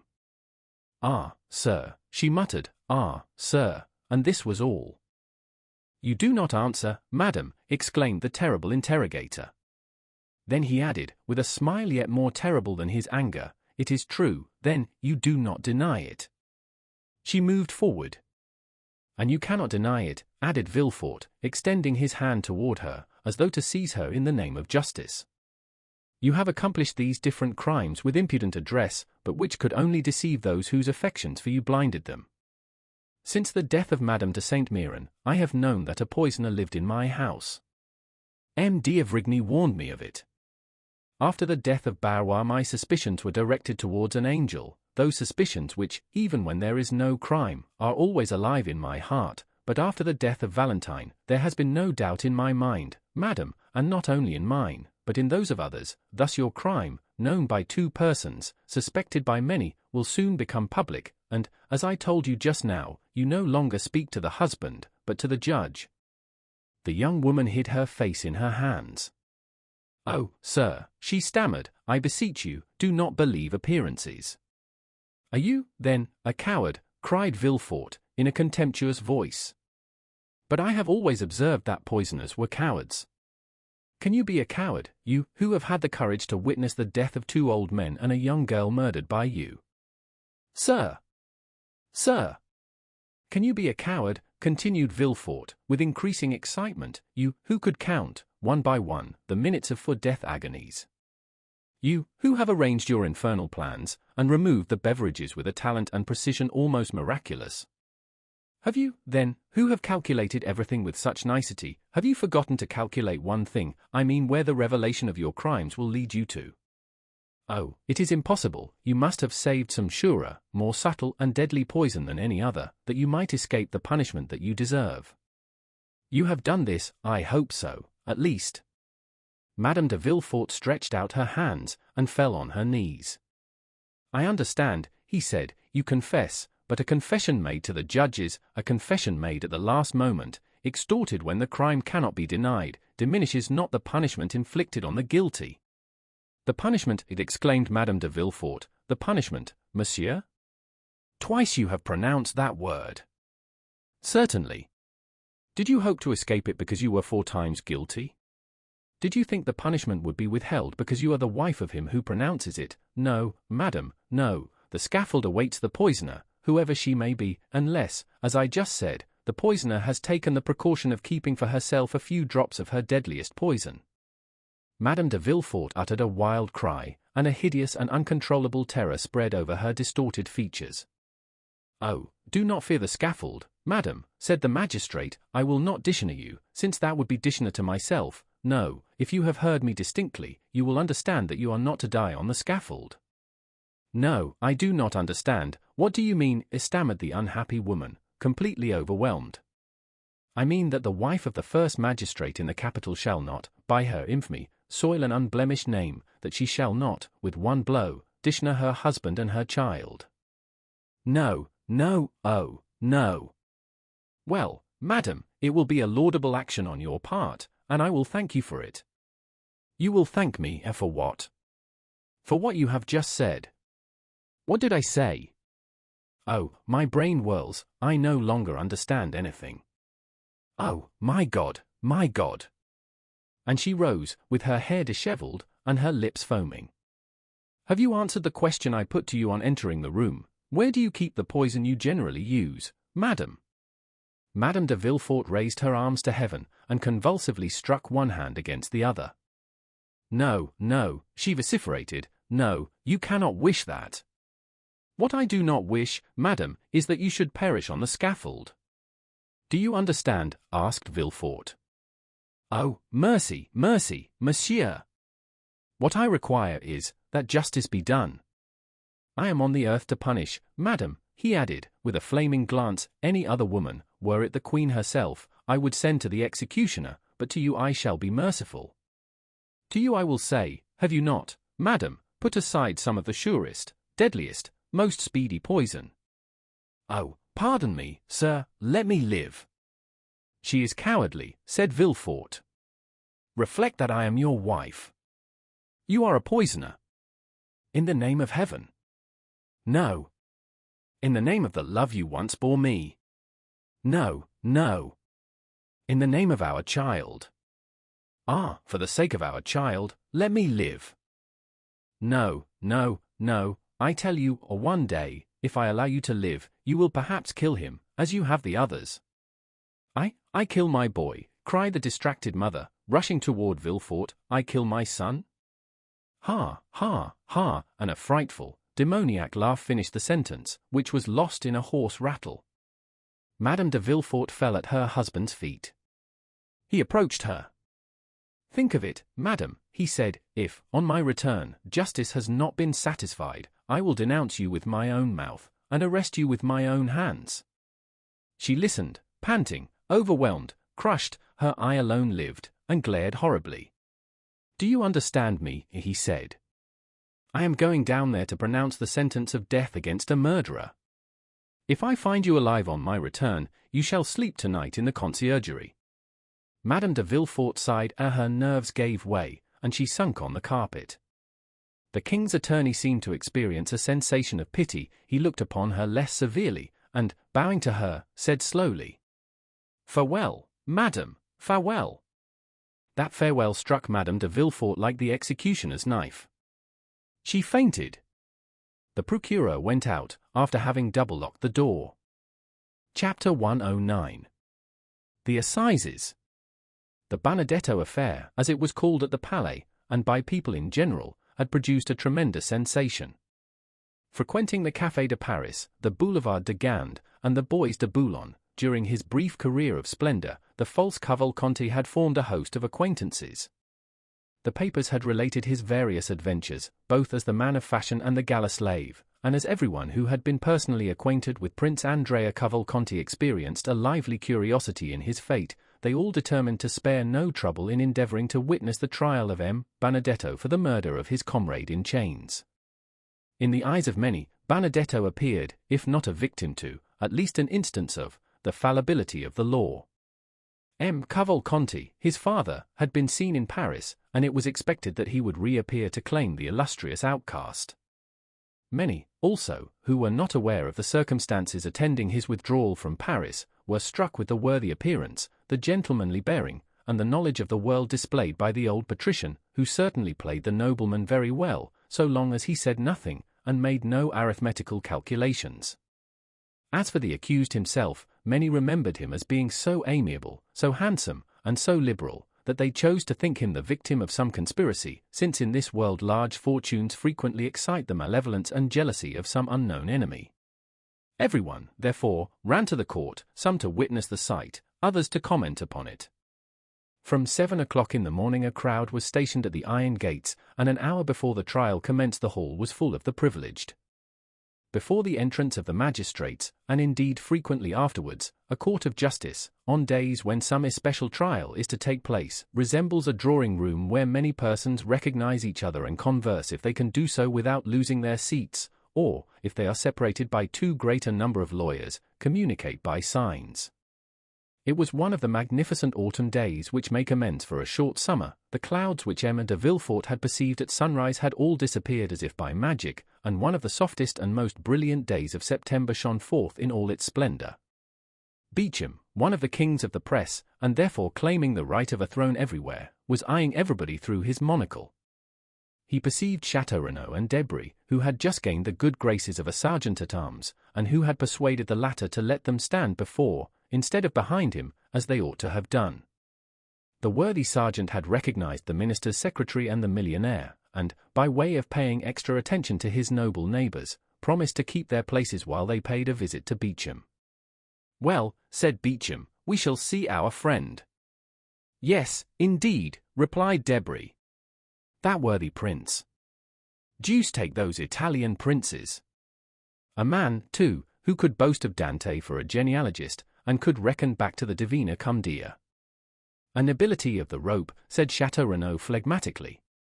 "He will be condemned, will he not?" asked Debray of Beauchamp. "My dear fellow, I think we should ask you that question. You know such news much better than we do. Did you see the president at the minister's last night?" "Yes." "What did he say?" "Something which will surprise you." "Oh, make haste and tell me, then. It is a long time since that has happened." "Well, he told me that Benedetto, who is considered a serpent of subtlety and a giant of cunning, is really but a very commonplace, silly rascal, and altogether unworthy of the experiments that will be made on his phrenological organs after his death." "Bah," said Beauchamp, "he played the prince very well." "Yes, for you who detest those unhappy princes, Beauchamp, and are always delighted to find fault with them, but not for me, who discover a gentleman by instinct, and who sent out an aristocratic family like a very bloodhound of heraldry." "Then you never believed in the principality?" "Yes, in the principality, but not in the prince." "Not so bad," said Beauchamp. "Still, I assure you, he passed very well with many people. I saw him at the ministers' houses." "Ah, yes," said Château.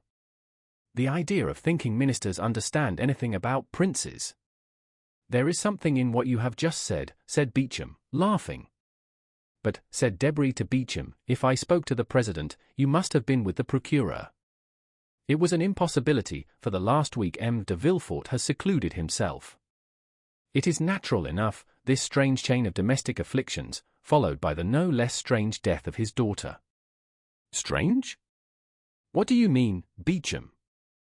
"Oh, yes, do you pretend that all this has been unobserved at the minister's?" said Beauchamp, placing his eyeglass in his eye, where he tried to make it remain.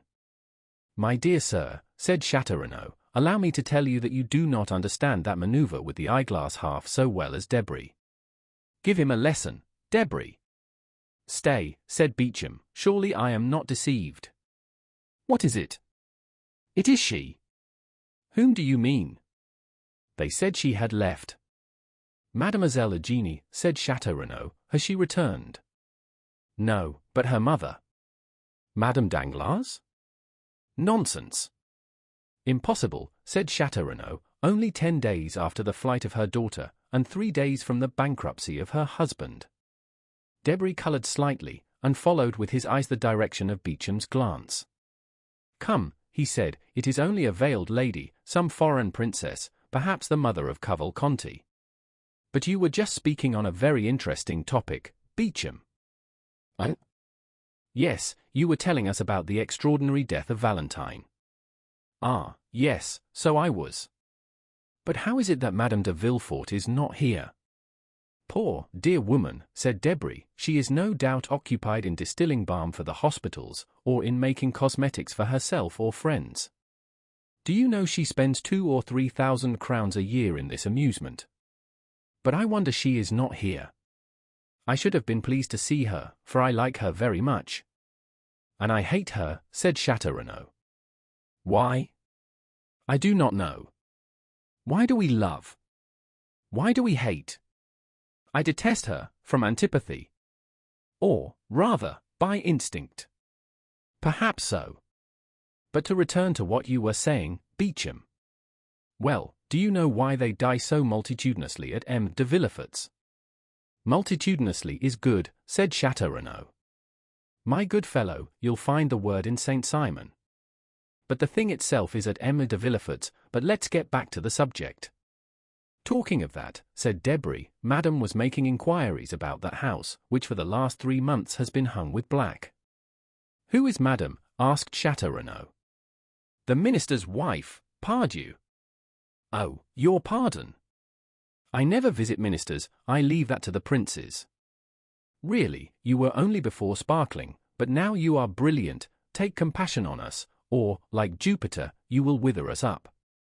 I will not speak again, said Châteaurenaud, pray have compassion upon me, and do not take up every word I say. Come, let us endeavour to get to the end of our story. Beecham, I told you that yesterday Madame made inquiries of me upon the subject, enlighten me, and I will then communicate my information to her. Well, gentlemen, the reason people die so multitudinously, I like the word, at M. de Villefort's is that there is an assassin in the house.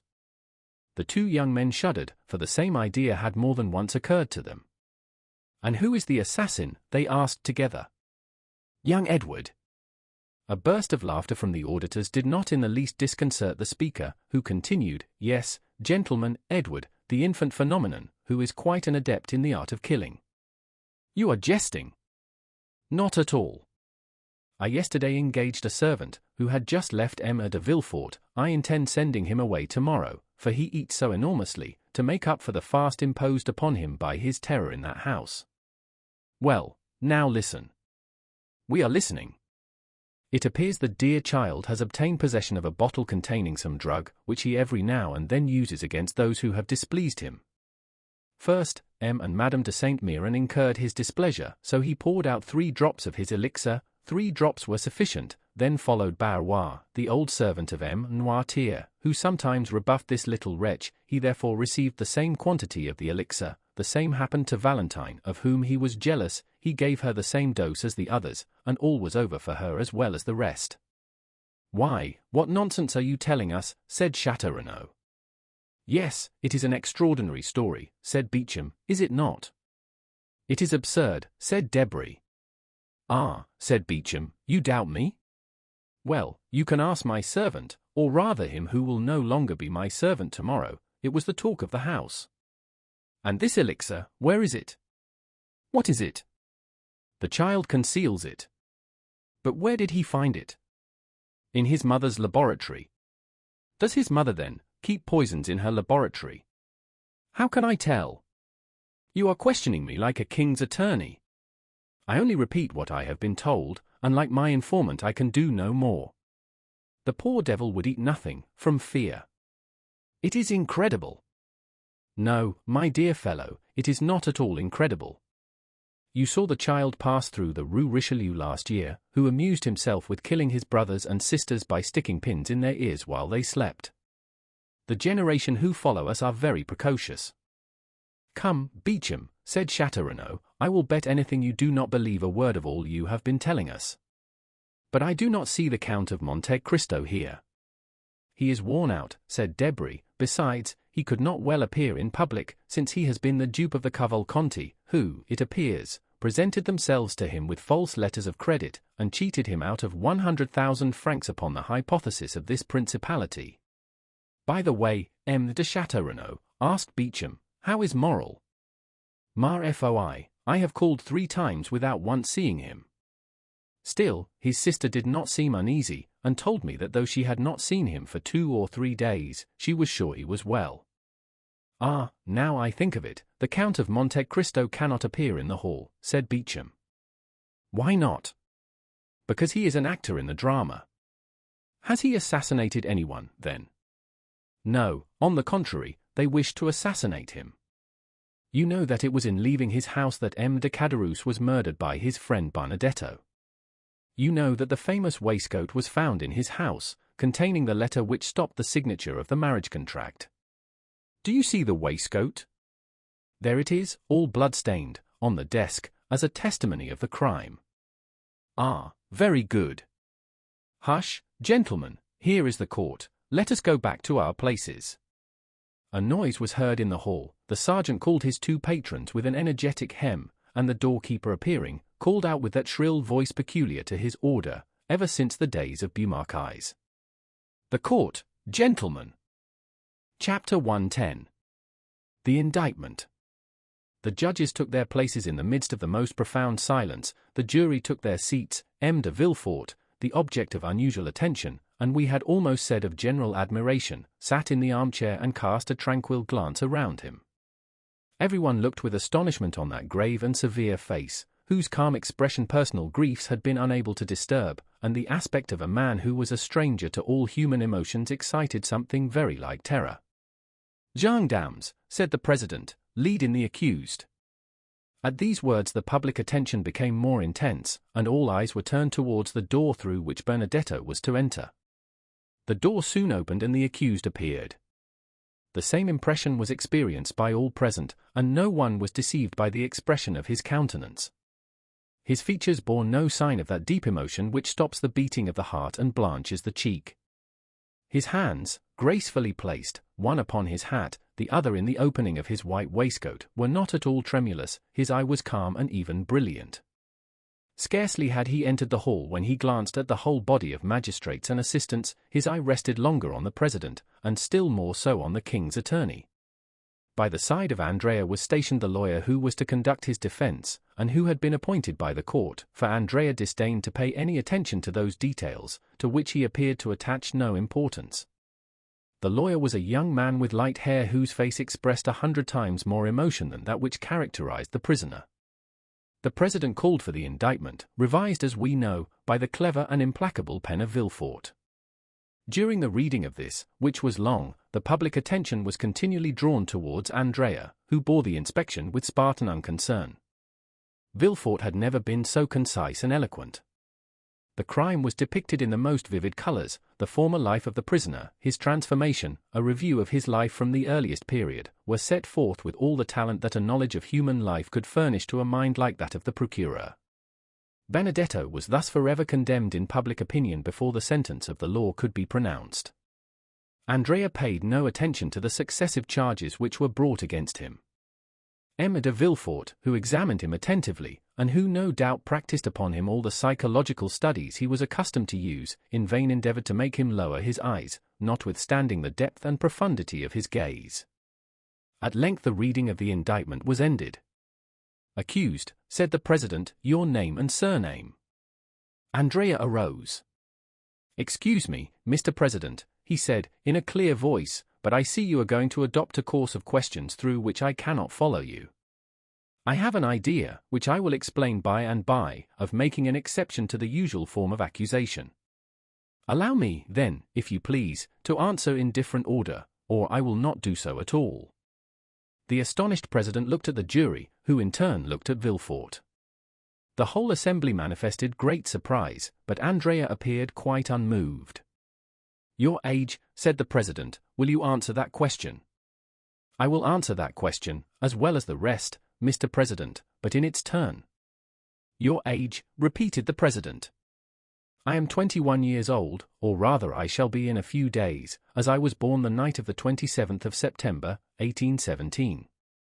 M. de Villefort, who was busy taking down some notes, raised his head at the mention of this date.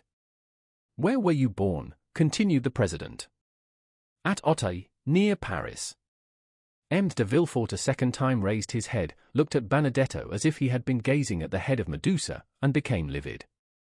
As for Benedetto, he gracefully wiped his lips with a fine cambric pocket handkerchief. "Your profession?" "First I was a forger," answered Andrea, as calmly as possible, "then I became a thief, and lately have become an assassin." A murmur, or rather storm, of indignation burst from all parts of the assembly. The judges themselves appeared to be stupefied, and the jury manifested tokens of disgust for a cynicism so unexpected in a man of fashion. M. de Villefort pressed his hand upon his brow, which, at first pale, had become red and burning. Then he suddenly arose and looked around as though he had lost his senses. He wanted air. "Are you looking for anything, Mr. Procureur?" asked Benedetto, with his most ingratiating smile. M. de Villefort answered nothing, but sat, or rather threw himself down again upon his chair. "And now, prisoner, will you consent to tell your name?" said the president. "The brutal affectation with which you have enumerated and classified your crimes calls for a severe reprimand on the part of the court, both in the name of morality, and for the respect due to humanity. You appear to consider this a point of honor, and it may be for this reason, that you have delayed acknowledging your name. You wished it to be preceded by all these titles. It is quite wonderful, Mr. President, how entirely you have read my thoughts," said Benedetto, in his softest voice and most polite manner. "This is, indeed, the reason why I begged you to alter the order of the questions." The public astonishment had reached its height. There was no longer any deceit or bravado in the manner of the accused. The audience felt that a startling revelation was to follow this ominous prelude. "Well," said the president, "your name?" "I cannot tell you my name, since I do not know it, but I know my father's, and can tell it to you." A painful giddiness overwhelmed Villefort. Great drops of acrid sweat fell from his face upon the papers which he held in his convulsed hand. "Repeat your father's name," said the president. Not a whisper, not a breath, was heard in that vast assembly. Everyone waited anxiously. "My father is King's attorney," replied Andrea calmly. "King's attorney," said the president, stupefied, and without noticing the agitation which spread over the face of M. de Villefort. "King's attorney?" "Yes, and if you wish to know his name, I will tell it. He is named Villefort." The explosion, which had been so long restrained from a feeling of respect to the court of justice, now burst forth like thunder from the breasts of all present. The court itself did not seek to restrain the feelings of the audience. The exclamations, the insults addressed to Benedetto, who remained perfectly unconcerned, the energetic gestures, the movement of the gendarmes, the sneers of the scum of the crowd always sure to rise to the surface in case of any disturbance, all this lasted 5 minutes, before the doorkeepers and magistrates were able to restore silence. In the midst of this tumult the voice of the president was heard to exclaim, "Are you playing with justice, accused, and do you dare set your fellow citizens an example of disorder which even in these times has never been equalled?" Several persons hurried up to M. de Villefort, who sat half bowed over in his chair, offering him consolation, encouragement, and protestations of zeal and sympathy.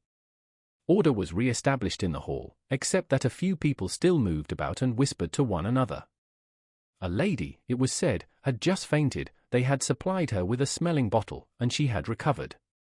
During the scene of tumult, Andrea had turned his smiling face towards the assembly. Then, leaning with one hand on the oaken rail of the dock, in the most graceful attitude possible, he said, "Gentlemen, I assure you I had no idea of insulting the court, or of making a useless disturbance in the presence of this honorable assembly. They ask my age, I tell it. They ask where I was born, I answer. They ask my name, I cannot give it, since my parents abandoned me.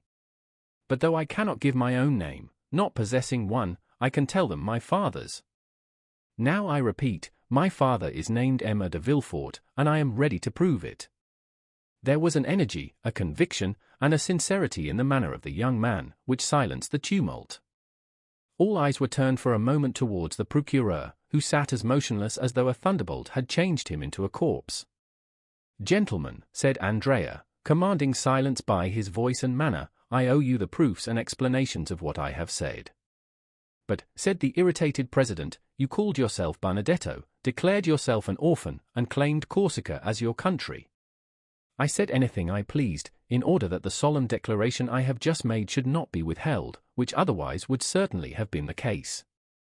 I now repeat that I was born at Auteuil on the night of the 27th of September, 1817, and that I am the son of the Procureur, M. de Villefort. Do you wish for any further details? I will give them. I was born in number 28, Rue de la Fontaine, in a room hung with red damask. My father took me in his arms, telling my mother I was dead, wrapped me in a napkin marked with an H and an N, and carried me into a garden, where he buried me alive. A shudder ran through the assembly when they saw that the confidence of the prisoner increased in proportion to the terror of M. de Villefort. But how have you become acquainted with all these details? Asked the President. I will tell you, Mr. President. A man who had sworn vengeance against my father, and had long watched his opportunity to kill him, had introduced himself that night into the garden in which my father buried me. He was concealed in a thicket. He saw my father bury something in the ground, and stabbed him. Then, thinking the deposit might contain some treasure, he turned up the ground, and found me still living. The man carried me to the Foundling Asylum, where I was registered under the number 37. 3 months afterwards, a woman travelled from Rogliano to Paris to fetch me, and having claimed me as her son, carried me away. Thus, you see, though born in Paris, I was brought up in Corsica. There was a moment's silence, during which one could have fancied the hall empty, so profound was the stillness. Proceed, said the President. Certainly, I might have lived happily amongst those good people, who adored me, but my perverse disposition prevailed over the virtues which my adopted mother endeavored to instill into my heart. I increased in wickedness till I committed crime. One day when I cursed Providence for making me so wicked, and ordaining me to such a fate, my adopted father said to me, "Do not blaspheme, unhappy child, the crime is that of your father, not yours, of your father, who consigned you to hell if you died, and to misery if a miracle preserved you alive."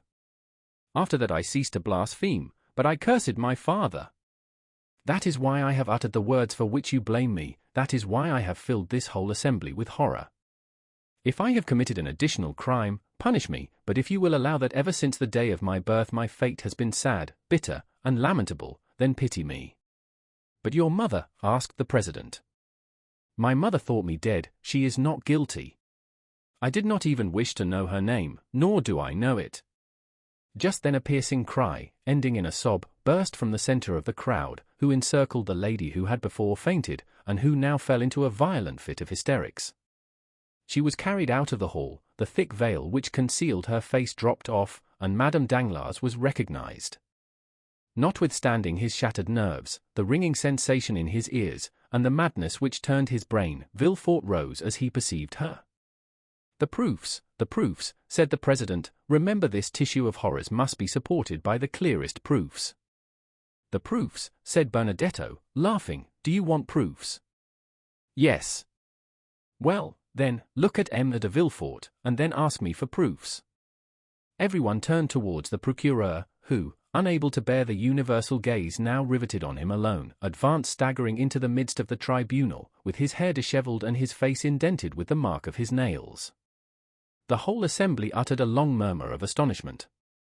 Father, said Benedetto, I am asked for proofs. Do you wish me to give them? No, no, it is useless, stammered M. de Villefort in a hoarse voice. No, it is useless. How useless? Cried the President. What do you mean? I mean that I feel it impossible to struggle against this deadly weight which crushes me. Gentlemen, I know I am in the hands of an avenging God. We need no proofs, everything relating to this young man is true. A dull, gloomy silence, like that which precedes some awful phenomenon of nature, pervaded the assembly, who shuddered in dismay. What, M. de Villefort, cried the President, do you yield to an hallucination? What, are you no longer in possession of your senses? This strange, unexpected, terrible accusation has disordered your reason. Come, recover. The Procureur dropped his head, his teeth chattered like those of a man under a violent attack of fever, and yet he was deadly pale. I am in possession of all my senses, sir, he said, my body alone suffers, as you may suppose. I acknowledge myself guilty of all the young man has brought against me, and from this hour hold myself under the authority of the Procureur who will succeed me. And as he spoke these words with a hoarse, choking voice, he staggered towards the door, which was mechanically opened by a doorkeeper. The whole assembly were dumb with astonishment at the revelation and confession which had produced a catastrophe so different from that which had been expected during the last fortnight by the Parisian world. "Well," said Beauchamp, "let them now say that drama is unnatural." "Ma foi," said Châteaurenaud, "I would rather end my career like M. de Morcerf. A pistol shot seems quite delightful compared with this catastrophe." "And moreover, it kills," said Beauchamp. "And to think that I had an idea of marrying his daughter," said Debray. "She did well to die, poor girl." "The sitting is adjourned, gentlemen," said the president. "Fresh inquiries will be made, and the case will be tried next session by another magistrate." As for Andrea, who was calm and more interesting than ever, he left the hall, escorted by young dames, who involuntarily paid him some attention. "Well, what do you think of this, my fine fellow?" asked Debray of the sergeant-at-arms, slipping a louis into his hand. "There will be extenuating circumstances," he replied. Chapter 111. Expiation. Notwithstanding the density of the crowd, M. de Villefort saw it open before him. There is something so awe-inspiring in great afflictions that even in the worst times the first emotion of a crowd has generally been to sympathize with the sufferer in a great catastrophe. Many people have been assassinated in a tumult, but even criminals have rarely been insulted during trial. Thus Villefort passed through the mass of spectators and officers of the Palais, and withdrew. Though he had acknowledged his guilt, he was protected by his grief. There are some situations which men understand by instinct, but which reason is powerless to explain. In such cases the greatest poet is he who gives utterance to the most natural and vehement outburst of sorrow. Those who hear the bitter cry are as much impressed as if they listened to an entire poem, and when the sufferer is sincere they are right in regarding his outburst as sublime. It would be difficult to describe the state of stupor in which Villefort left the Palais. Every pulse beat with feverish excitement, every nerve was strained, every vein swollen, and every part of his body seemed to suffer distinctly from the rest, thus multiplying his agony 1,000-fold. He made his way along the corridors through force of habit. He threw aside his magisterial robe, not out of deference to etiquette, but because it was an unbearable burden, a veritable garb of Nessus, insatiate in torture. Having staggered as far as the Rue Dauphine, he perceived his carriage, awoke his sleeping coachman by opening the door himself, threw himself on the cushions, and pointed towards the Faubourg Saint-Honoré. The carriage drove on. All the weight of his fallen fortune seemed suddenly to crush him. He could not foresee the consequences, he could not contemplate the future with the indifference of the hardened criminal who merely faces a contingency already familiar. God was still in his heart. "God," he murmured, not knowing what he said, "God, God." Behind the event that had overwhelmed him he saw the hand of God. The carriage rolled rapidly onward. Villefort, while turning restlessly on the cushions, felt something press against him. He put out his hand to remove the object. It was a fan which Madame de Villefort had left in the carriage. This fan awakened a recollection which darted through his mind like lightning. He thought of his wife. "Oh," he exclaimed, as though a red-hot iron were piercing his heart. During the last hour his own crime had alone been presented to his mind. Now another object, not less terrible, suddenly presented itself. His wife!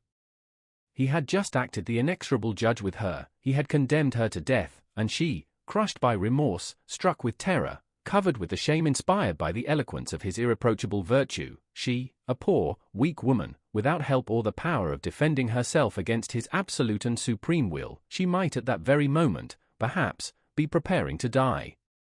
An hour had elapsed since her condemnation. At that moment, doubtless, she was recalling all her crimes to her memory, she was asking pardon for her sins, perhaps she was even writing a letter imploring forgiveness from her virtuous husband, a forgiveness she was purchasing with her death. Villefort again groaned with anguish and despair. "Ah," he exclaimed, "that woman became criminal only from associating with me. I carried the infection of crime with me, and she has caught it as she would the typhus fever, the cholera, the plague. And yet I have punished her, I have dared to tell her, I have, repent and die. But no, she must not die, she shall live, and with me. We will flee from Paris and go as far as the earth reaches. I told her of the scaffold. Oh, heavens, I forgot that it awaits me also. How could I pronounce that word? Yes, we will fly, I will confess all to her, I will tell her daily that I also have committed a crime. Oh, what an alliance, the tiger and the serpent, worthy wife of such as I am. She must live that my infamy may diminish hers. And Villefort dashed open the window in front of the carriage. Faster, faster, he cried, in a tone which electrified the coachman. The horses, impelled by fear, flew towards the house. Yes, yes, repeated Villefort, as he approached his home. Yes, that woman must live, she must repent and educate my son, the sole survivor, with the exception of the indestructible old man, of the wreck of my house. She loves him, it was for his sake she has committed these crimes. We ought never to despair of softening the heart of a mother who loves her child. She will repent, and no one will know that she has been guilty. The events which have taken place in my house, though they now occupy the public mind, will be forgotten in time, or if, indeed, a few enemies should persist in remembering them, why then I will add them to my list of crimes. What will it signify if 1, 2, or 3 more are added? My wife and child shall escape from this gulf, carrying treasures with them, she will live and may yet be happy, since her child, in whom all her love is centered, will be with her. I shall have performed a good action, and my heart will be lighter. And the procureur breathed more freely than he had done for some time. The carriage stopped at the door of the house. Villefort leaped out of the carriage, and saw that his servants were surprised at his early return. He could read no other expression on their features. Neither of them spoke to him, they merely stood aside to let him pass by, as usual, nothing more. As he passed by M. Noirtier's room, he perceived 2 figures through the half-open door, but he experienced no curiosity to know who was visiting his father. Anxiety carried him on further. "Come," he said, as he ascended the stairs leading to his wife's room, "nothing is changed here." He then closed the door of the landing. "No one must disturb us," he said, "I must speak freely to her, accuse myself, and say." He approached the door, touched the crystal handle, which yielded to his hand. "Not locked," he cried, "that is well." And he entered the little room in which Edward slept, for though the child went to school during the day, his mother could not allow him to be separated from her at night. With a single glance Villefort's eye ran through the room. "Not here," he said, "doubtless she is in her bedroom." He rushed towards the door, found it bolted, and stopped, shuddering. "Heloise," he cried. He fancied he heard the sound of a piece of furniture being removed. "Heloise," he repeated. "Who is there?" answered the voice of her he sought. He thought that voice more feeble than usual. "Open the door," cried Villefort. "Open, it is I."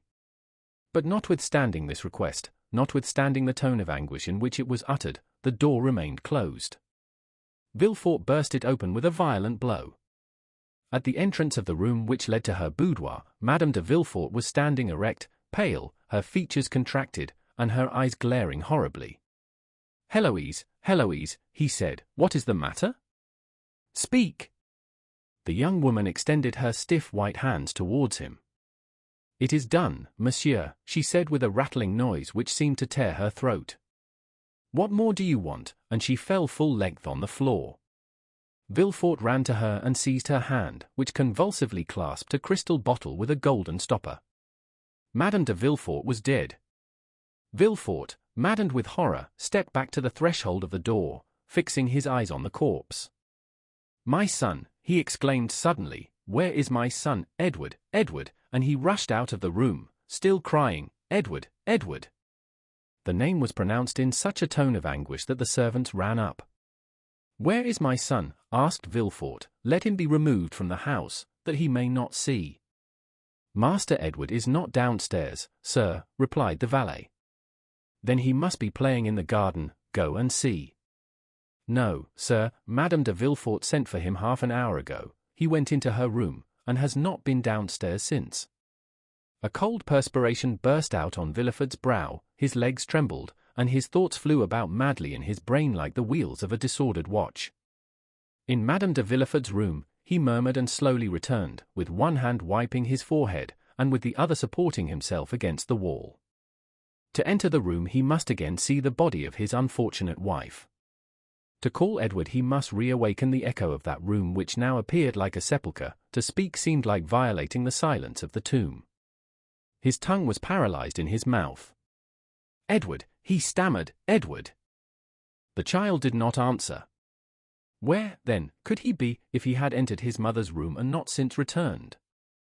He stepped forward. The corpse of Madame de Villefort was stretched across the doorway leading to the room in which Edward must be. Those glaring eyes seemed to watch over the threshold, and the lips bore the stamp of a terrible and mysterious irony. Through the open door was visible a portion of the boudoir, containing an upright piano and a blue satin couch. Villefort stepped forward 2 or 3 paces, and beheld his child lying, no doubt asleep, on the sofa. The unhappy man uttered an exclamation of joy. A ray of light seemed to penetrate the abyss of despair and darkness. He had only to step over the corpse, enter the boudoir, take the child in his arms, and flee far, far away. Villefort was no longer the civilized man, he was a tiger hurt unto death, gnashing his teeth in his wound. He no longer feared realities, but phantoms. He leaped over the corpse as if it had been a burning brazier. He took the child in his arms, embraced him, shook him, called him, but the child made no response. He pressed his burning lips to the cheeks, but they were icy cold and pale. He felt the stiffened limbs. He pressed his hand upon the heart, but it no longer beat. The child was dead. A folded paper fell from Edward's breast. Villefort, thunderstruck, fell upon his knees. The child dropped from his arms, and rolled on the floor by the side of its mother. He picked up the paper, and, recognizing his wife's writing, ran his eyes rapidly over its contents. It ran as follows. "You know that I was a good mother. Since it was for my son's sake I became criminal. A good mother cannot depart without her son." Villefort could not believe his eyes, he could not believe his reason. He dragged himself towards the child's body, and examined it as a lioness contemplates its dead cub. Then a piercing cry escaped from his breast, and he cried. Still the hand of God. The presence of the 2 victims alarmed him. He could not bear solitude shared only by 2 corpses. Until then he had been sustained by rage, by his strength of mind, by despair, by the supreme agony which led the Titans to scale the heavens, and Ajax to defy the gods. He now arose, his head bowed beneath the weight of grief, and, shaking his damp, disheveled hair, he who had never felt compassion for anyone determined to seek his father, that he might have someone to whom he could relate his misfortunes, someone by whose side he might weep. He descended the little staircase with which we are acquainted, and entered Noirtier's room. The old man appeared to be listening attentively and as affectionately as his infirmities would allow to the Abbé Busoni, who looked cold and calm, as usual. Villefort, perceiving the abbé, passed his hand across his brow. The past came to him like one of those waves whose wrath foams fiercer than the others. He recollected the call he had made upon him after the dinner at Auteuil, and then the visit the abbé had himself paid to his house on the day of Valentine's death. "You here, sir," he exclaimed, "do you, then, never appear but to act as an escort to death?" Busoni turned around, and, perceiving the excitement depicted on the magistrate's face, the savage luster of his eyes, he understood that the revelation had been made at the assizes, but beyond this he was ignorant. "I came to pray over the body of your daughter." "And now why are you here?" "I come to tell you that you have sufficiently repaid your debt, and that from this moment I will pray to God to forgive you, as I do." "Good heavens!" exclaimed Villefort, stepping back fearfully, "surely that is not the voice of the Abbé Busoni." "No." The abbé threw off his wig, shook his head, and his hair, no longer confined, fell in black masses around his manly face. "It is the face of the Count of Monte Cristo," exclaimed the procureur, with a haggard expression. "You are not exactly right, procureur, you must go farther back. That voice, where did I first hear it?" "You heard it for the first time at Marseilles, 23 years ago, the day of your marriage with Mademoiselle de Saint-Méran. Refer to your papers. You are not Busoni, you are not Monte Cristo? Oh, heavens! You are, then, some secret, implacable, and mortal enemy.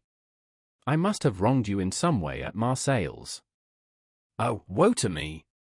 "Yes, you are now on the right path," said the Count, crossing his arms over his broad chest. "Search, search." "But what have I done to you?" exclaimed Villefort, whose mind was balancing between reason and insanity, in that cloud which is neither a dream nor reality, what have I done to you? Tell me, then. Speak. You condemned me to a horrible, tedious death, you killed my father, you deprived me of liberty, of love, and happiness. Who are you, then? Who are you? I am the spectre of a wretch you buried in the dungeons of the Château d'If. God gave that spectre the form of the Count of Monte Cristo when he at length issued from his tomb, enriched him with gold and diamonds, and led him to you. Ah, I recognize you, exclaimed the king's attorney, you are. I am Edmond Dantès. You are Edmond Dantès, cried Villefort, seizing the count by the wrist, then come here. And up the stairs he dragged Monte Cristo, who, ignorant of what had happened, followed him in astonishment, foreseeing some new catastrophe. There, Edmond Dantès, he said, pointing to the bodies of his wife and child, see, are you well avenged? Monte Cristo became pale at this horrible sight. He felt that he had passed beyond the bounds of vengeance, and that he could no longer say, God is for and with me. With an expression of indescribable anguish he threw himself upon the body of the child, reopened its eyes, felt its pulse, and then rushed with him into Valentine's room, of which he double-locked the door. My child, cried Villefort, he carries away the body of my child. Oh, curses, woe, death to you! He tried to follow Monte Cristo, but as though in a dream he was transfixed to the spot, his eyes glared as though they were starting through the sockets, he griped the flesh on his chest until his nails were stained with blood, the veins of his temples swelled and boiled as though they would burst their narrow boundary, and deluge his brain with living fire. This lasted several minutes, until the frightful overturn of reason was accomplished, then uttering a loud cry followed by a burst of laughter, he rushed down the stairs.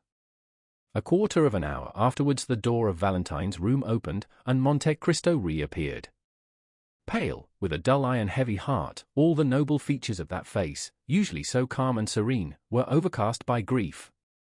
In his arms he held the child, whom no skill had been able to recall to life. Bending on one knee, he placed it reverently by the side of its mother, with its head upon her breast. Then, rising, he went out, and meeting a servant on the stairs, he asked, Where is M. de Villefort? The servant, instead of answering, pointed to the garden.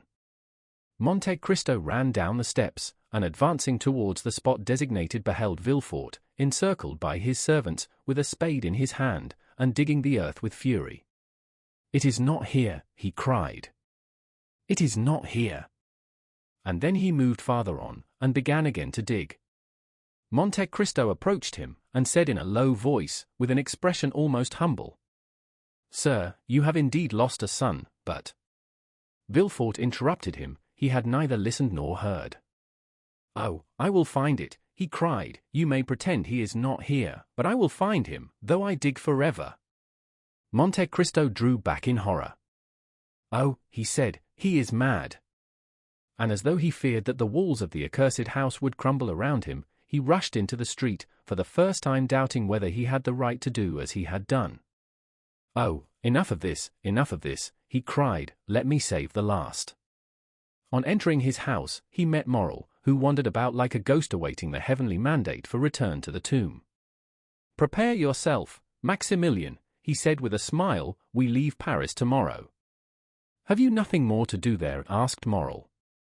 No, replied Monte Cristo, God grant I may not have done too much already. The next day they indeed left, accompanied only by Baptistin. Haydée had taken away Ali, and Bertuccio remained with Noirtier. Chapter 112. The departure. The recent events formed the theme of conversation throughout all Paris. Emmanuel and his wife conversed with natural astonishment in their little apartment in the Rue Meslay upon the three successive, sudden, and most unexpected catastrophes of Morcerf, Danglars, and Villefort. Maximilian, who was paying them a visit, listened to their conversation, or rather was present at it, plunged in his accustomed state of apathy. Indeed, said Julie, might we not almost fancy, Emmanuel, that those people, so rich, so happy but yesterday, had forgotten in their prosperity that an evil genius, like the wicked fairies in Perrault's stories who present themselves unbidden at a wedding or baptism, hovered over them, and appeared all at once to revenge himself for their fatal neglect. What a dire misfortune, said Emmanuel, thinking of Morcerf and Danglars. What dreadful sufferings, said Julie, remembering Valentine, but whom, with a delicacy natural to women, she did not name before her brother. If the Supreme Being has directed the fatal blow, said Emmanuel, it must be that he in his great goodness has perceived nothing in the past lives of these people to merit mitigation of their awful punishment. Do you not form a very rash judgment, Emmanuel, said Julie. When my father, with a pistol in his hand, was once on the point of committing suicide, had anyone then said, "This man deserves his misery," would not that person have been deceived? Yes, but your father was not allowed to fall. A being was commissioned to arrest the fatal hand of death about to descend on him. Emmanuel had scarcely uttered these words when the sound of the bell was heard, the well-known signal given by the porter that a visitor had arrived. Nearly at the same instant the door was opened and the Count of Monte Cristo appeared on the threshold. The young people uttered a cry of joy, while Maximilian raised his head, but let it fall again immediately. "Maximilian," said the Count, without appearing to notice the different impressions which his presence produced on the little circle, "I come to seek you." "To seek me," repeated Morrel, as if awakening from a dream. "Yes," said Monte Cristo, "has it not been agreed that I should take you with me, and did I not tell you yesterday to prepare for departure?" "I am ready," said Maximilian, "I came expressly to wish them farewell." "Whither are you going, Count?" asked Julie. "In the first instance to Marseilles, madam." "To Marseilles?" exclaimed the young couple. "Yes, and I take your brother with me." "Oh, Count," said Julie, "will you restore him to us cured of his melancholy?" Morrel turned away to conceal the confusion of his countenance. "You perceive, then, that he is not happy," said the Count. "Yes," replied the young woman, "and fear much that he finds our home but a dull one." "I will undertake to divert him," replied the Count. "I am ready to accompany you, sir," said Maximilian. "Adieu, my kind friends. Emmanuel, Julie, farewell." "How farewell?" exclaimed Julie. "Do you leave us thus, so suddenly, without any preparations for your journey, without even a passport?" "Needless delays but increase the grief of parting," said Monte Cristo, "and Maximilian has doubtless provided himself with everything requisite, at least, I advised him to do so." "I have a passport, and my clothes are ready packed," said Morrel in his tranquil but mournful manner. "Good," said Monte Cristo, smiling, "in these prompt arrangements we recognize the order of a well-disciplined soldier." "And you leave us," said Julie, "at a moment's warning? You do not give us a day, no, not even an hour before your departure." "My carriage is at the door, madam, and I must be in Rome in 5 days." "But does Maximilian go to Rome?" exclaimed Emmanuel. "I am going wherever it may please the Count to take me," said Morrel, with a smile full of grief. "I am under his orders for the next month." "Oh, heavens, how strangely he expresses himself, Count," said Julie. "Maximilian goes with me," said the Count, in his kindest and most persuasive manner, "therefore do not make yourself uneasy on your brother's account. Once more farewell, my dear sister, Emmanuel, adieu." Morrel repeated. "His carelessness and indifference touch me to the heart," said Julie. "Oh, Maximilian, Maximilian, you are certainly concealing something from us." "Sure," said Monte Cristo, "you will see him return to you gay, smiling, and joyful." Maximilian cast a look of disdain, almost of anger, on the Count. "We must leave you," said Monte Cristo. "Before you quit us, Count," said Julie, "will you permit us to express to you all that the other day—" "Madam," interrupted the Count, taking her 2 hands in his, "all that you could say in words would never express what I read in your eyes. The thoughts of your heart are fully understood by mine. Like benefactors in romances, I should have left you without seeing you again, but that would have been a virtue beyond my strength, because I am a weak and vain man, fond of the tender, kind, and thankful glances of my fellow creatures. On the eve of departure I carry my egotism so far as to say, do not forget me, my kind friends, for probably you will never see me again." "Never see you again," exclaimed Emmanuel, while 2 large tears rolled down Julie's cheeks. "Never behold you again? It is not a man, then, but some angel that leaves us, and this angel is on the point of returning to heaven after having appeared on earth to do good." "Say not so," quickly returned Monte Cristo, "say not so, my friends, angels never err, celestial beings remain where they wish to be. Fate is not more powerful than they, it is they who, on the contrary, overcome fate. No, Emmanuel, I am but a man, and your admiration is as unmerited as your words are sacrilegious. And pressing his lips on the hand of Julie, who rushed into his arms, he extended his other hand to Emmanuel, then tearing himself from this abode of peace and happiness, he made a sign to Maximilian, who followed him passively, with the indifference which had been perceptible in him ever since the death of Valentine had so stunned him. "Restore my brother to peace and happiness," whispered Julie to Monte Cristo. And the Count pressed her hand in reply, as he had done 11 years before on the staircase leading to moral study. "You still confide, then, in Sinbad the sailor?" asked he, smiling. "Oh, yes," was the ready answer. "Well, then, sleep in peace, and put your trust in the Lord." As we have before said, the post-chaise was waiting, for powerful horses were already pawing the ground with impatience, while Ali, apparently just arrived from a long walk, was standing at the foot of the steps, his face bathed in perspiration. "Well," asked the Count in Arabic, "have you been to see the old man?" Ali made a sign in the affirmative. "And have you placed the letter before him, as I ordered you to do?" The slave respectfully signalized that he had. "And what did he say, or rather do?" Ali placed himself in the light, so that his master might see him distinctly, and then imitating in his intelligent manner the countenance of the old man, he closed his eyes, as Noirtier was in the custom of doing when saying yes. "Good, he accepts," said Monte Cristo. "Now let us go." These words had scarcely escaped him, when the carriage was on its way, and the feet of the horses struck a shower of sparks from the pavement. Maximilian settled himself in his corner without uttering a word. Half an hour had passed when the carriage stopped suddenly. The Count had just pulled the silken check string, which was fastened to Ali's finger. The Nubian immediately descended and opened the carriage door. It was a lovely starlight night. They had just reached the top of the hill Villejuif, from whence Paris appears like a sombre sea tossing its millions of phosphoric waves into light, waves indeed more noisy, more passionate, more changeable, more furious, more greedy, than those of the tempestuous ocean, waves which never rest as those of the sea sometimes do, waves ever dashing, ever foaming, ever engulfing what falls within their grasp. The Count stood alone, and at a sign from his hand, the carriage went on for a short distance. With folded arms, he gazed for some time upon the great city. When he had fixed his piercing look on this modern Babylon, which equally engages the contemplation of the religious enthusiast, the materialist, and the scoffer. "Great city," murmured he, inclining his head, and joining his hands as if in prayer, "less than 6 months have elapsed since first I entered thy gates. I believe that the Spirit of God led my steps to thee, and that he also enables me to quit thee in triumph. The secret cause of my presence within thy walls I have confided alone to him who only has had the power to read my heart.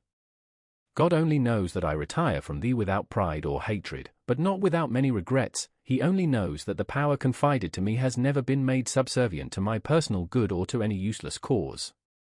Oh, great city, it is in thy palpitating bosom that I have found that which I sought. Like a patient miner, I have dug deep into thy very entrails to root out evil thence. Now my work is accomplished, my mission is terminated, now thou canst neither afford me pain nor pleasure. Adieu, Paris, adieu." His look wandered over the vast plain like that of some genius of the night. He passed his hand over his brow, got into the carriage, the door was closed on him, and the vehicle quickly disappeared down the other side of the hill in a whirlwind of dust and noise. 10 leagues were passed and not a single word was uttered. Morrel was dreaming, and Monte Cristo was looking at the dreamer. "Morrel," said the Count to him at length, "do you repent having followed me?" "No, Count, but to leave Paris." "If I thought happiness might await you in Paris, Morrel, I would have left you there. Valentine reposes within the walls of Paris, and to leave Paris is like losing her a second time." "Maximilian," said the Count, "the friends that we have lost do not repose in the bosom of the earth, but are buried deep in our hearts, and it has been thus ordained that we may always be accompanied by them. I have 2 friends, who in this way never depart from me, the one who gave me being, and the other who conferred knowledge and intelligence on me.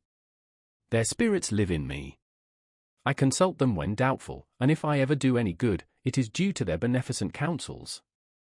Listen to the voice of your heart, moral, and ask it whether you ought to preserve this melancholy exterior towards me. My friend, said Maximilian, the voice of my heart is very sorrowful, and promises me nothing but misfortune. It is the way of weakened minds to see everything through a black cloud. The soul forms its own horizons, your soul is darkened, and consequently the sky of the future appears stormy and unpromising. That may possibly be true, said Maximilian, and he again subsided into his thoughtful mood. The journey was performed with that marvelous rapidity which the unlimited power of the Count ever commanded. Towns fled from them like shadows on their path, and trees shaken by the first winds of autumn seemed like giants madly rushing on to meet them, and retreating as rapidly when once reached. The following morning they arrived at Chalons, where the Count's steamboat waited for them. Without the loss of an instant, the carriage was placed on board and the two travellers embarked without delay. The boat was built for speed, her two paddle wheels were like two wings with which she skimmed the water like a bird. Morrel was not insensible to that sensation of delight which is generally experienced in passing rapidly through the air, and the wind which occasionally raised the hair from his forehead seemed on the point of dispelling momentarily the clouds collected there. As the distance increased between the travellers and Paris, almost superhuman serenity appeared to surround the Count. He might have been taken for an exile about to revisit his native land. Ere long Marseilles presented herself to view, Marseilles, white, fervid, full of life and energy, Marseilles, the younger sister of Tyre and Carthage, the successor to them in the empire of the Mediterranean, Marseilles, old, yet always young. Powerful memories were stirred within them by the sight of the round tower, Fort St. Nicholas, the city hall designed by Puget, 28, the port with its brick quays, where they had both played in childhood, and it was with one accord that they stopped on the Canebier. A vessel was setting sail for Algiers, on board of which the bustle usually attending departure prevailed. The passengers and their relations crowded on the deck, friends taking a tender but sorrowful leave of each other, some weeping, others noisy in their grief, the whole forming a spectacle that might be exciting even to those who witnessed similar sights daily, but which had no power to disturb the current of thought that had taken possession of the mind of Maximilian from the moment he had set foot on the broad pavement of the quay. Here, said he, leaning heavily on the arm of Monte Cristo, here is the spot where my father stopped, when the Pharaon entered the port. It was here that the good old man, whom you saved from death and dishonor, threw himself into my arms. I yet feel his warm tears on my face, and his were not the only tears shed, for many who witnessed our meeting wept also. Monte Cristo gently smiled and said, I was there, at the same time pointing to the corner of a street. As he spoke, and in the very direction he indicated, a groan, expressive of bitter grief, was heard, and a woman was seen waving her hand to a passenger on board the vessel about to sail. Monte Cristo looked at her with an emotion that must have been remarked by Morrel had not his eyes been fixed on the vessel. Oh, heavens, exclaimed Morrel, I do not deceive myself, that young man who is waving his hat, that youth in the uniform of a lieutenant, is Albert de Morcerf. Yes, said Monte Cristo, I recognized him. How so? You were looking the other way. The Count smiled, as he was in the habit of doing when he did not want to make any reply, and he again turned towards the veiled woman, who soon disappeared at the corner of the street. Turning to his friend, Dear Maximilian, said the Count, have you nothing to do in this land? I have to weep over the grave of my father, replied Morrel in a broken voice. Well, then, go, wait for me there, and I will soon join you. You leave me, then? Yes, I also have a pious visit to pay. Morrel allowed his hand to fall into that which the Count extended to him, then with an inexpressibly sorrowful inclination of the head he quitted the Count and bent his steps to the east of the city. Monte Cristo remained on the same spot until Maximilian was out of sight. He then walked slowly towards the Allées de Mailhan to seek out a small house with which our readers were made familiar at the beginning of this story. It yet stood, under the shade of the fine avenue of lime trees, which forms one of the most frequent walks of the idlers of Marseilles, covered by an immense vine, which spreads its aged and blackened branches over the stone front, burnt yellow by the ardent sun of the south. 2 stone steps worn away by the friction of many feet led to the door, which was made of 3 planks. The door had never been painted or varnished, so great cracks yawned in it during the dry season to close again when the rains came on. The house, with all its crumbling antiquity and apparent misery, was yet cheerful and picturesque, and was the same that old Dantès formerly inhabited, the only difference being that the old man occupied merely the garret, while the whole house was now placed at the command of Mercedes by the Count. The woman whom the Count had seen leave the ship with so much regret entered this house. She had scarcely closed the door after her when Monte Cristo appeared at the corner of a street, so that he found and lost her again almost at the same instant. The worn-out steps were old acquaintances of his. He knew better than anyone else how to open that weather-beaten door with the large-headed nail which served to raise the latch within. He entered without knocking, or giving any other intimation of his presence, as if he had been a friend or the master of the place. At the end of a passage paved with bricks was a little garden, bathed in sunshine, and rich in warmth and light. In this garden Mercedes had found, at the place indicated by the Count, the sum of money which he, through a sense of delicacy, had described as having been placed there 24 years previously. The trees of the garden were easily seen from the steps of the street door. Monte Cristo, on stepping into the house, heard a sigh that was almost a deep sob. He looked in the direction whence it came, and there under an arbor of Virginia jessamine, 29, with its thick foliage and beautiful long purple flowers, he saw Mercedes seated, with her head bowed, and weeping bitterly. She had raised her veil, and with her face hidden by her hands was giving free scope to the sighs and tears which had been so long restrained by the presence of her son. Monte Cristo advanced a few steps, which were heard on the gravel. Mercedes raised her head, and uttered a cry of terror on beholding a man before her. "Madam," said the Count, "it is no longer in my power to restore you to happiness, but I offer you consolation. Will you deign to accept it as coming from a friend?" "I am, indeed, most wretched," replied Mercedes. "Alone in the world, I had but my son, and he has left me." "He possesses a noble heart, madam," replied the Count, "and he has acted rightly. He feels that every man owes a tribute to his country. Some contribute their talents, others their industry, these devote their blood, those their nightly labors, to the same cause. Had he remained with you, his life must have become a hateful burden, nor would he have participated in your griefs. He will increase in strength and honor by struggling with adversity, which he will convert into prosperity. Leave him to build up the future for you, and I venture to say you will confide it to safe hands."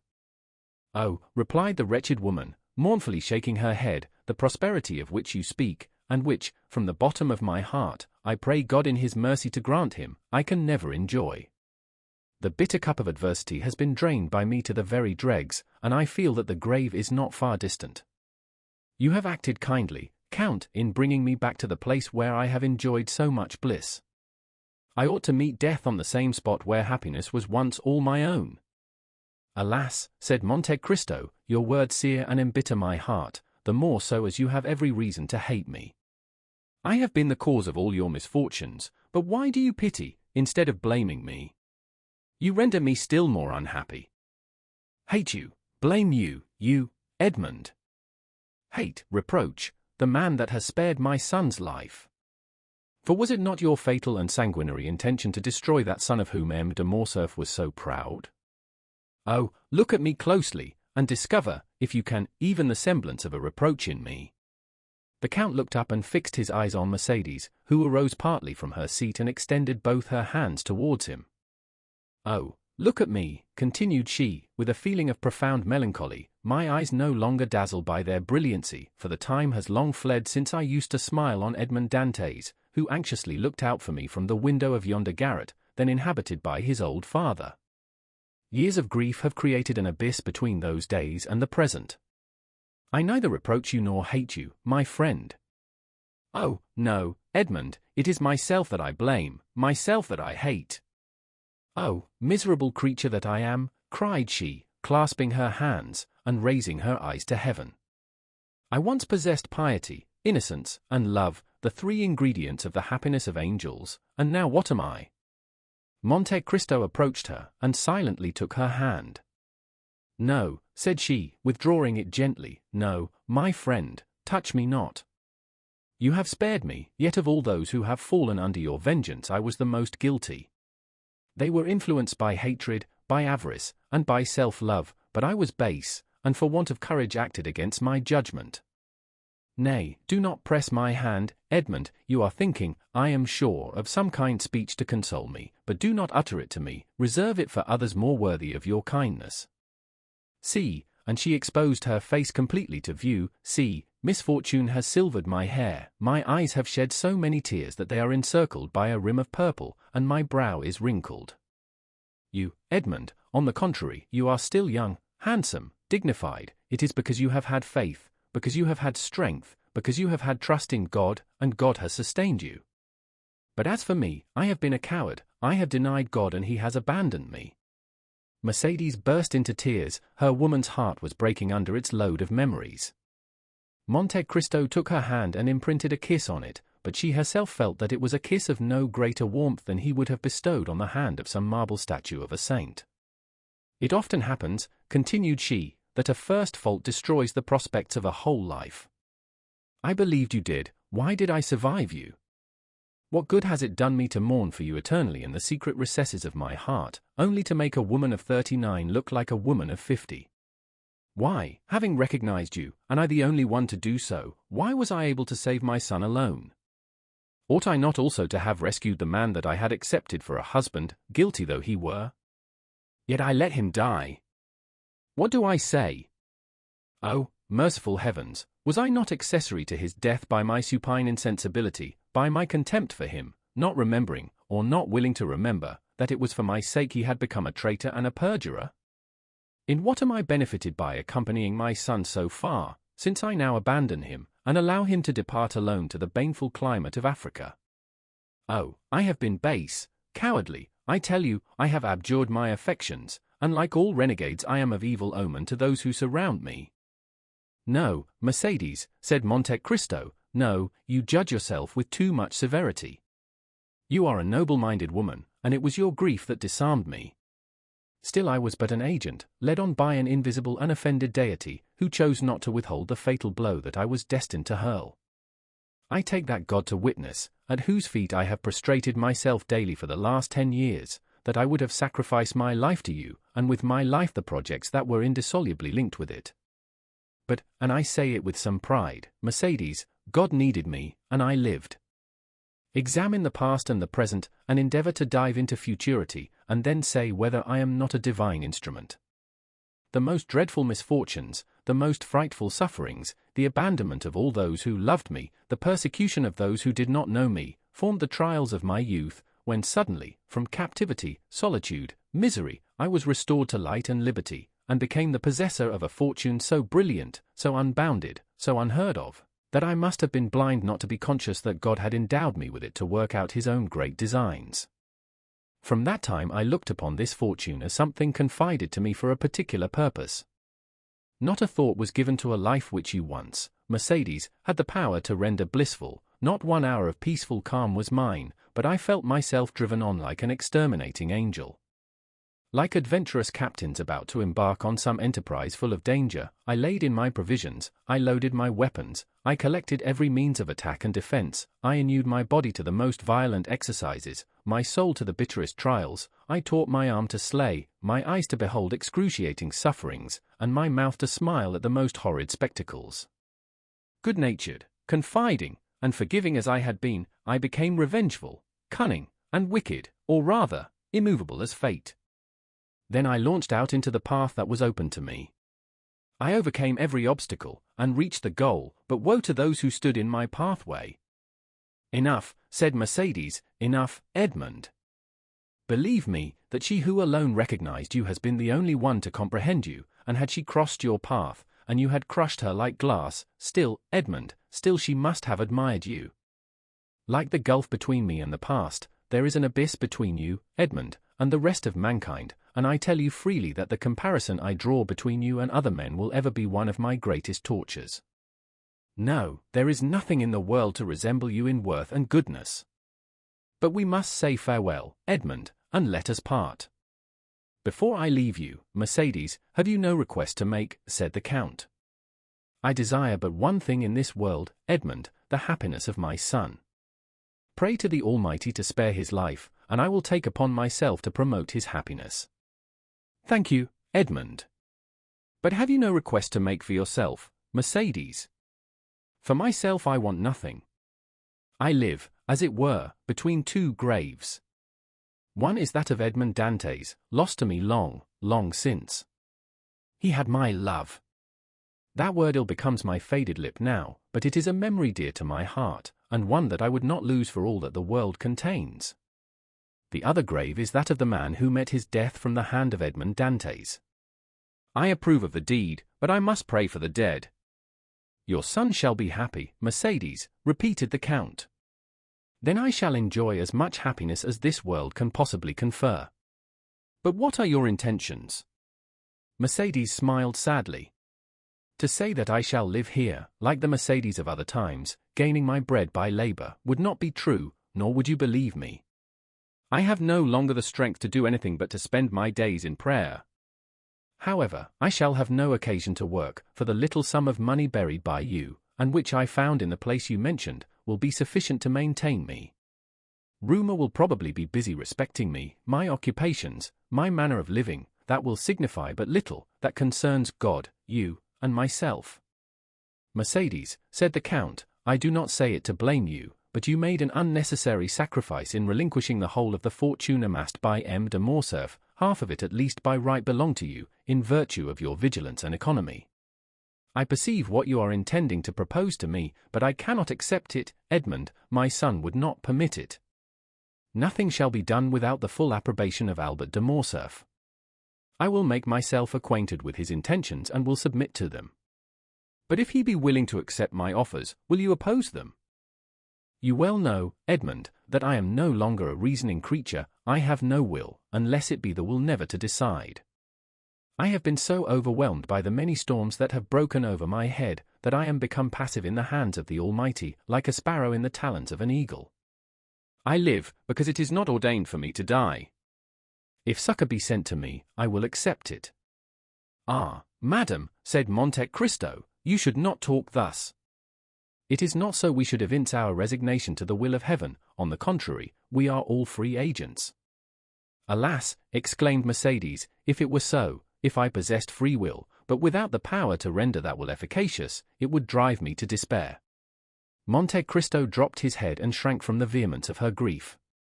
Will you not even say you will see me again? He asked. On the contrary, we shall meet again, said Mercédès, pointing to heaven with solemnity. I tell you so to prove to you that I still hope. And after pressing her own trembling hand upon that of the Count, Mercédès rushed up the stairs and disappeared. Monte Cristo slowly left the house and turned towards the quay. But Mercédès did not witness his departure, although she was seated at the little window of the room which had been occupied by old Dantès.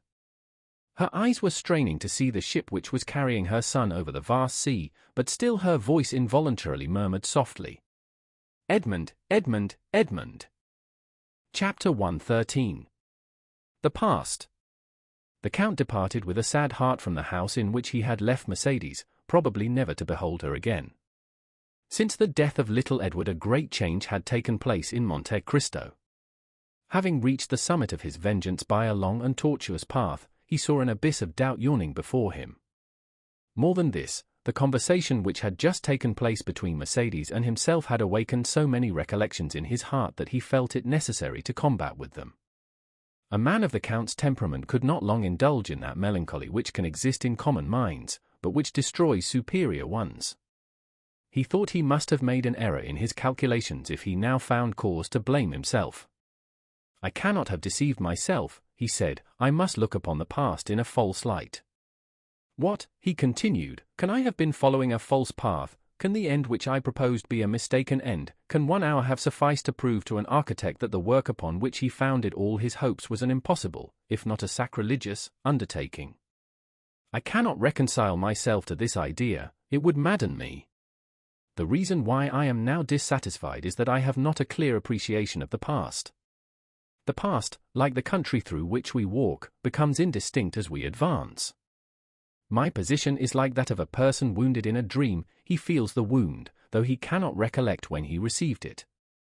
Come, then, thou regenerate man, thou extravagant prodigal, thou awakened sleeper, thou all-powerful visionary, thou invincible millionaire, once again review thy past life of starvation and wretchedness, revisit the scenes where fate and misfortune conducted, and where despair received thee. Too many diamonds, too much gold and splendor, are now reflected by the mirror in which Monte Cristo seeks to behold Dantès. Hide thy diamonds, bury thy gold, shroud thy splendor, exchange riches for poverty, liberty for a prison, a living body for a corpse. As he thus reasoned, Monte Cristo walked down the Rue de la Caisserie. It was the same through which, 24 years ago, he had been conducted by a silent and nocturnal guard. The houses, today so smiling and animated, were on that night dark, mute, and closed.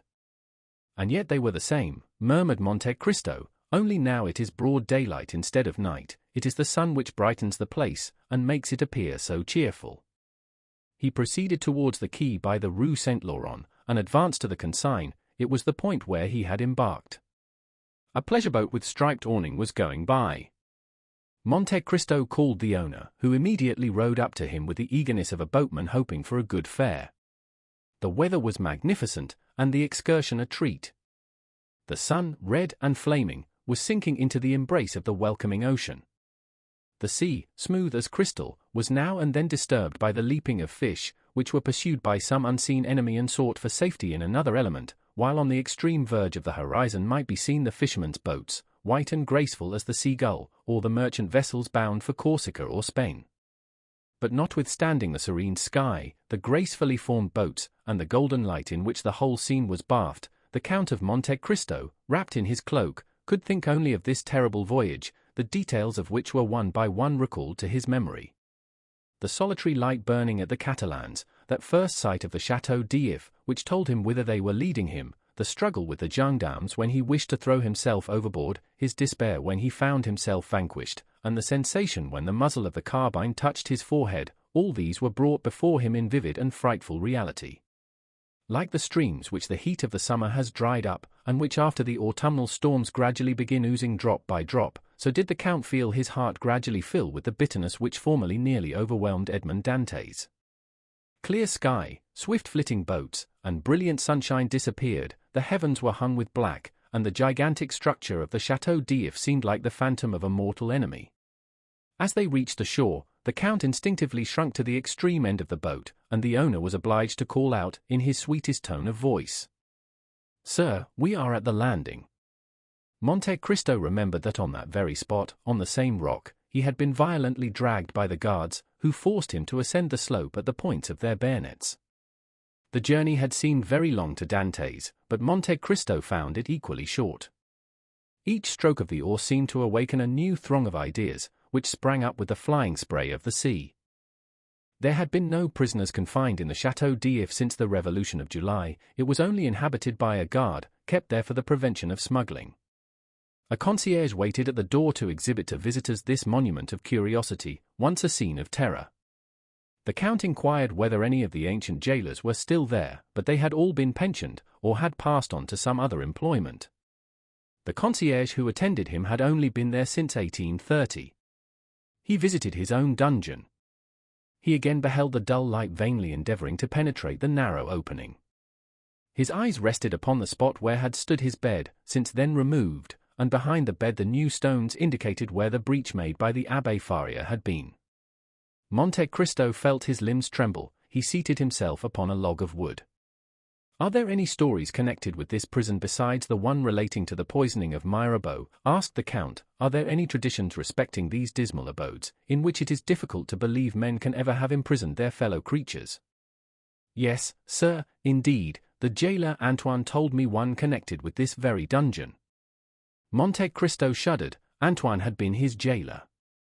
He had almost forgotten his name and face, but at the mention of the name he recalled his person as he used to see it, the face encircled by a beard, wearing the brown jacket, the bunch of keys, the jingling of which he still seemed to hear.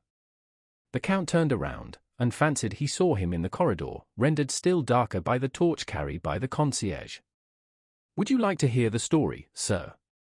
"Yes, relate it," said Monte Cristo, pressing his hand to his heart to still its violent beatings. He felt afraid of hearing his own history. "This dungeon," said the concierge, "was, it appears, some time ago occupied by a very dangerous prisoner, the more so since he was full of industry. Another person was confined in the chateau at the same time, but he was not wicked, he was only a poor mad priest." "Ah, indeed, mad," repeated Monte Cristo, "and what was his mania?" "He offered millions to anyone who would set him at liberty." Monte Cristo raised his eyes, but he could not see the heavens. There was a stone veil between him and the firmament. He thought that there had been no less thick a veil before the eyes of those to whom Faria offered the treasures. Could the prisoners see each other? He asked. Oh, no, sir, it was expressly forbidden, but they eluded the vigilance of the guards, and made a passage from one dungeon to the other. And which of them made this passage? Oh, it must have been the young man, certainly, for he was strong and industrious, while the abbé was aged and weak. Besides, his mind was too vacillating to allow him to carry out an idea. Blind fools, murmured the Count. However, be that as it may, the young man made a tunnel, how or by what means no one knows, but he made it, and there is the evidence yet remaining of his work. Do you see it? And the man held the torch to the wall. Ah, yes, I see, said the Count, in a voice hoarse from emotion. The result was that the two men communicated with one another. How long they did so, nobody knows. One day the old man fell ill and died. Now guess what the young one did. Tell me. He carried off the corpse, which he placed in his own bed with its face to the wall. Then he entered the empty dungeon, closed the entrance, and slipped into the sack which had contained the dead body. Did you ever hear of such an idea? Monte Cristo closed his eyes, and seemed again to experience all the sensations he had felt when the coarse canvas, yet moist with the cold dews of death, had touched his face. The jailer continued. Now this was his project. He fancied that they buried the dead at the Château d'If, and imagining they would not expend much labor on the grave of a prisoner, he calculated on raising the earth with his shoulders, but unfortunately their arrangements at the château frustrated his projects. They never buried the dead, they merely attached a heavy cannonball to the feet, and then threw them into the sea. This is what was done.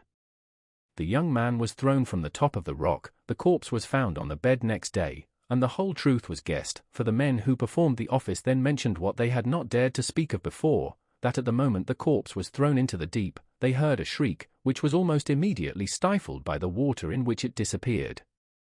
The Count breathed with difficulty, the cold drops ran down his forehead, and his heart was full of anguish. No, he muttered, the doubt I felt was but the commencement of forgetfulness, but here the wound reopens, and the heart again thirsts for vengeance. And the prisoner, he continued aloud, was he ever heard of afterwards? Oh, no, of course not. You can understand that one of two things must have happened. He must either have fallen flat, in which case the blow, from a height of 90 feet, must have killed him instantly, or he must have fallen upright, and then the weight would have dragged him to the bottom, where he remained, poor fellow. Then you pity him, said the Count. Ma foi, yes, though he was in his own element. What do you mean? The report was that he had been a naval officer who had been confined for plotting with the Bonapartists. Great is truth, muttered the Count, fire cannot burn, nor water drown it. Thus the poor sailor lives in the recollection of those who narrate his history, his terrible story is recited in the chimney corner, and a shudder is felt at the description of his transit through the air to be swallowed by the deep. Then, the Count added aloud, was his name ever known? Oh, yes, but only as number 34. Oh, Villefort, Villefort, murmured the Count, this scene must often have haunted thy sleepless hours. Do you wish to see anything more, sir? Said the concierge. Yes, especially if you will show me the poor abbé's room. Ah. Number 27. Yes, number 27, repeated the Count, who seemed to hear the voice of the abbé answering him in those very words through the wall when asked his name. Come, sir. Wait, said Monte Cristo, I wish to take one final glance around this room. This is fortunate, said the guide, I have forgotten the other key. Go and fetch it. I will leave you the torch, sir. No, take it away, I can see in the dark. Why, you are like number 34. They said he was so accustomed to darkness that he could see a pin in the darkest corner of his dungeon. He spent 14 years to arrive at that, muttered the Count. The guide carried away the torch. The Count had spoken correctly. Scarcely had a few seconds elapsed, ere he saw everything as distinctly as by daylight. Then he looked around him, and really recognized his dungeon. Yes, he said, there is the stone upon which I used to sit, there is the impression made by my shoulders on the wall, there is the mark of my blood made when one day I dashed my head against the wall. Oh, those figures, how well I remember them. I made them one day to calculate the age of my father, that I might know whether I should find him still living, and that of Mercedes, to know if I should find her still free. After finishing that calculation, I had a minute's hope. I did not reckon upon hunger and infidelity, and a bitter laugh escaped the Count. He saw in fancy the burial of his father, and the marriage of Mercedes. On the other side of the dungeon he perceived an inscription, the white letters of which were still visible on the green wall. "Oh, God," he read, "preserve my memory." "Oh, yes," he cried, "that was my only prayer at last. I no longer begged for liberty, but memory. I dreaded to become mad and forgetful. Oh, God, thou hast preserved my memory. I thank thee, I thank thee." At this moment the light of the torch was reflected on the wall. The guide was coming. Monte Cristo went to meet him. "Follow me, sir," and without ascending the stairs the guide conducted him by a subterraneous passage to another entrance. There, again, Monte Cristo was assailed by a multitude of thoughts. The first thing that met his eye was the meridian drawn by the abbé on the wall, by which he calculated the time. Then he saw the remains of the bed on which the poor prisoner had died. The sight of this, instead of exciting the anguish experienced by the Count in the dungeon, filled his heart with a soft and grateful sentiment, and tears fell from his eyes. "This is where the mad abbé was kept, sir, and that is where the young man entered," and the guide pointed to the opening, which had remained unclosed. "From the appearance of the stone," he continued, "a learned gentleman discovered that the prisoners might have communicated together for 10 years. Poor things! Those must have been 10 weary years. Dantès took some louis from his pocket and gave them to the man who had twice unconsciously pitied him. The guide took them, thinking them merely a few pieces of little value, but the light of the torch revealed their true worth. "Sir," he said, "you have made a mistake, you have given me gold." "I know it." The concierge looked upon the Count with surprise. "Sir," he cried, scarcely able to believe his good fortune, "sir, I cannot understand your generosity." "Oh, it is very simple, my good fellow. I have been a sailor, and your story touched me more than it would others. Then, sir, since you are so liberal, I ought to offer you something." "What have you to offer to me, my friend?" "Shells? Straw work?" "Thank you." "No, sir, neither of those, something connected with this story." "Really? What is it?" "Listen," said the guide. "I said to myself, something is always left in a cell inhabited by one prisoner for 15 years, so I began to sound the wall." "Ah," cried Monte Cristo, remembering the abbé's 2 hiding places. "After some search, I found that the floor gave a hollow sound near the head of the bed, and at the hearth." "Yes," said the Count, "yes. I raised the stones, and found a rope ladder and some tools." "How do you know that?" asked the guide in astonishment. "I do not know, I only guess it, because that sort of thing is generally found in prisoners' cells." "Yes, sir, a rope ladder and tools." "And have you them yet?" "No, sir, I sold them to visitors, who considered them great curiosities, but I have still something left." "What is it?" asked the Count, impatiently. "A sort of book, written upon strips of cloth." "Go and fetch it, my good fellow, and if it be what I hope, you will do well."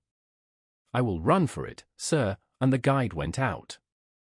Then the Count knelt down by the side of the bed, which death had converted into an altar.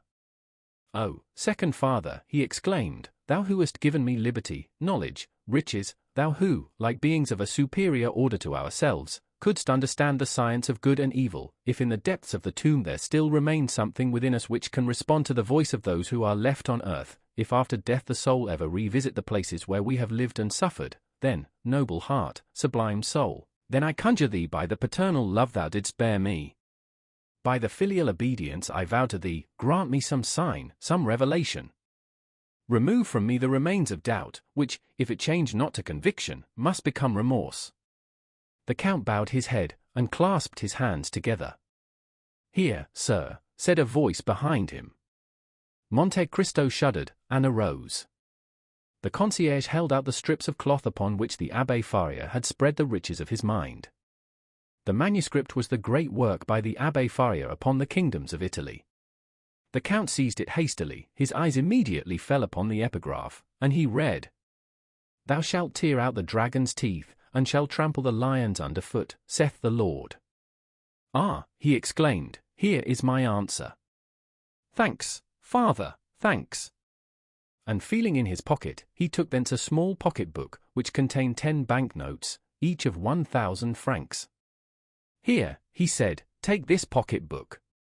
Do you give it to me?" "Yes, but only on condition that you will not open it till I am gone," and placing in his breast the treasure he had just found, which was more valuable to him than the richest jewel, he rushed out of the corridor, and reaching his boat, cried, "To Marseilles." Then, as he departed, he fixed his eyes upon the gloomy prison. "Woe," he cried, "to those who confined me in that wretched prison, and woe to those who forgot that I was there." As he repassed the Catalans, the Count turned around and burying his head in his cloak murmured the name of a woman. The victory was complete, twice he had overcome his doubts.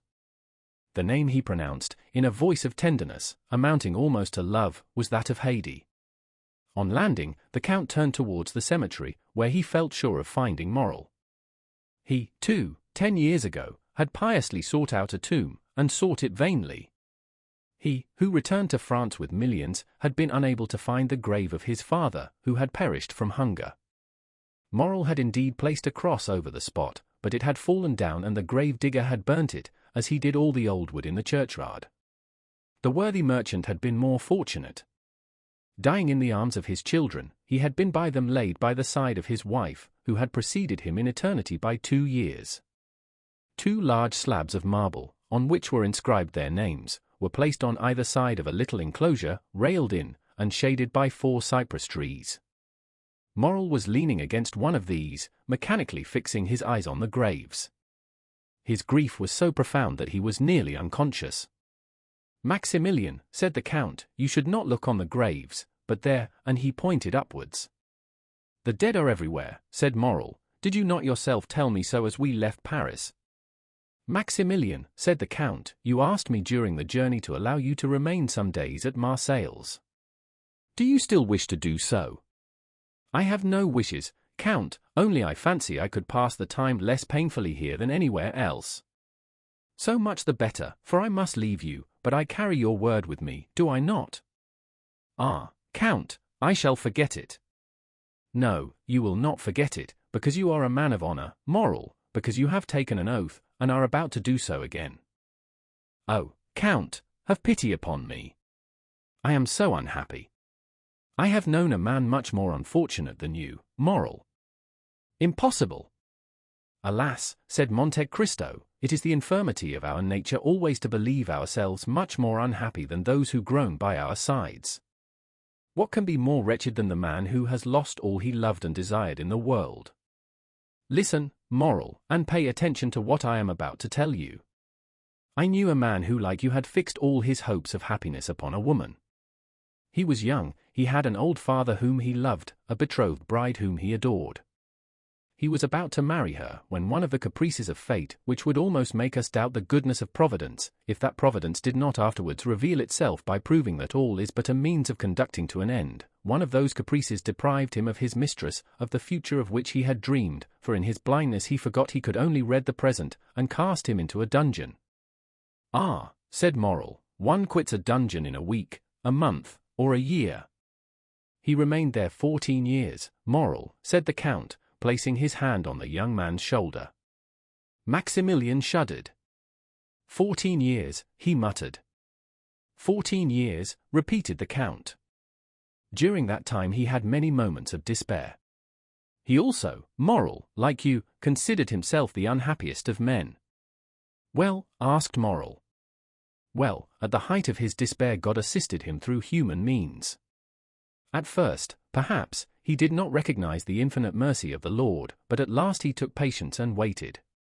One day he miraculously left the prison, transformed, rich, powerful. His first cry was for his father, but that father was dead." "My father, too, is dead," said Morrel. "Yes, but your father died in your arms, happy, respected, rich, and full of years. His father died poor, despairing, almost doubtful of providence, and when his son sought his grave 10 years afterwards, his tomb had disappeared, and no one could say, "There sleeps the father you so well loved." "Oh," exclaimed Moral. "He was, then, a more unhappy son than you, Moral, for he could not even find his father's grave. But then he had the woman he loved still remaining."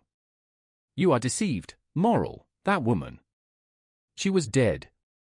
Worse than that, she was faithless, and had married one of the persecutors of her betrothed. You see, then, Moral, that he was a more unhappy lover than you. And has he found consolation? He has at least found peace. And does he ever expect to be happy? He hopes so, Maximilian." The young man's head fell on his breast. "You have my promise," he said, after a minute's pause, extending his hand to Monte Cristo. "Only remember.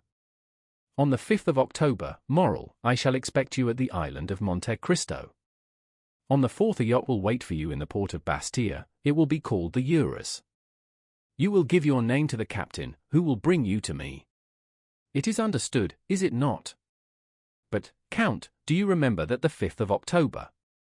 "Child," replied the Count, "not to know the value of a man's word. I have told you 20 times that if you wish to die on that day, I will assist you. Moral, farewell. Do you leave me?" "Yes, I have business in Italy. I leave you alone in your struggle with misfortune, alone with that strong-winged eagle which God sends to bear aloft the elect to his feet. The story of Ganymede, Maximilian, is not a fable, but an allegory. When do you leave?" "Immediately, the steamer waits, and in an hour I shall be far from you. Will you accompany me to the harbor, Maximilian?" "I am entirely yours, Count." Moral accompanied the Count to the harbor. The white steam was ascending like a plume of feathers from the black chimney.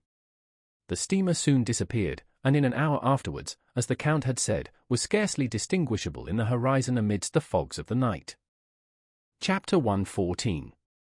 Peppino. At the same time that the steamer disappeared behind Cape Morgiou, a man traveling post on the road from Florence to Rome had just passed the little town of Acquapendente. He was traveling fast enough to cover a great deal of ground without exciting suspicion. This man was dressed in a greatcoat, or rather a surtout, a little worse for the journey, but which exhibited the ribbon of the Legion of Honor still fresh and brilliant, a decoration which also ornamented the undercoat. He might be recognized, not only by these signs, but also from the accent with which he spoke to the postilion, as a Frenchman. Another proof that he was a native of the universal country was apparent in the fact of his knowing no other Italian words than the terms used in music, and which, like the goddamn of Figaro, served all possible linguistic requirements. Allegro, he called out to the postilions at every ascent. Moderato, he cried as they descended. And heaven knows there are hills enough between Rome and Florence by the way of Acquapendente. These 2 words greatly amused the men to whom they were addressed. On reaching La Storta, the point from whence Rome is first visible, the traveller evinced none of the enthusiastic curiosity which usually leads strangers to stand up and endeavour to catch sight of the dome of St. Peter's, which may be seen long before any other object is distinguishable. No, he merely drew a pocket book from his pocket, and took from it a paper folded in 4, and after having examined it in a manner almost reverential, he said, "Good. I have it still." The carriage entered by the Porta del Popolo, turned to the left, and stopped at the Hotel d'Espagne. Old Pastrini, our former acquaintance, received the traveller at the door, hat in hand. The traveller alighted, ordered a good dinner, and inquired the address of the house of Thompson and French, which was immediately given to him, as it was one of the most celebrated in Rome. It was situated in the Via dei Banchi, near St. Peter's. In Rome, as everywhere else, the arrival of a post-chaise is an event. 10 young descendants of Marius and the Gracchi, barefooted and out at elbows, with one hand resting on the hip and the other gracefully curved above the head, stared at the traveller, the post-chaise, and the horses. To these were added about 50 little vagabonds from the Papal States, who earned a pittance by diving into the Tiber at high water from the bridge of St. Angelo. Now, as these street Arabs of Rome, more fortunate than those of Paris, understand every language, more especially the French, they heard the traveller order an apartment, a dinner, and finally inquire the way to the house of Thompson and French. The result was that when the newcomer left the hotel with the cicerone, a man detached himself from the rest of the idlers, and without having been seen by the traveler, and appearing to excite no attention from the guide, followed the stranger with as much skill as a Parisian police agent would have used. The Frenchman had been so impatient to reach the house of Thompson and French that he would not wait for the horses to be harnessed, but left word for the carriage to overtake him on the road, or to wait for him at the banker's door. He reached it before the carriage arrived. The Frenchman entered, leaving in the anteroom his guide, who immediately entered into conversation with 2 or 3 of the industrious idlers who are always to be found in Rome at the doors of banking houses, churches, museums, or theatres. With the Frenchman, the man who had followed him entered too. The Frenchman knocked at the inner door, and entered the first room. His shadow did the same. Messrs. Thompson and French inquired the stranger. An attendant arose at a sign from a confidential clerk at the first desk. "Whom shall I announce?" said the attendant. "Baron Danglars." "Follow me," said the man. A door opened, through which the attendant and the baron disappeared. The man who had followed Danglars sat down on a bench. The clerk continued to write for the next 5 minutes. The man preserved profound silence, and remained perfectly motionless. Then the pen of the clerk ceased to move over the paper. He raised his head, and appearing to be perfectly sure of privacy. "Ah, ha," he said, "here you are, Peppino." "Yes," was the laconic reply.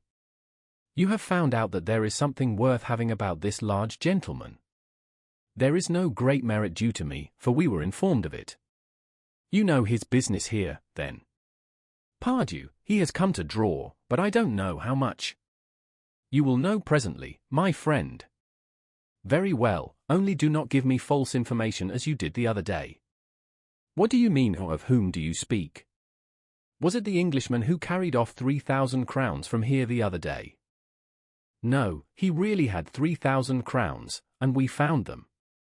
"I mean the Russian prince, who you said had 30,000 livres, and we only found 22,000. You must have searched badly." "Luigi Vampa himself searched." "In that case he must either have paid his debts." "A Russian do that?" "Or spent the money." "Possibly, after all." "Certainly. But you must let me make my observations, or the Frenchman will transact his business without my knowing the sum." Peppino nodded, and taking a rosary from his pocket began to mutter a few prayers while the clerk disappeared through the same door by which Danglars and the attendant had gone out. At the expiration of 10 minutes the clerk returned with a beaming countenance. "Well," asked Peppino of his friend. "Joy, joy, the sum is large." 5 or 6 millions, is it not?" "Yes, you know the amount." "On the receipt of the Count of Monte Cristo." "Why, how came you to be so well acquainted with all this?" "I told you we were informed beforehand." "Then why do you apply to me?" "That I may be sure I have the right man." "Yes, it is indeed he." 5 millions, that's a pretty sum, eh, Peppino?" "Hush, here is our man." The clerk seized his pen, and Peppino his beads. One was writing and the other praying when the door opened. Danglars looked radiant with joy. The banker accompanied him to the door. Peppino followed Danglars. According to the arrangements, the carriage was waiting at the door. The guide held the door open. Guides are useful people, who will turn their hands to anything. Danglars leaped into the carriage like a young man of 20. The cicerone reclosed the door, and sprang up by the side of the coachman. Peppino mounted the seat behind.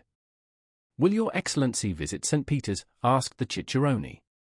"I did not come to Rome to see," said Danglars aloud, then he added softly, with an avaricious smile, "I came to touch," and he rapped his pocket-book, in which he had just placed a letter.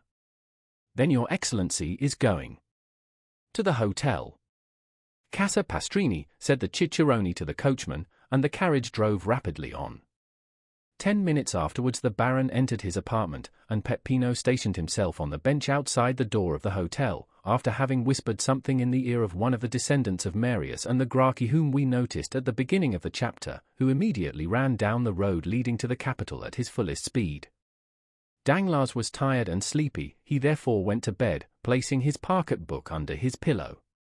Peppino had a little spare time, so he had a game of morra with the facchini, lost 3 crowns, and then to console himself drank a bottle of Orvieto.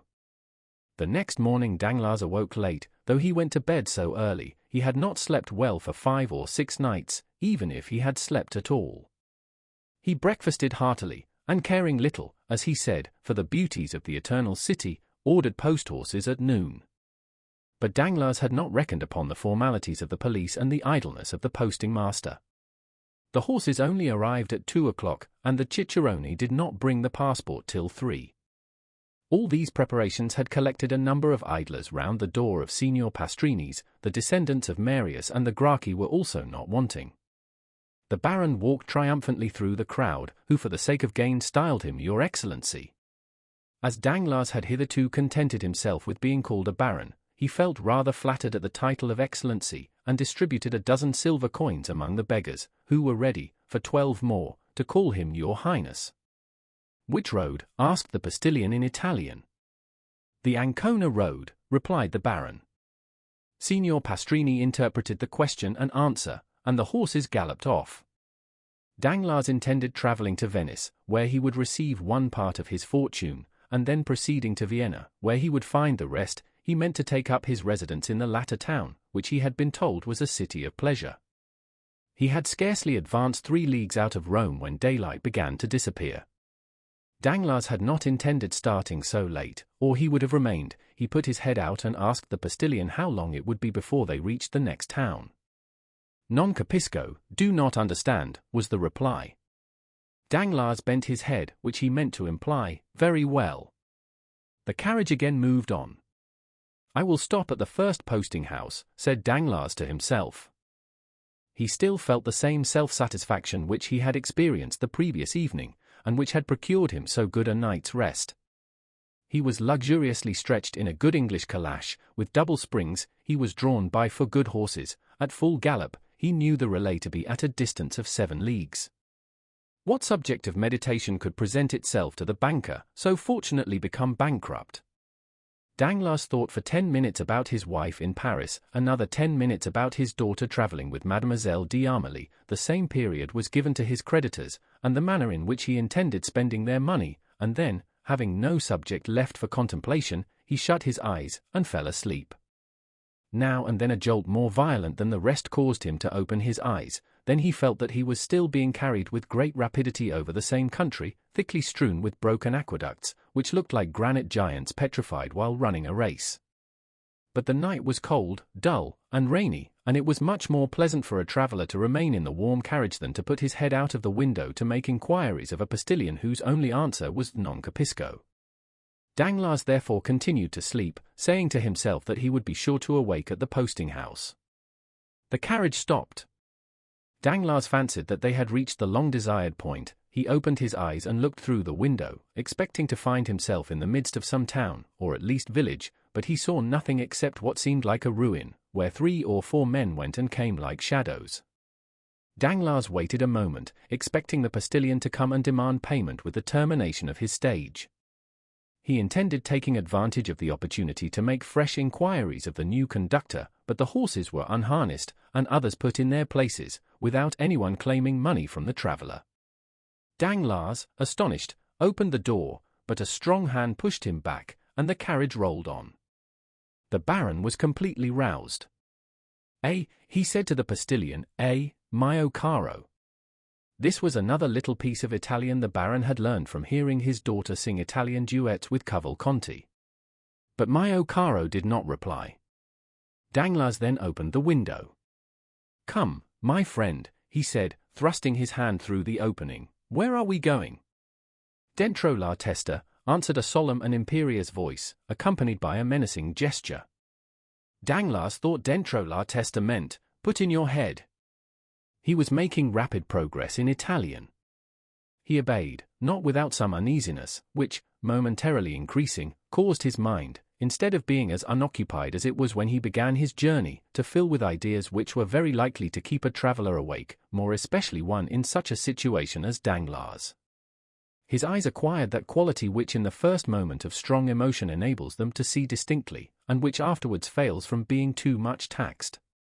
Before we are alarmed, we see correctly; when we are alarmed, we see double, and when we have been alarmed, we see nothing but trouble. Danglars observed a man in a cloak galloping at the right hand of the carriage. Some gendarme, he exclaimed. Can I have been intercepted by French telegrams to the pontifical authorities? He resolved to end his anxiety. Where are you taking me? He asked. Dentro la testa, replied the same voice, with the same menacing accent.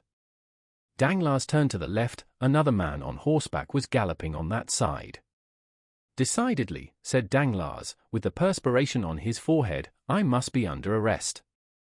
And he threw himself back in the calash, not this time to sleep, but to think.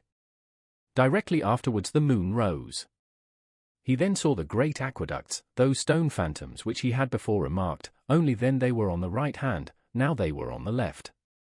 He understood that they had described a circle, and were bringing him back to Rome. Oh, unfortunate, he cried, they must have obtained my arrest. The carriage continued to roll on with frightful speed. An hour of terror elapsed, for every spot they passed showed that they were on the road back. At length he saw a dark mass, against which it seemed as if the carriage was about to dash, but the vehicle turned to one side, leaving the barrier behind, and Danglars saw that it was one of the ramparts encircling Rome. Mon Dieu, cried Danglars, we are not returning to Rome, then it is not justice which is pursuing me. Gracious heavens, another idea presents itself, what if they should be? His hair stood on end. He remembered those interesting stories, so little believed in Paris, respecting Roman bandits. He remembered the adventures that Albert de Morcerf had related when it was intended that he should marry Mademoiselle Eugénie. They are robbers, perhaps, he muttered. Just then the carriage rolled on something harder than gravel road. Danglars hazarded a look on both sides of the road, and perceived monuments of a singular form, and his mind now recalled all the details Morcerf had related, and comparing them with his own situation, he felt sure that he must be on the Appian Way. On the left, in a sort of valley, he perceived a circular excavation. It was Caracalla Circus. On a word from the man who rode at the side of the carriage, it stopped.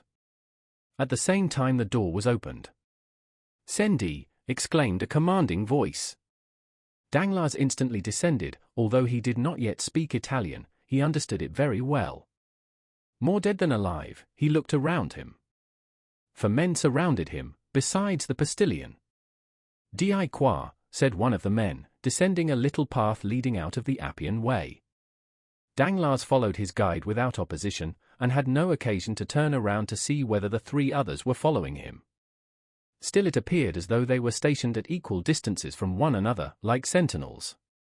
After walking for about 10 minutes, during which Danglars did not exchange a single word with his guide, he found himself between a hillock and a clump of high weeds. 3 men, standing silent, formed a triangle, of which he was the center. He wished to speak, but his tongue refused to move. "Avanti," said the same sharp and imperative voice. This time Danglars had double reason to understand, for if the word and gesture had not explained the speaker's meaning, it was clearly expressed by the man walking behind him, who pushed him so rudely that he struck against the guide. This guide was our friend Peppino, who dashed into the thicket of high weeds, through a path which none but lizards or polecats could have imagined to be an open road. Peppino stopped before a rock overhung by thick hedges. The rock, half open, afforded a passage to the young man, who disappeared like the evil spirits in the fairy tales. The voice and gesture of the man who followed Danglars ordered him to do the same. There was no longer any doubt, the bankrupt was in the hands of Roman banditti. Danglars acquitted himself like a man placed between two dangerous positions, and who is rendered brave by fear.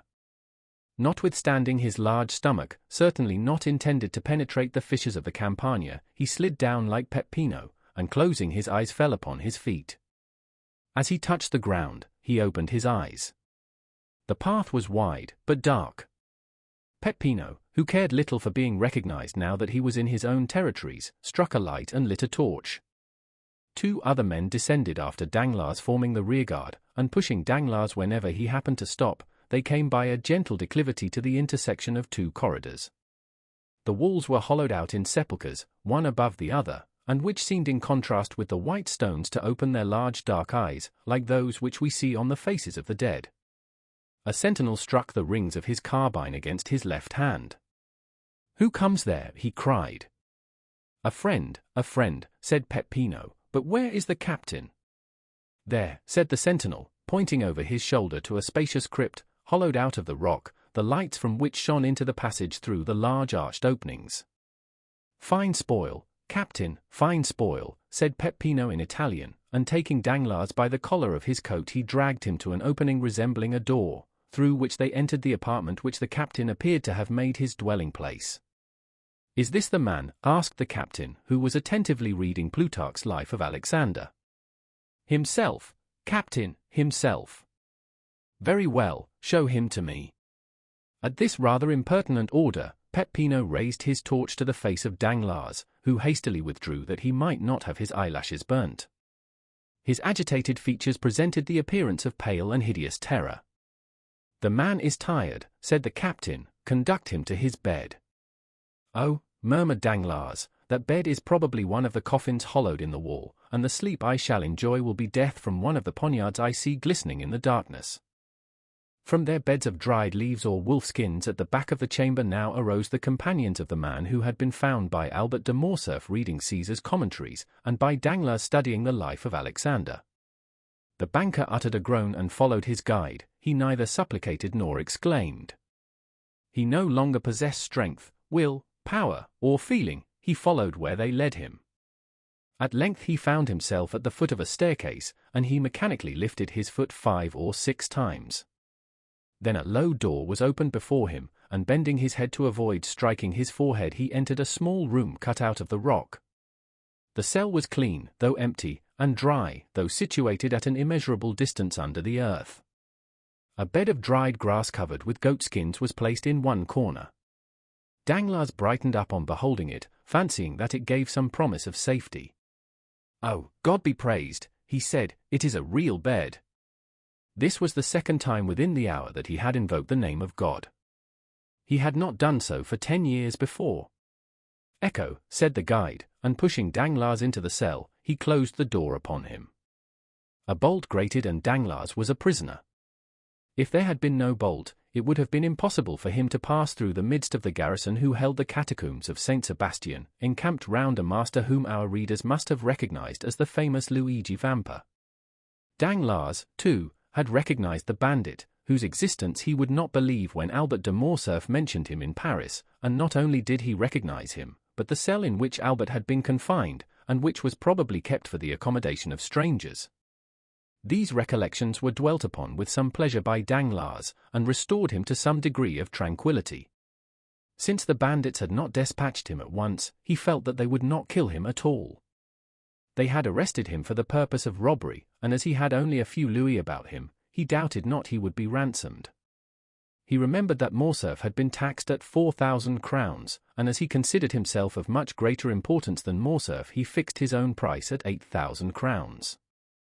8,000 crowns amounted to 48,000 livres. He would then have about 5,050,000 francs left. With this sum he could manage to keep out of difficulties. Therefore, tolerably secure in being able to extricate himself from his position, provided he were not rated at the unreasonable sum of 5,050,000 francs, he stretched himself on his bed, and after turning over 2 or 3 times, fell asleep with the tranquillity of the hero whose life Luigi Vampa was studying. Chapter 115. Luigi Vampa's Bill of Fare. We awake from every sleep except the one dreaded by Danglars. He awoke. To a Parisian accustomed to silken curtains, walls hung with velvet drapery, and the soft perfume of burning wood, the white smoke of which diffuses itself in graceful curves around the room, the appearance of the whitewashed cell which greeted his eyes on awakening seemed like the continuation of some disagreeable dream. But in such a situation a single moment suffices to change the strongest doubt into certainty. "Yes, yes," he murmured, "I am in the hands of the brigands of whom Albert de Morcerf spoke." His first idea was to breathe, that he might know whether he was wounded. He borrowed this from Don Quixote, the only book he had ever read, but which he still slightly remembered. "No," he cried, "they have not wounded, but perhaps they have robbed me," and he thrust his hands into his pockets. They were untouched, the 100 louis he had reserved for his journey from Rome to Venice were in his trousers pocket, and in that of his greatcoat he found the little note-case containing his letter of credit for 5,050,000 francs. "Singular bandits," he exclaimed, "they have left me my purse and pocket-book. As I was saying last night, they intend me to be ransomed. Hello, here is my watch. Let me see what time it is." Danglars' watch, one of Breguet's repeaters, which he had carefully wound up on the previous night, struck 5:30. Without this, Danglars would have been quite ignorant of the time, for daylight did not reach his cell. Should he demand an explanation from the bandits, or should he wait patiently for them to propose it? The last alternative seemed the most prudent, so he waited until 12 o'clock. During all this time a sentinel, who had been relieved at 8 o'clock, had been watching his door. Danglars suddenly felt a strong inclination to see the person who kept watch over him. He had noticed that a few rays, not of daylight, but from a lamp, penetrated through the ill-joined planks of the door. He approached just as the brigand was refreshing himself with a mouthful of brandy, which, owing to the leathern bottle containing it, sent forth an odor which was extremely unpleasant to Danglars. "For," he exclaimed, retreating to the farther corner of his cell. At 12 this man was replaced by another functionary, and Danglars, wishing to catch sight of his new guardian, approached the door again. He was an athletic, gigantic bandit, with large eyes, thick lips, and a flat nose. His red hair fell in disheveled masses like snakes around his shoulders. "Ah, ha!" cried Danglars, "this fellow is more like an ogre than anything else. However, I am rather too old and tough to be very good eating." We see that Danglars was collected enough to jest. At the same time, as though to disprove the ogreish propensities, the man took some black bread, cheese, and onions from his wallet, which he began devouring voraciously.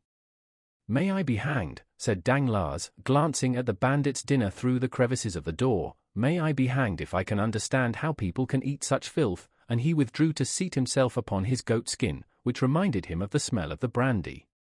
But the mysteries of nature are incomprehensible, and there are certain invitations contained in even the coarsest food which appeal very irresistibly to a fasting stomach.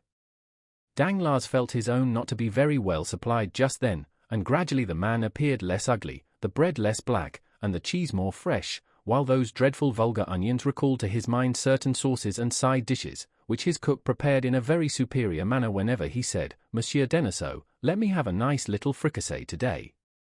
He got up and knocked on the door. The bandit raised his head. Danglars knew that he was heard, so he redoubled his blows. "Che cosa?" asked the bandit. "Come, come," said Danglars, tapping his fingers against the door, "I think it is quite time to think of giving me something to eat." But whether he did not understand him, or whether he had received no orders respecting the nourishment of Danglars, the giant, without answering, went on with his dinner. Danglars' feelings were hurt, and not wishing to put himself under obligations to the brute, the banker threw himself down again on his goatskin and did not breathe another word. For hours passed by and the giant was replaced by another bandit. Danglars, who really began to experience sundry gnawings at the stomach, arose softly, again applied his eye to the crack of the door, and recognized the intelligent countenance of his guide. It was, indeed, Peppino, who was preparing to mount guard as comfortably as possible by seating himself opposite to the door, and placing between his legs an earthen pan, containing chickpeas stewed with bacon. Near the pan he also placed a pretty little basket of Viltri grapes and a flask of Orvieto. Peppino was decidedly an epicure. Danglars watched these preparations and his mouth watered. "Come," he said to himself, "let me try if he will be more tractable than the other," and he tapped gently at the door. "On YVA, coming," exclaimed Peppino, who from frequenting the house of Signor Pastrini understood French perfectly in all its idioms. Danglars immediately recognized him as the man who had called out in such a furious manner, "Put in your head." But this was not the time for recrimination, so he assumed his most agreeable manner and said with a gracious smile, "Excuse me, sir, but are they not going to give me any dinner? Does your Excellency happen to be hungry?" "Happen to be hungry, that's pretty good, when I haven't eaten for 24 hours, muttered Danglars. Then he added aloud, "Yes, sir, I am hungry, very hungry. And your Excellency wants something to eat?" "At once, if possible." Nothing easier, said Peppino. Here you can get anything you want, by paying for it, of course, as among honest folk. Of course, cried Danglars. Although, in justice, the people who arrest and imprison you, ought, at least, to feed you. That is not the custom, Excellency, said Peppino.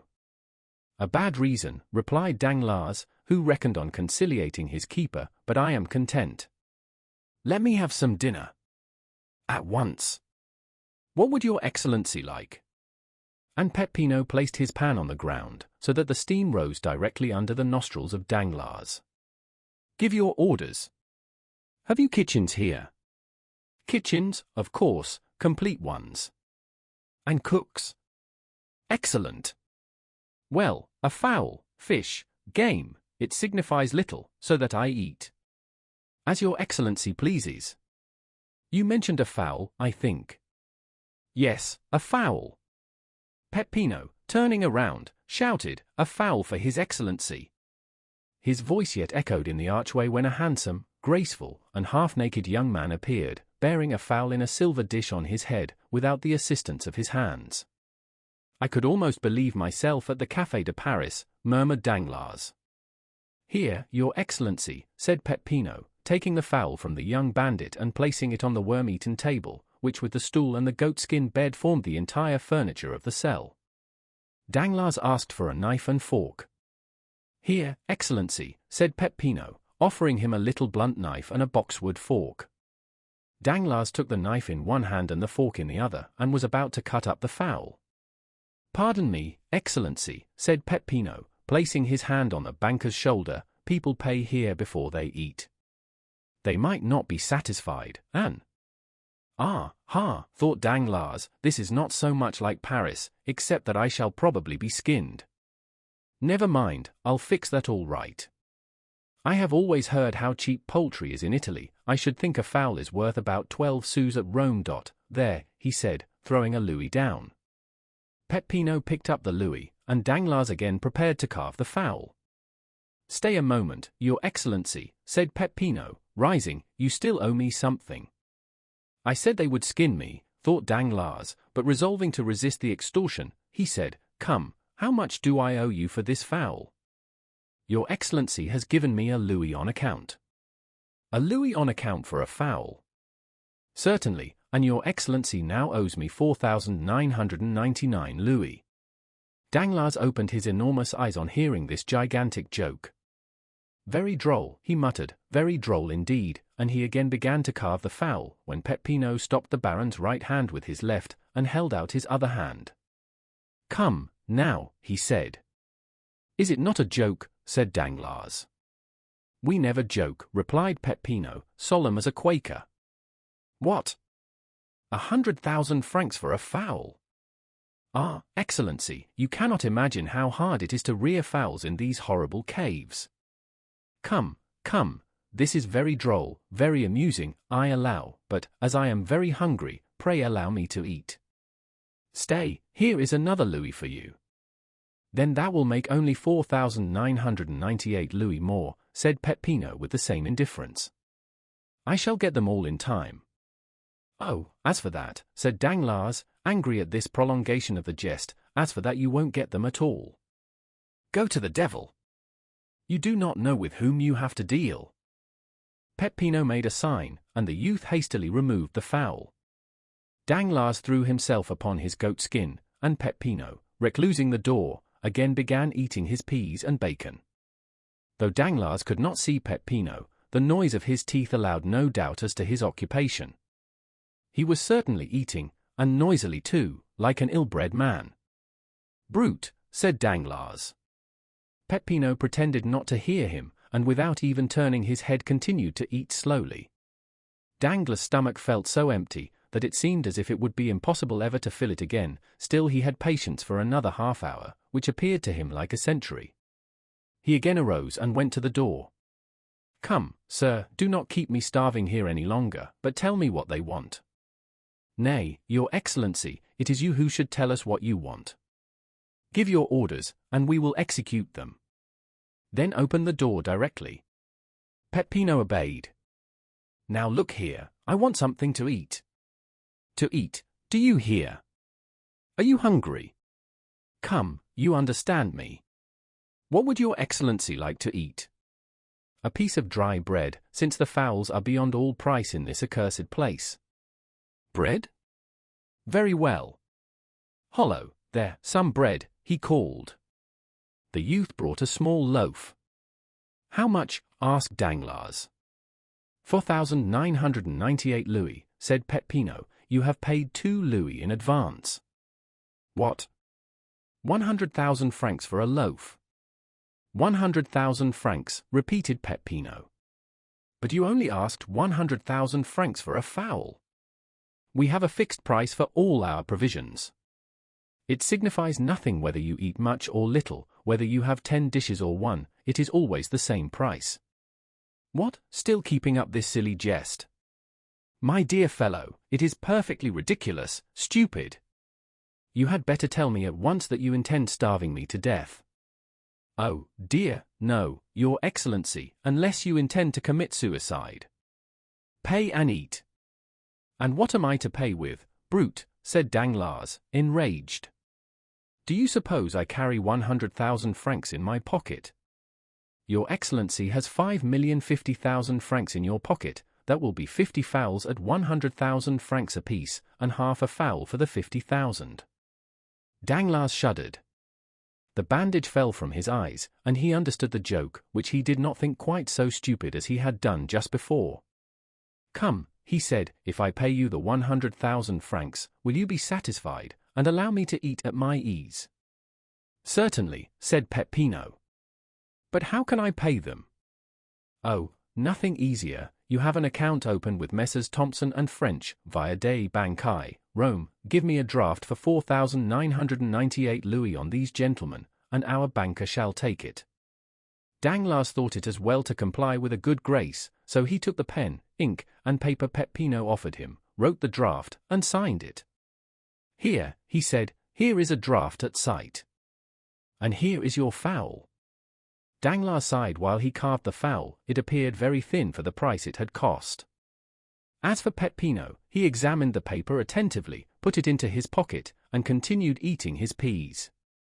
Chapter 116. The Pardon. The next day Danglars was again hungry. Certainly the air of that dungeon was very provocative of appetite. The prisoner expected that he would be at no expense that day, for like an economical man he had concealed half of his fowl and a piece of the bread in the corner of his cell.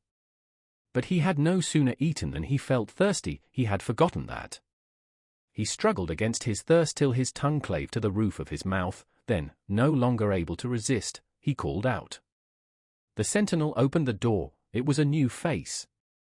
He thought it would be better to transact business with his old acquaintance, so he sent for Peppino. Here I am, your excellency, said Peppino, with an eagerness which Danglars thought favorable to him. What do you want? Something to drink. Your excellency knows that wine is beyond all price near Rome. Then give me water, cried Danglars, endeavoring to parry the blow. Oh, water is even more scarce than wine, your excellency, there has been such a drought. Come, thought Danglars, it is the same old story. And while he smiled as he attempted to regard the affair as a joke, he felt his temples get moist with perspiration. Come, my friend, said Danglars, seeing that he made no impression on Peppino, you will not refuse me a glass of wine. I have already told you that we do not sell at retail. Well, then, let me have a bottle of the least expensive. They are all the same price. And what is that? 25,000 francs a bottle. Tell me, cried Danglars, in a tone whose bitterness Harpagon, 30, alone has been capable of revealing, tell me that you wish to despoil me of all, it will be sooner over than devouring me piecemeal. It is possible such may be the master's intention. The master, who is he? The person to whom you were conducted yesterday. Where is he? Here. Let me see him. Certainly. And the next moment Luigi Vampa appeared before Danglars. You sent for me, he said to the prisoner. Are you, sir, the chief of the people who brought me here? Yes, your excellency. What then? How much do you require for my ransom? Merely the 5 million you have about you. Danglars felt a dreadful spasm dart through his heart.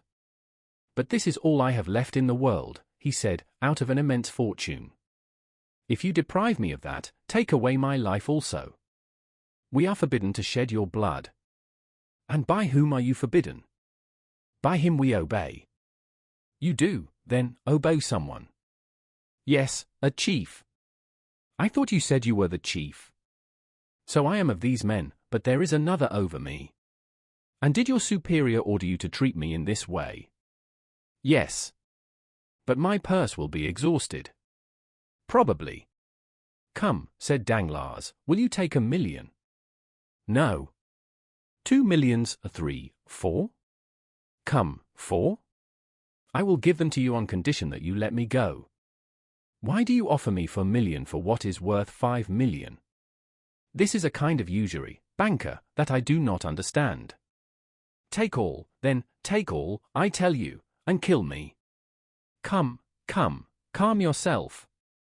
You will excite your blood, and that would produce an appetite it would require 1 million a day to satisfy. Be more economical. But when I have no more money left to pay you, asked the infuriated Danglars. Then you must suffer hunger. Suffer hunger, said Danglars, becoming pale. Most likely, replied Vampa coolly. But you say you do not wish to kill me. No. And yet you will let me perish with hunger.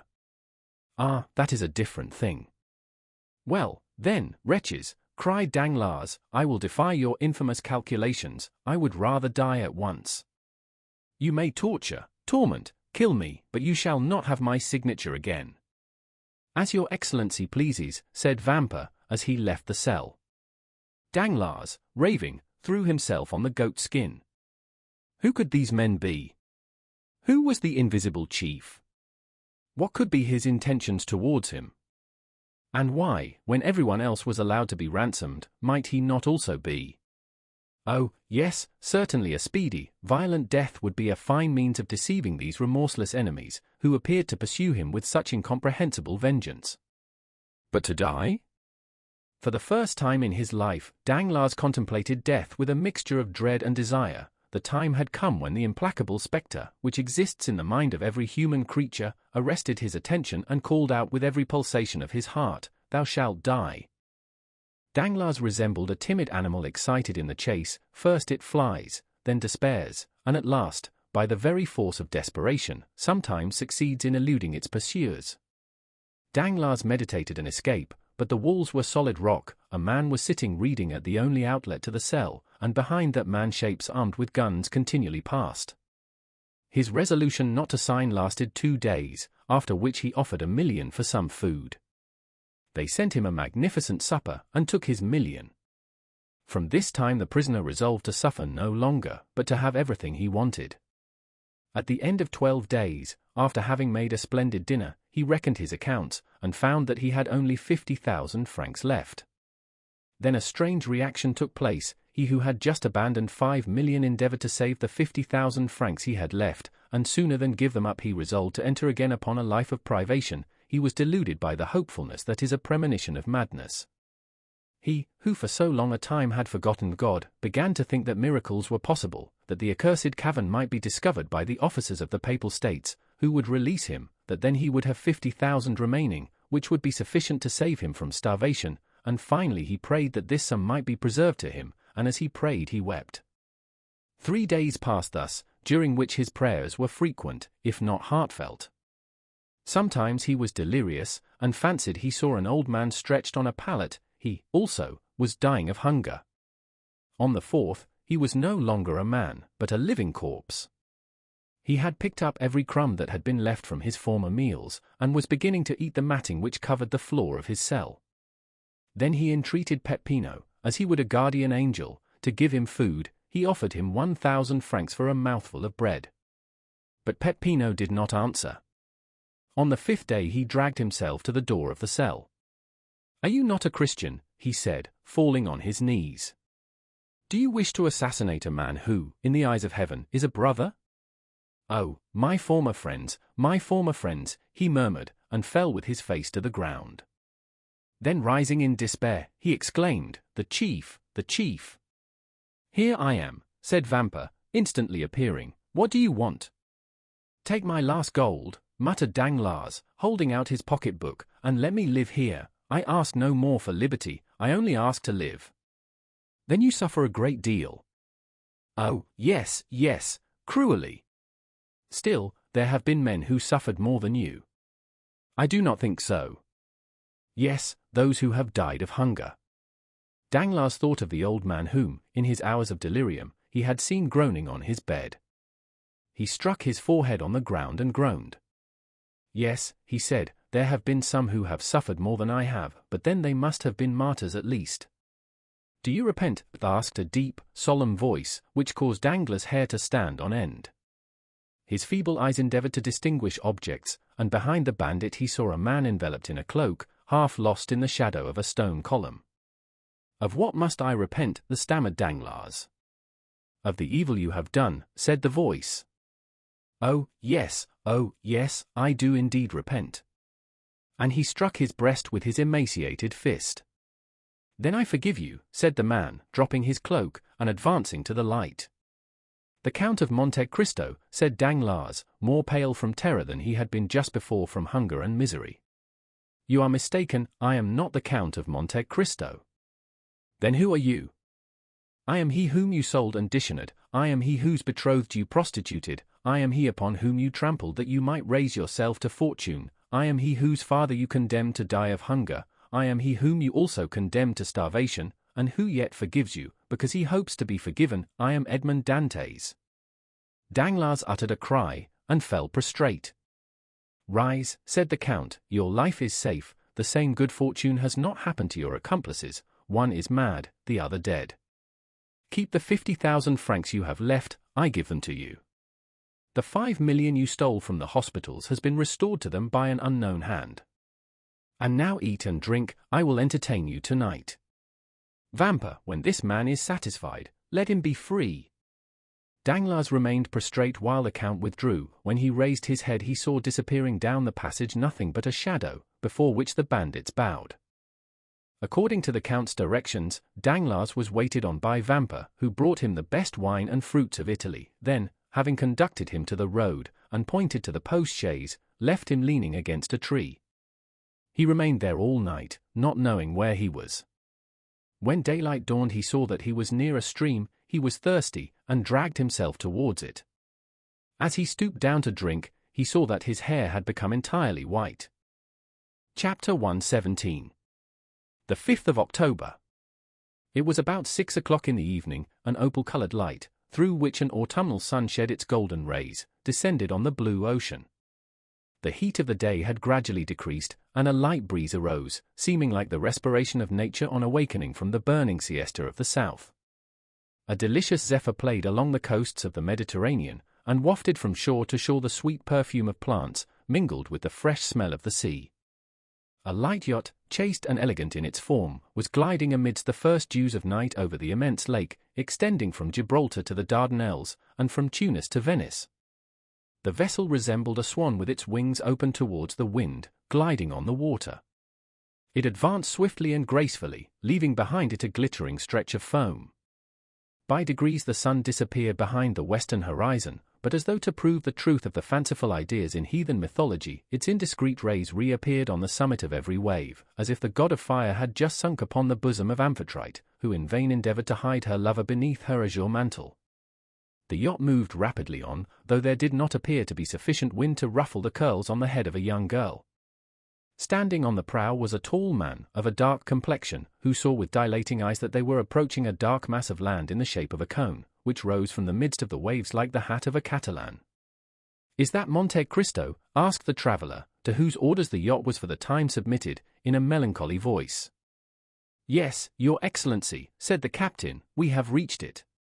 "We have reached it," repeated the traveller in an accent of indescribable sadness.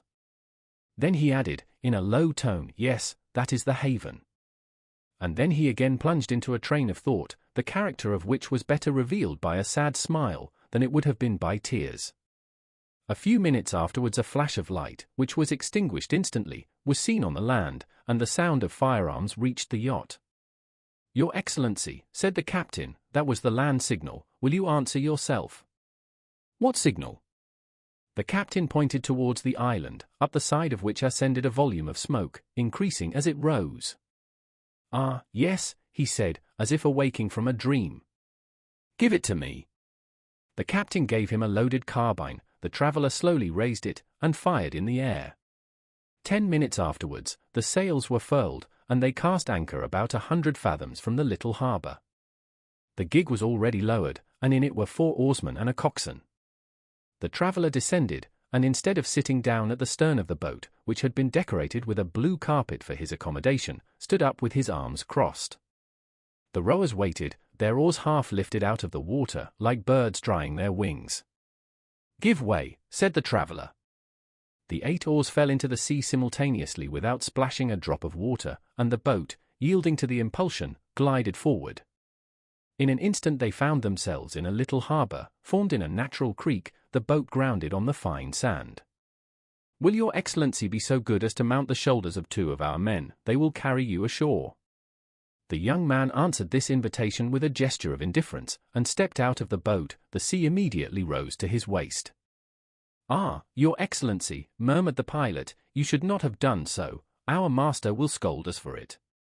The young man continued to advance, following the sailors, who chose a firm footing. 30 strides brought them to dry land. The young man stamped on the ground to shake off the wet, and looked around for someone to show him his road, for it was quite dark. Just as he turned, a hand rested on his shoulder, and a voice which made him shudder exclaimed, "Good evening, Maximilian, you are punctual, thank you." "Ah, is it you, Count?" said the young man, in an almost joyful accent, pressing Monte Cristo's hand with both his own. "Yes, you see I am as exact as you are. But you are dripping, my dear fellow, you must change your clothes, as Calypso said to Telemachus. Come, I have a habitation prepared for you in which you will soon forget fatigue and cold." Monte Cristo perceived that the young man had turned around. Indeed, Morrel saw with surprise that the men who had brought him had left without being paid, or uttering a word. Already the sound of their oars might be heard as they returned to the yacht. "Oh, yes," said the Count, "you are looking for the sailors." "Yes, I paid them nothing, and yet they are gone." "Never mind that, Maximilian," said Monte Cristo, smiling. "I have made an agreement with the Navy that the access to my island shall be free of all charge. I have made a bargain." Morrel looked at the Count with surprise. "Count," he said, "you are not the same here as in Paris." "How so?" "Here you laugh." The Count's brow became clouded. "You are right to recall me to myself, Maximilian," he said. "I was delighted to see you again, and forgot for the moment that all happiness is fleeting." "Oh, no, no, Count," cried Maximilian, seizing the Count's hands, "pray laugh, be happy, and prove to me, by your indifference, that life is endurable to sufferers. Oh, how charitable, kind, and good you are, you affect this gaiety to inspire me with courage." "You are wrong, Morrel, I was really happy." "Then you forget me, so much the better." "How so?" "Yes, for as the gladiator said to the emperor, when he entered the arena, he who is about to die salutes you." "Then you are not consoled?" asked the Count, surprised. "Oh," exclaimed Morrel, with a glance full of bitter reproach, "do you think it possible that I could be?" "Listen," said the Count. "Do you understand the meaning of my words? You cannot take me for a commonplace man, a mere rattle, emitting a vague and senseless noise. When I ask you if you are consoled, I speak to you as a man for whom the human heart has no secrets. Well, Morrel, let us both examine the depths of your heart. Do you still feel the same feverish impatience of grief which made you start like a wounded lion? Have you still that devouring thirst which can only be appeased in the grave? Are you still actuated by the regret which drags the living to the pursuit of death, or are you only suffering from the prostration of fatigue and the weariness of hope deferred? Has the loss of memory rendered it impossible for you to weep? Oh, my dear friend, if this be the case, if you can no longer weep, if your frozen heart be dead, if you put all your trust in God, then, Maximilian, you are consoled, do not complain." "Count," said Morrel, in a firm and at the same time soft voice, "listen to me, as to a man whose thoughts are raised to heaven, though he remains on earth. I come to die in the arms of a friend. Certainly, there are people whom I love. I love my sister Julie, I love her husband Emmanuel, but I require a strong mind to smile on my last moments. My sister would be bathed in tears and fainting, I could not bear to see her suffer. Emmanuel would tear the weapon from my hand, and alarm the house with his cries. You, Count, who are more than mortal, will, I am sure, lead me to death by a pleasant path, will you not? My friend, said the Count, I have still one doubt, are you weak enough to pride yourself upon your sufferings? No, indeed, I am calm, said Morrel, giving his hand to the Count, my pulse does not beat slower or faster than usual. No, I feel that I have reached the goal, and I will go no farther. You told me to wait and hope, do you know what you did, unfortunate adviser? I waited a month, or rather I suffered for a month. I did hope, man is a poor wretched creature, I did hope. What I cannot tell, something wonderful, an absurdity, a miracle, of what nature he alone can tell who has mingled with our reason that folly we call hope. Yes, I did wait, yes, I did hope, Count, and during this quarter of an hour we have been talking together, you have unconsciously wounded, tortured my heart, for every word you have uttered proved that there was no hope for me. Oh, Count, I shall sleep calmly, deliciously in the arms of death. Morrel uttered these words with an energy which made the Count shudder. My friend, continued Morrel, you named the 5th of October as the end of the period of waiting. Today is the 5th of October. He took out his watch. It is now 9 o'clock. I have yet 3 hours to live. Be it so, said the Count. Come. Morrel mechanically followed the Count, and they had entered the grotto before he perceived it. He felt a carpet under his feet, a door opened, perfume surrounded him, and a brilliant light dazzled his eyes. Morrel hesitated to advance, he dreaded the enervating effect of all that he saw. Monte Cristo drew him in gently. Why should we not spend the last 3 hours remaining to us of life, like those ancient Romans, who when condemned by Nero, their emperor and heir, sat down at a table covered with flowers, and gently glided into death, amid the perfume of heliotropes and roses? Morrel smiled. As you please, he said, death is always death, that is forgetfulness, repose, exclusion from life, and therefore from grief. He sat down, and Monte Cristo placed himself opposite to him. They were in the marvelous dining room before described, where the statues had baskets on their heads always filled with fruits and flowers. Morrel had looked carelessly around, and had probably noticed nothing. Let us talk like men, he said, looking at the Count. Go on.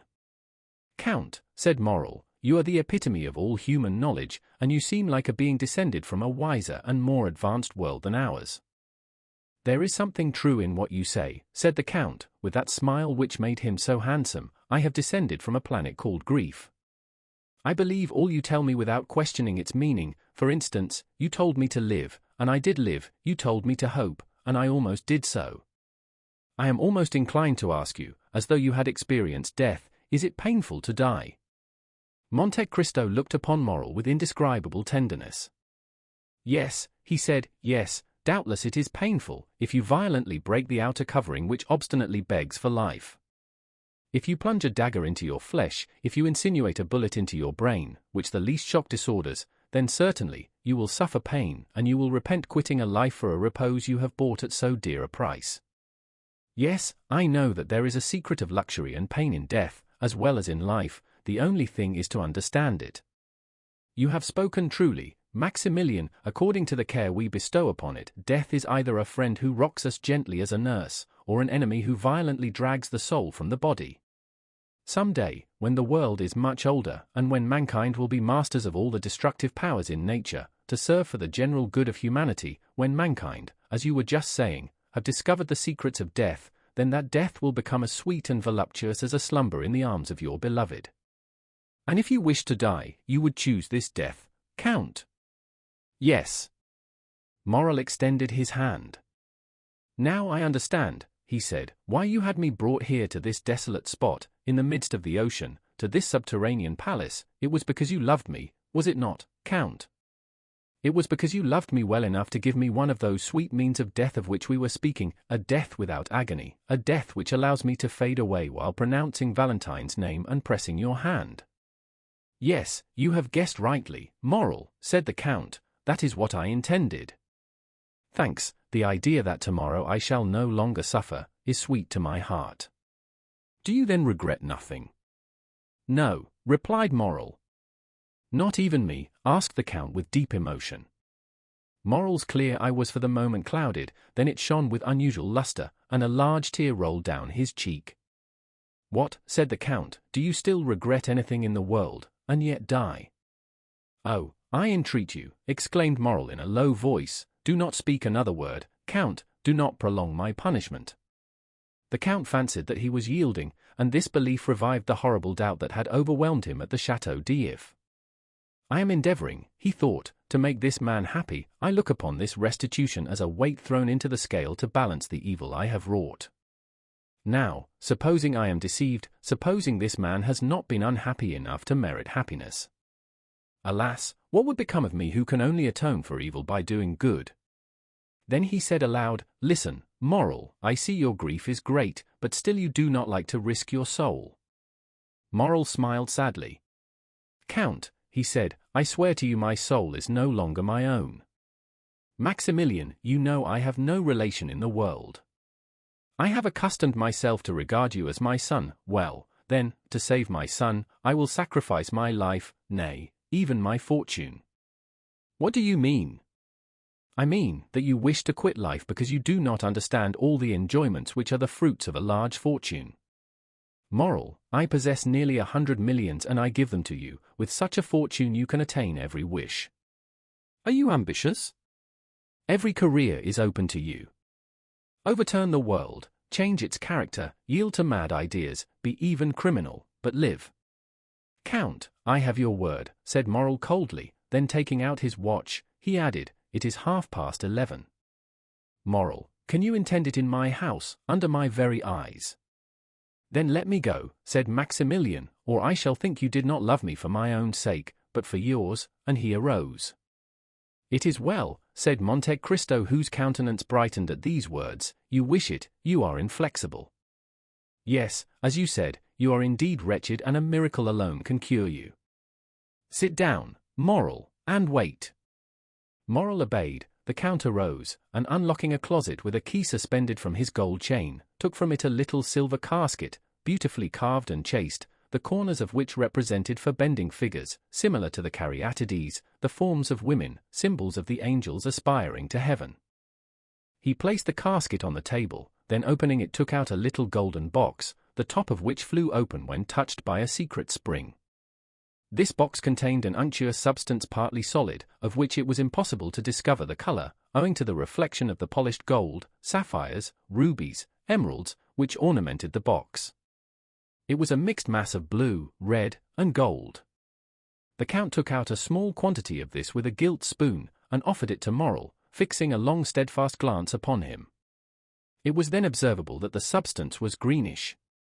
This is what you asked for, he said, and what I promised to give you. I thank you from the depths of my heart, said the young man, taking the spoon from the hands of Monte Cristo. The Count took another spoon, and again dipped it into the golden box. What are you going to do, my friend? Asked Moral, arresting his hand. Well, the fact is, Moral, I was thinking that I too am weary of life, and since an opportunity presents itself. Stay, said the young man. You who love, and are beloved, you, who have faith and hope, oh, do not follow my example. In your case it would be a crime. Adieu, my noble and generous friend, adieu, I will go and tell Valentine what you have done for me. And slowly, though without any hesitation, only waiting to press the Count's hand fervently, he swallowed the mysterious substance offered by Monte Cristo. Then they were both silent. Ali, mute and attentive, brought the pipes and coffee, and disappeared. By degrees, the light of the lamps gradually faded in the hands of the marble statues which held them, and the perfumes appeared less powerful to Moral. Seated opposite to him, Monte Cristo watched him in the shadow, and Moral saw nothing but the bright eyes of the Count. An overpowering sadness took possession of the young man, his hands relaxed their hold, the objects in the room gradually lost their form and color, and his disturbed vision seemed to perceive doors and curtains open in the wall. Friend, he cried, I feel that I am dying, thanks. He made a last effort to extend his hand, but it fell powerless beside him. Then it appeared to him that Monte Cristo smiled, not with the strange and fearful expression which had sometimes revealed to him the secrets of his heart, but with the benevolent kindness of a father for a child. At the same time the Count appeared to increase in stature. His form, nearly double its usual height, stood out in relief against the red tapestry, his black hair was thrown back, and he stood in the attitude of an avenging angel. Morrel, overpowered, turned around in the armchair. A delicious torpor permeated every vein. A change of ideas presented themselves to his brain, like a new design on the kaleidoscope. Enervated, prostrate, and breathless, he became unconscious of outward objects. He seemed to be entering that vague delirium preceding death. He wished once again to press the Count's hand, but his own was immovable. He wished to articulate a last farewell, but his tongue lay motionless and heavy in his throat, like a stone at the mouth of a sepulchre. Involuntarily his languid eyes closed, and still through his eyelashes a well-known form seemed to move amid the obscurity with which he thought himself enveloped. The Count had just opened a door. Immediately a brilliant light from the next room, or rather from the palace adjoining, shone upon the room in which he was gently gliding into his last sleep. Then he saw a woman of marvelous beauty appear on the threshold of the door separating the two rooms. Pale and sweetly smiling, she looked like an angel of mercy conjuring the angel of vengeance. "Is it heaven that opens before me?" thought the dying man. "That angel resembles the one I have lost." Monte Cristo pointed out Morrel to the young woman, who advanced towards him with clasped hands and a smile upon her lips. "Valentine, Valentine," he mentally ejaculated, but his lips uttered no sound, and as though all his strength were centered in that internal emotion, he sighed and closed his eyes. Valentine rushed towards him, his lips again moved. "He is calling you," said the Count, "he to whom you have confided your destiny, he from whom death would have separated you, calls you to him. Happily, I vanquished death. Henceforth, Valentine, you will never again be separated on earth, since he has rushed into death to find you. Without me, you would both have died. May God accept my atonement in the preservation of these two existences." Valentine seized the Count's hand, and in her irresistible impulse of joy carried it to her lips. "Oh, thank me again," said the Count. "Tell me till you are weary, that I have restored you to happiness. You do not know how much I require this assurance." "Oh, yes, yes, I thank you with all my heart," said Valentine, "and if you doubt the sincerity of my gratitude, oh, then, ask Haydée. Ask my beloved sister Haydée, who ever since our departure from France, has caused me to wait patiently for this happy day, while talking to me of you." "You then love Haydée?" asked Monte Cristo with an emotion he in vain endeavored to dissimulate. "Oh, yes, with all my soul." "Well, then, listen, Valentine," said the Count, "I have a favor to ask of you." "Of me? Oh, am I happy enough for that?" "Yes, you have called Haydée your sister, let her become so indeed, Valentine, render her all the gratitude you fancy that you owe to me, protect her, for," the Count's voice was thick with emotion, "henceforth she will be alone in the world." "Alone in the world," repeated a voice behind the Count, "and why?" Monte Cristo turned around. Haydée was standing pale, motionless, looking at the Count with an expression of fearful amazement. "Because tomorrow, Haydée, you will be free, you will then assume your proper position in society, for I will not allow my destiny to overshadow yours. Daughter of a prince, I restore to you the riches and name of your father." Haydée became pale, and lifting her transparent hands to heaven, exclaimed in a voice stifled with tears, "Then you leave me, my lord." "Haydée, Haydée, you are young and beautiful, forget even my name, and be happy." "It is well," said Haydée, "your order shall be executed, my lord, I will forget even your name, and be happy." And she stepped back to retire. "Oh, heavens!" exclaimed Valentine, who was supporting the head of Morrel on her shoulder, "do you not see how pale she is? Do you not see how she suffers?" Haydée answered with a heart-rending expression. "Why should he understand this, my sister? He is my master, and I am his slave, he has the right to notice nothing." The Count shuddered at the tones of a voice which penetrated the inmost recesses of his heart. His eyes met those of the young girl and he could not bear their brilliancy. "Oh, heavens!" exclaimed Monte Cristo, "can my suspicions be correct? Haydée, would it please you not to leave me?" I am young, gently replied Haydée. I love the life you have made so sweet to me, and I should be sorry to die. You mean, then, that if I leave you, Haydée, I should die? Yes, my lord. Do you then love me? Oh, Valentine, he asks if I love him. Valentine, tell him if you love Maximilian. The Count felt his heart dilate and throb. He opened his arms, and Haydée, uttering a cry, sprang into them. Oh, yes, she cried, I do love you. I love you as one loves a father, brother, husband.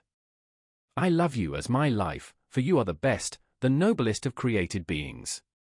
Let it be, then, as you wish, sweet angel. God has sustained me in my struggle with my enemies, and has given me this reward. He will not let me end my triumph in suffering. I wished to punish myself, but he has pardoned me.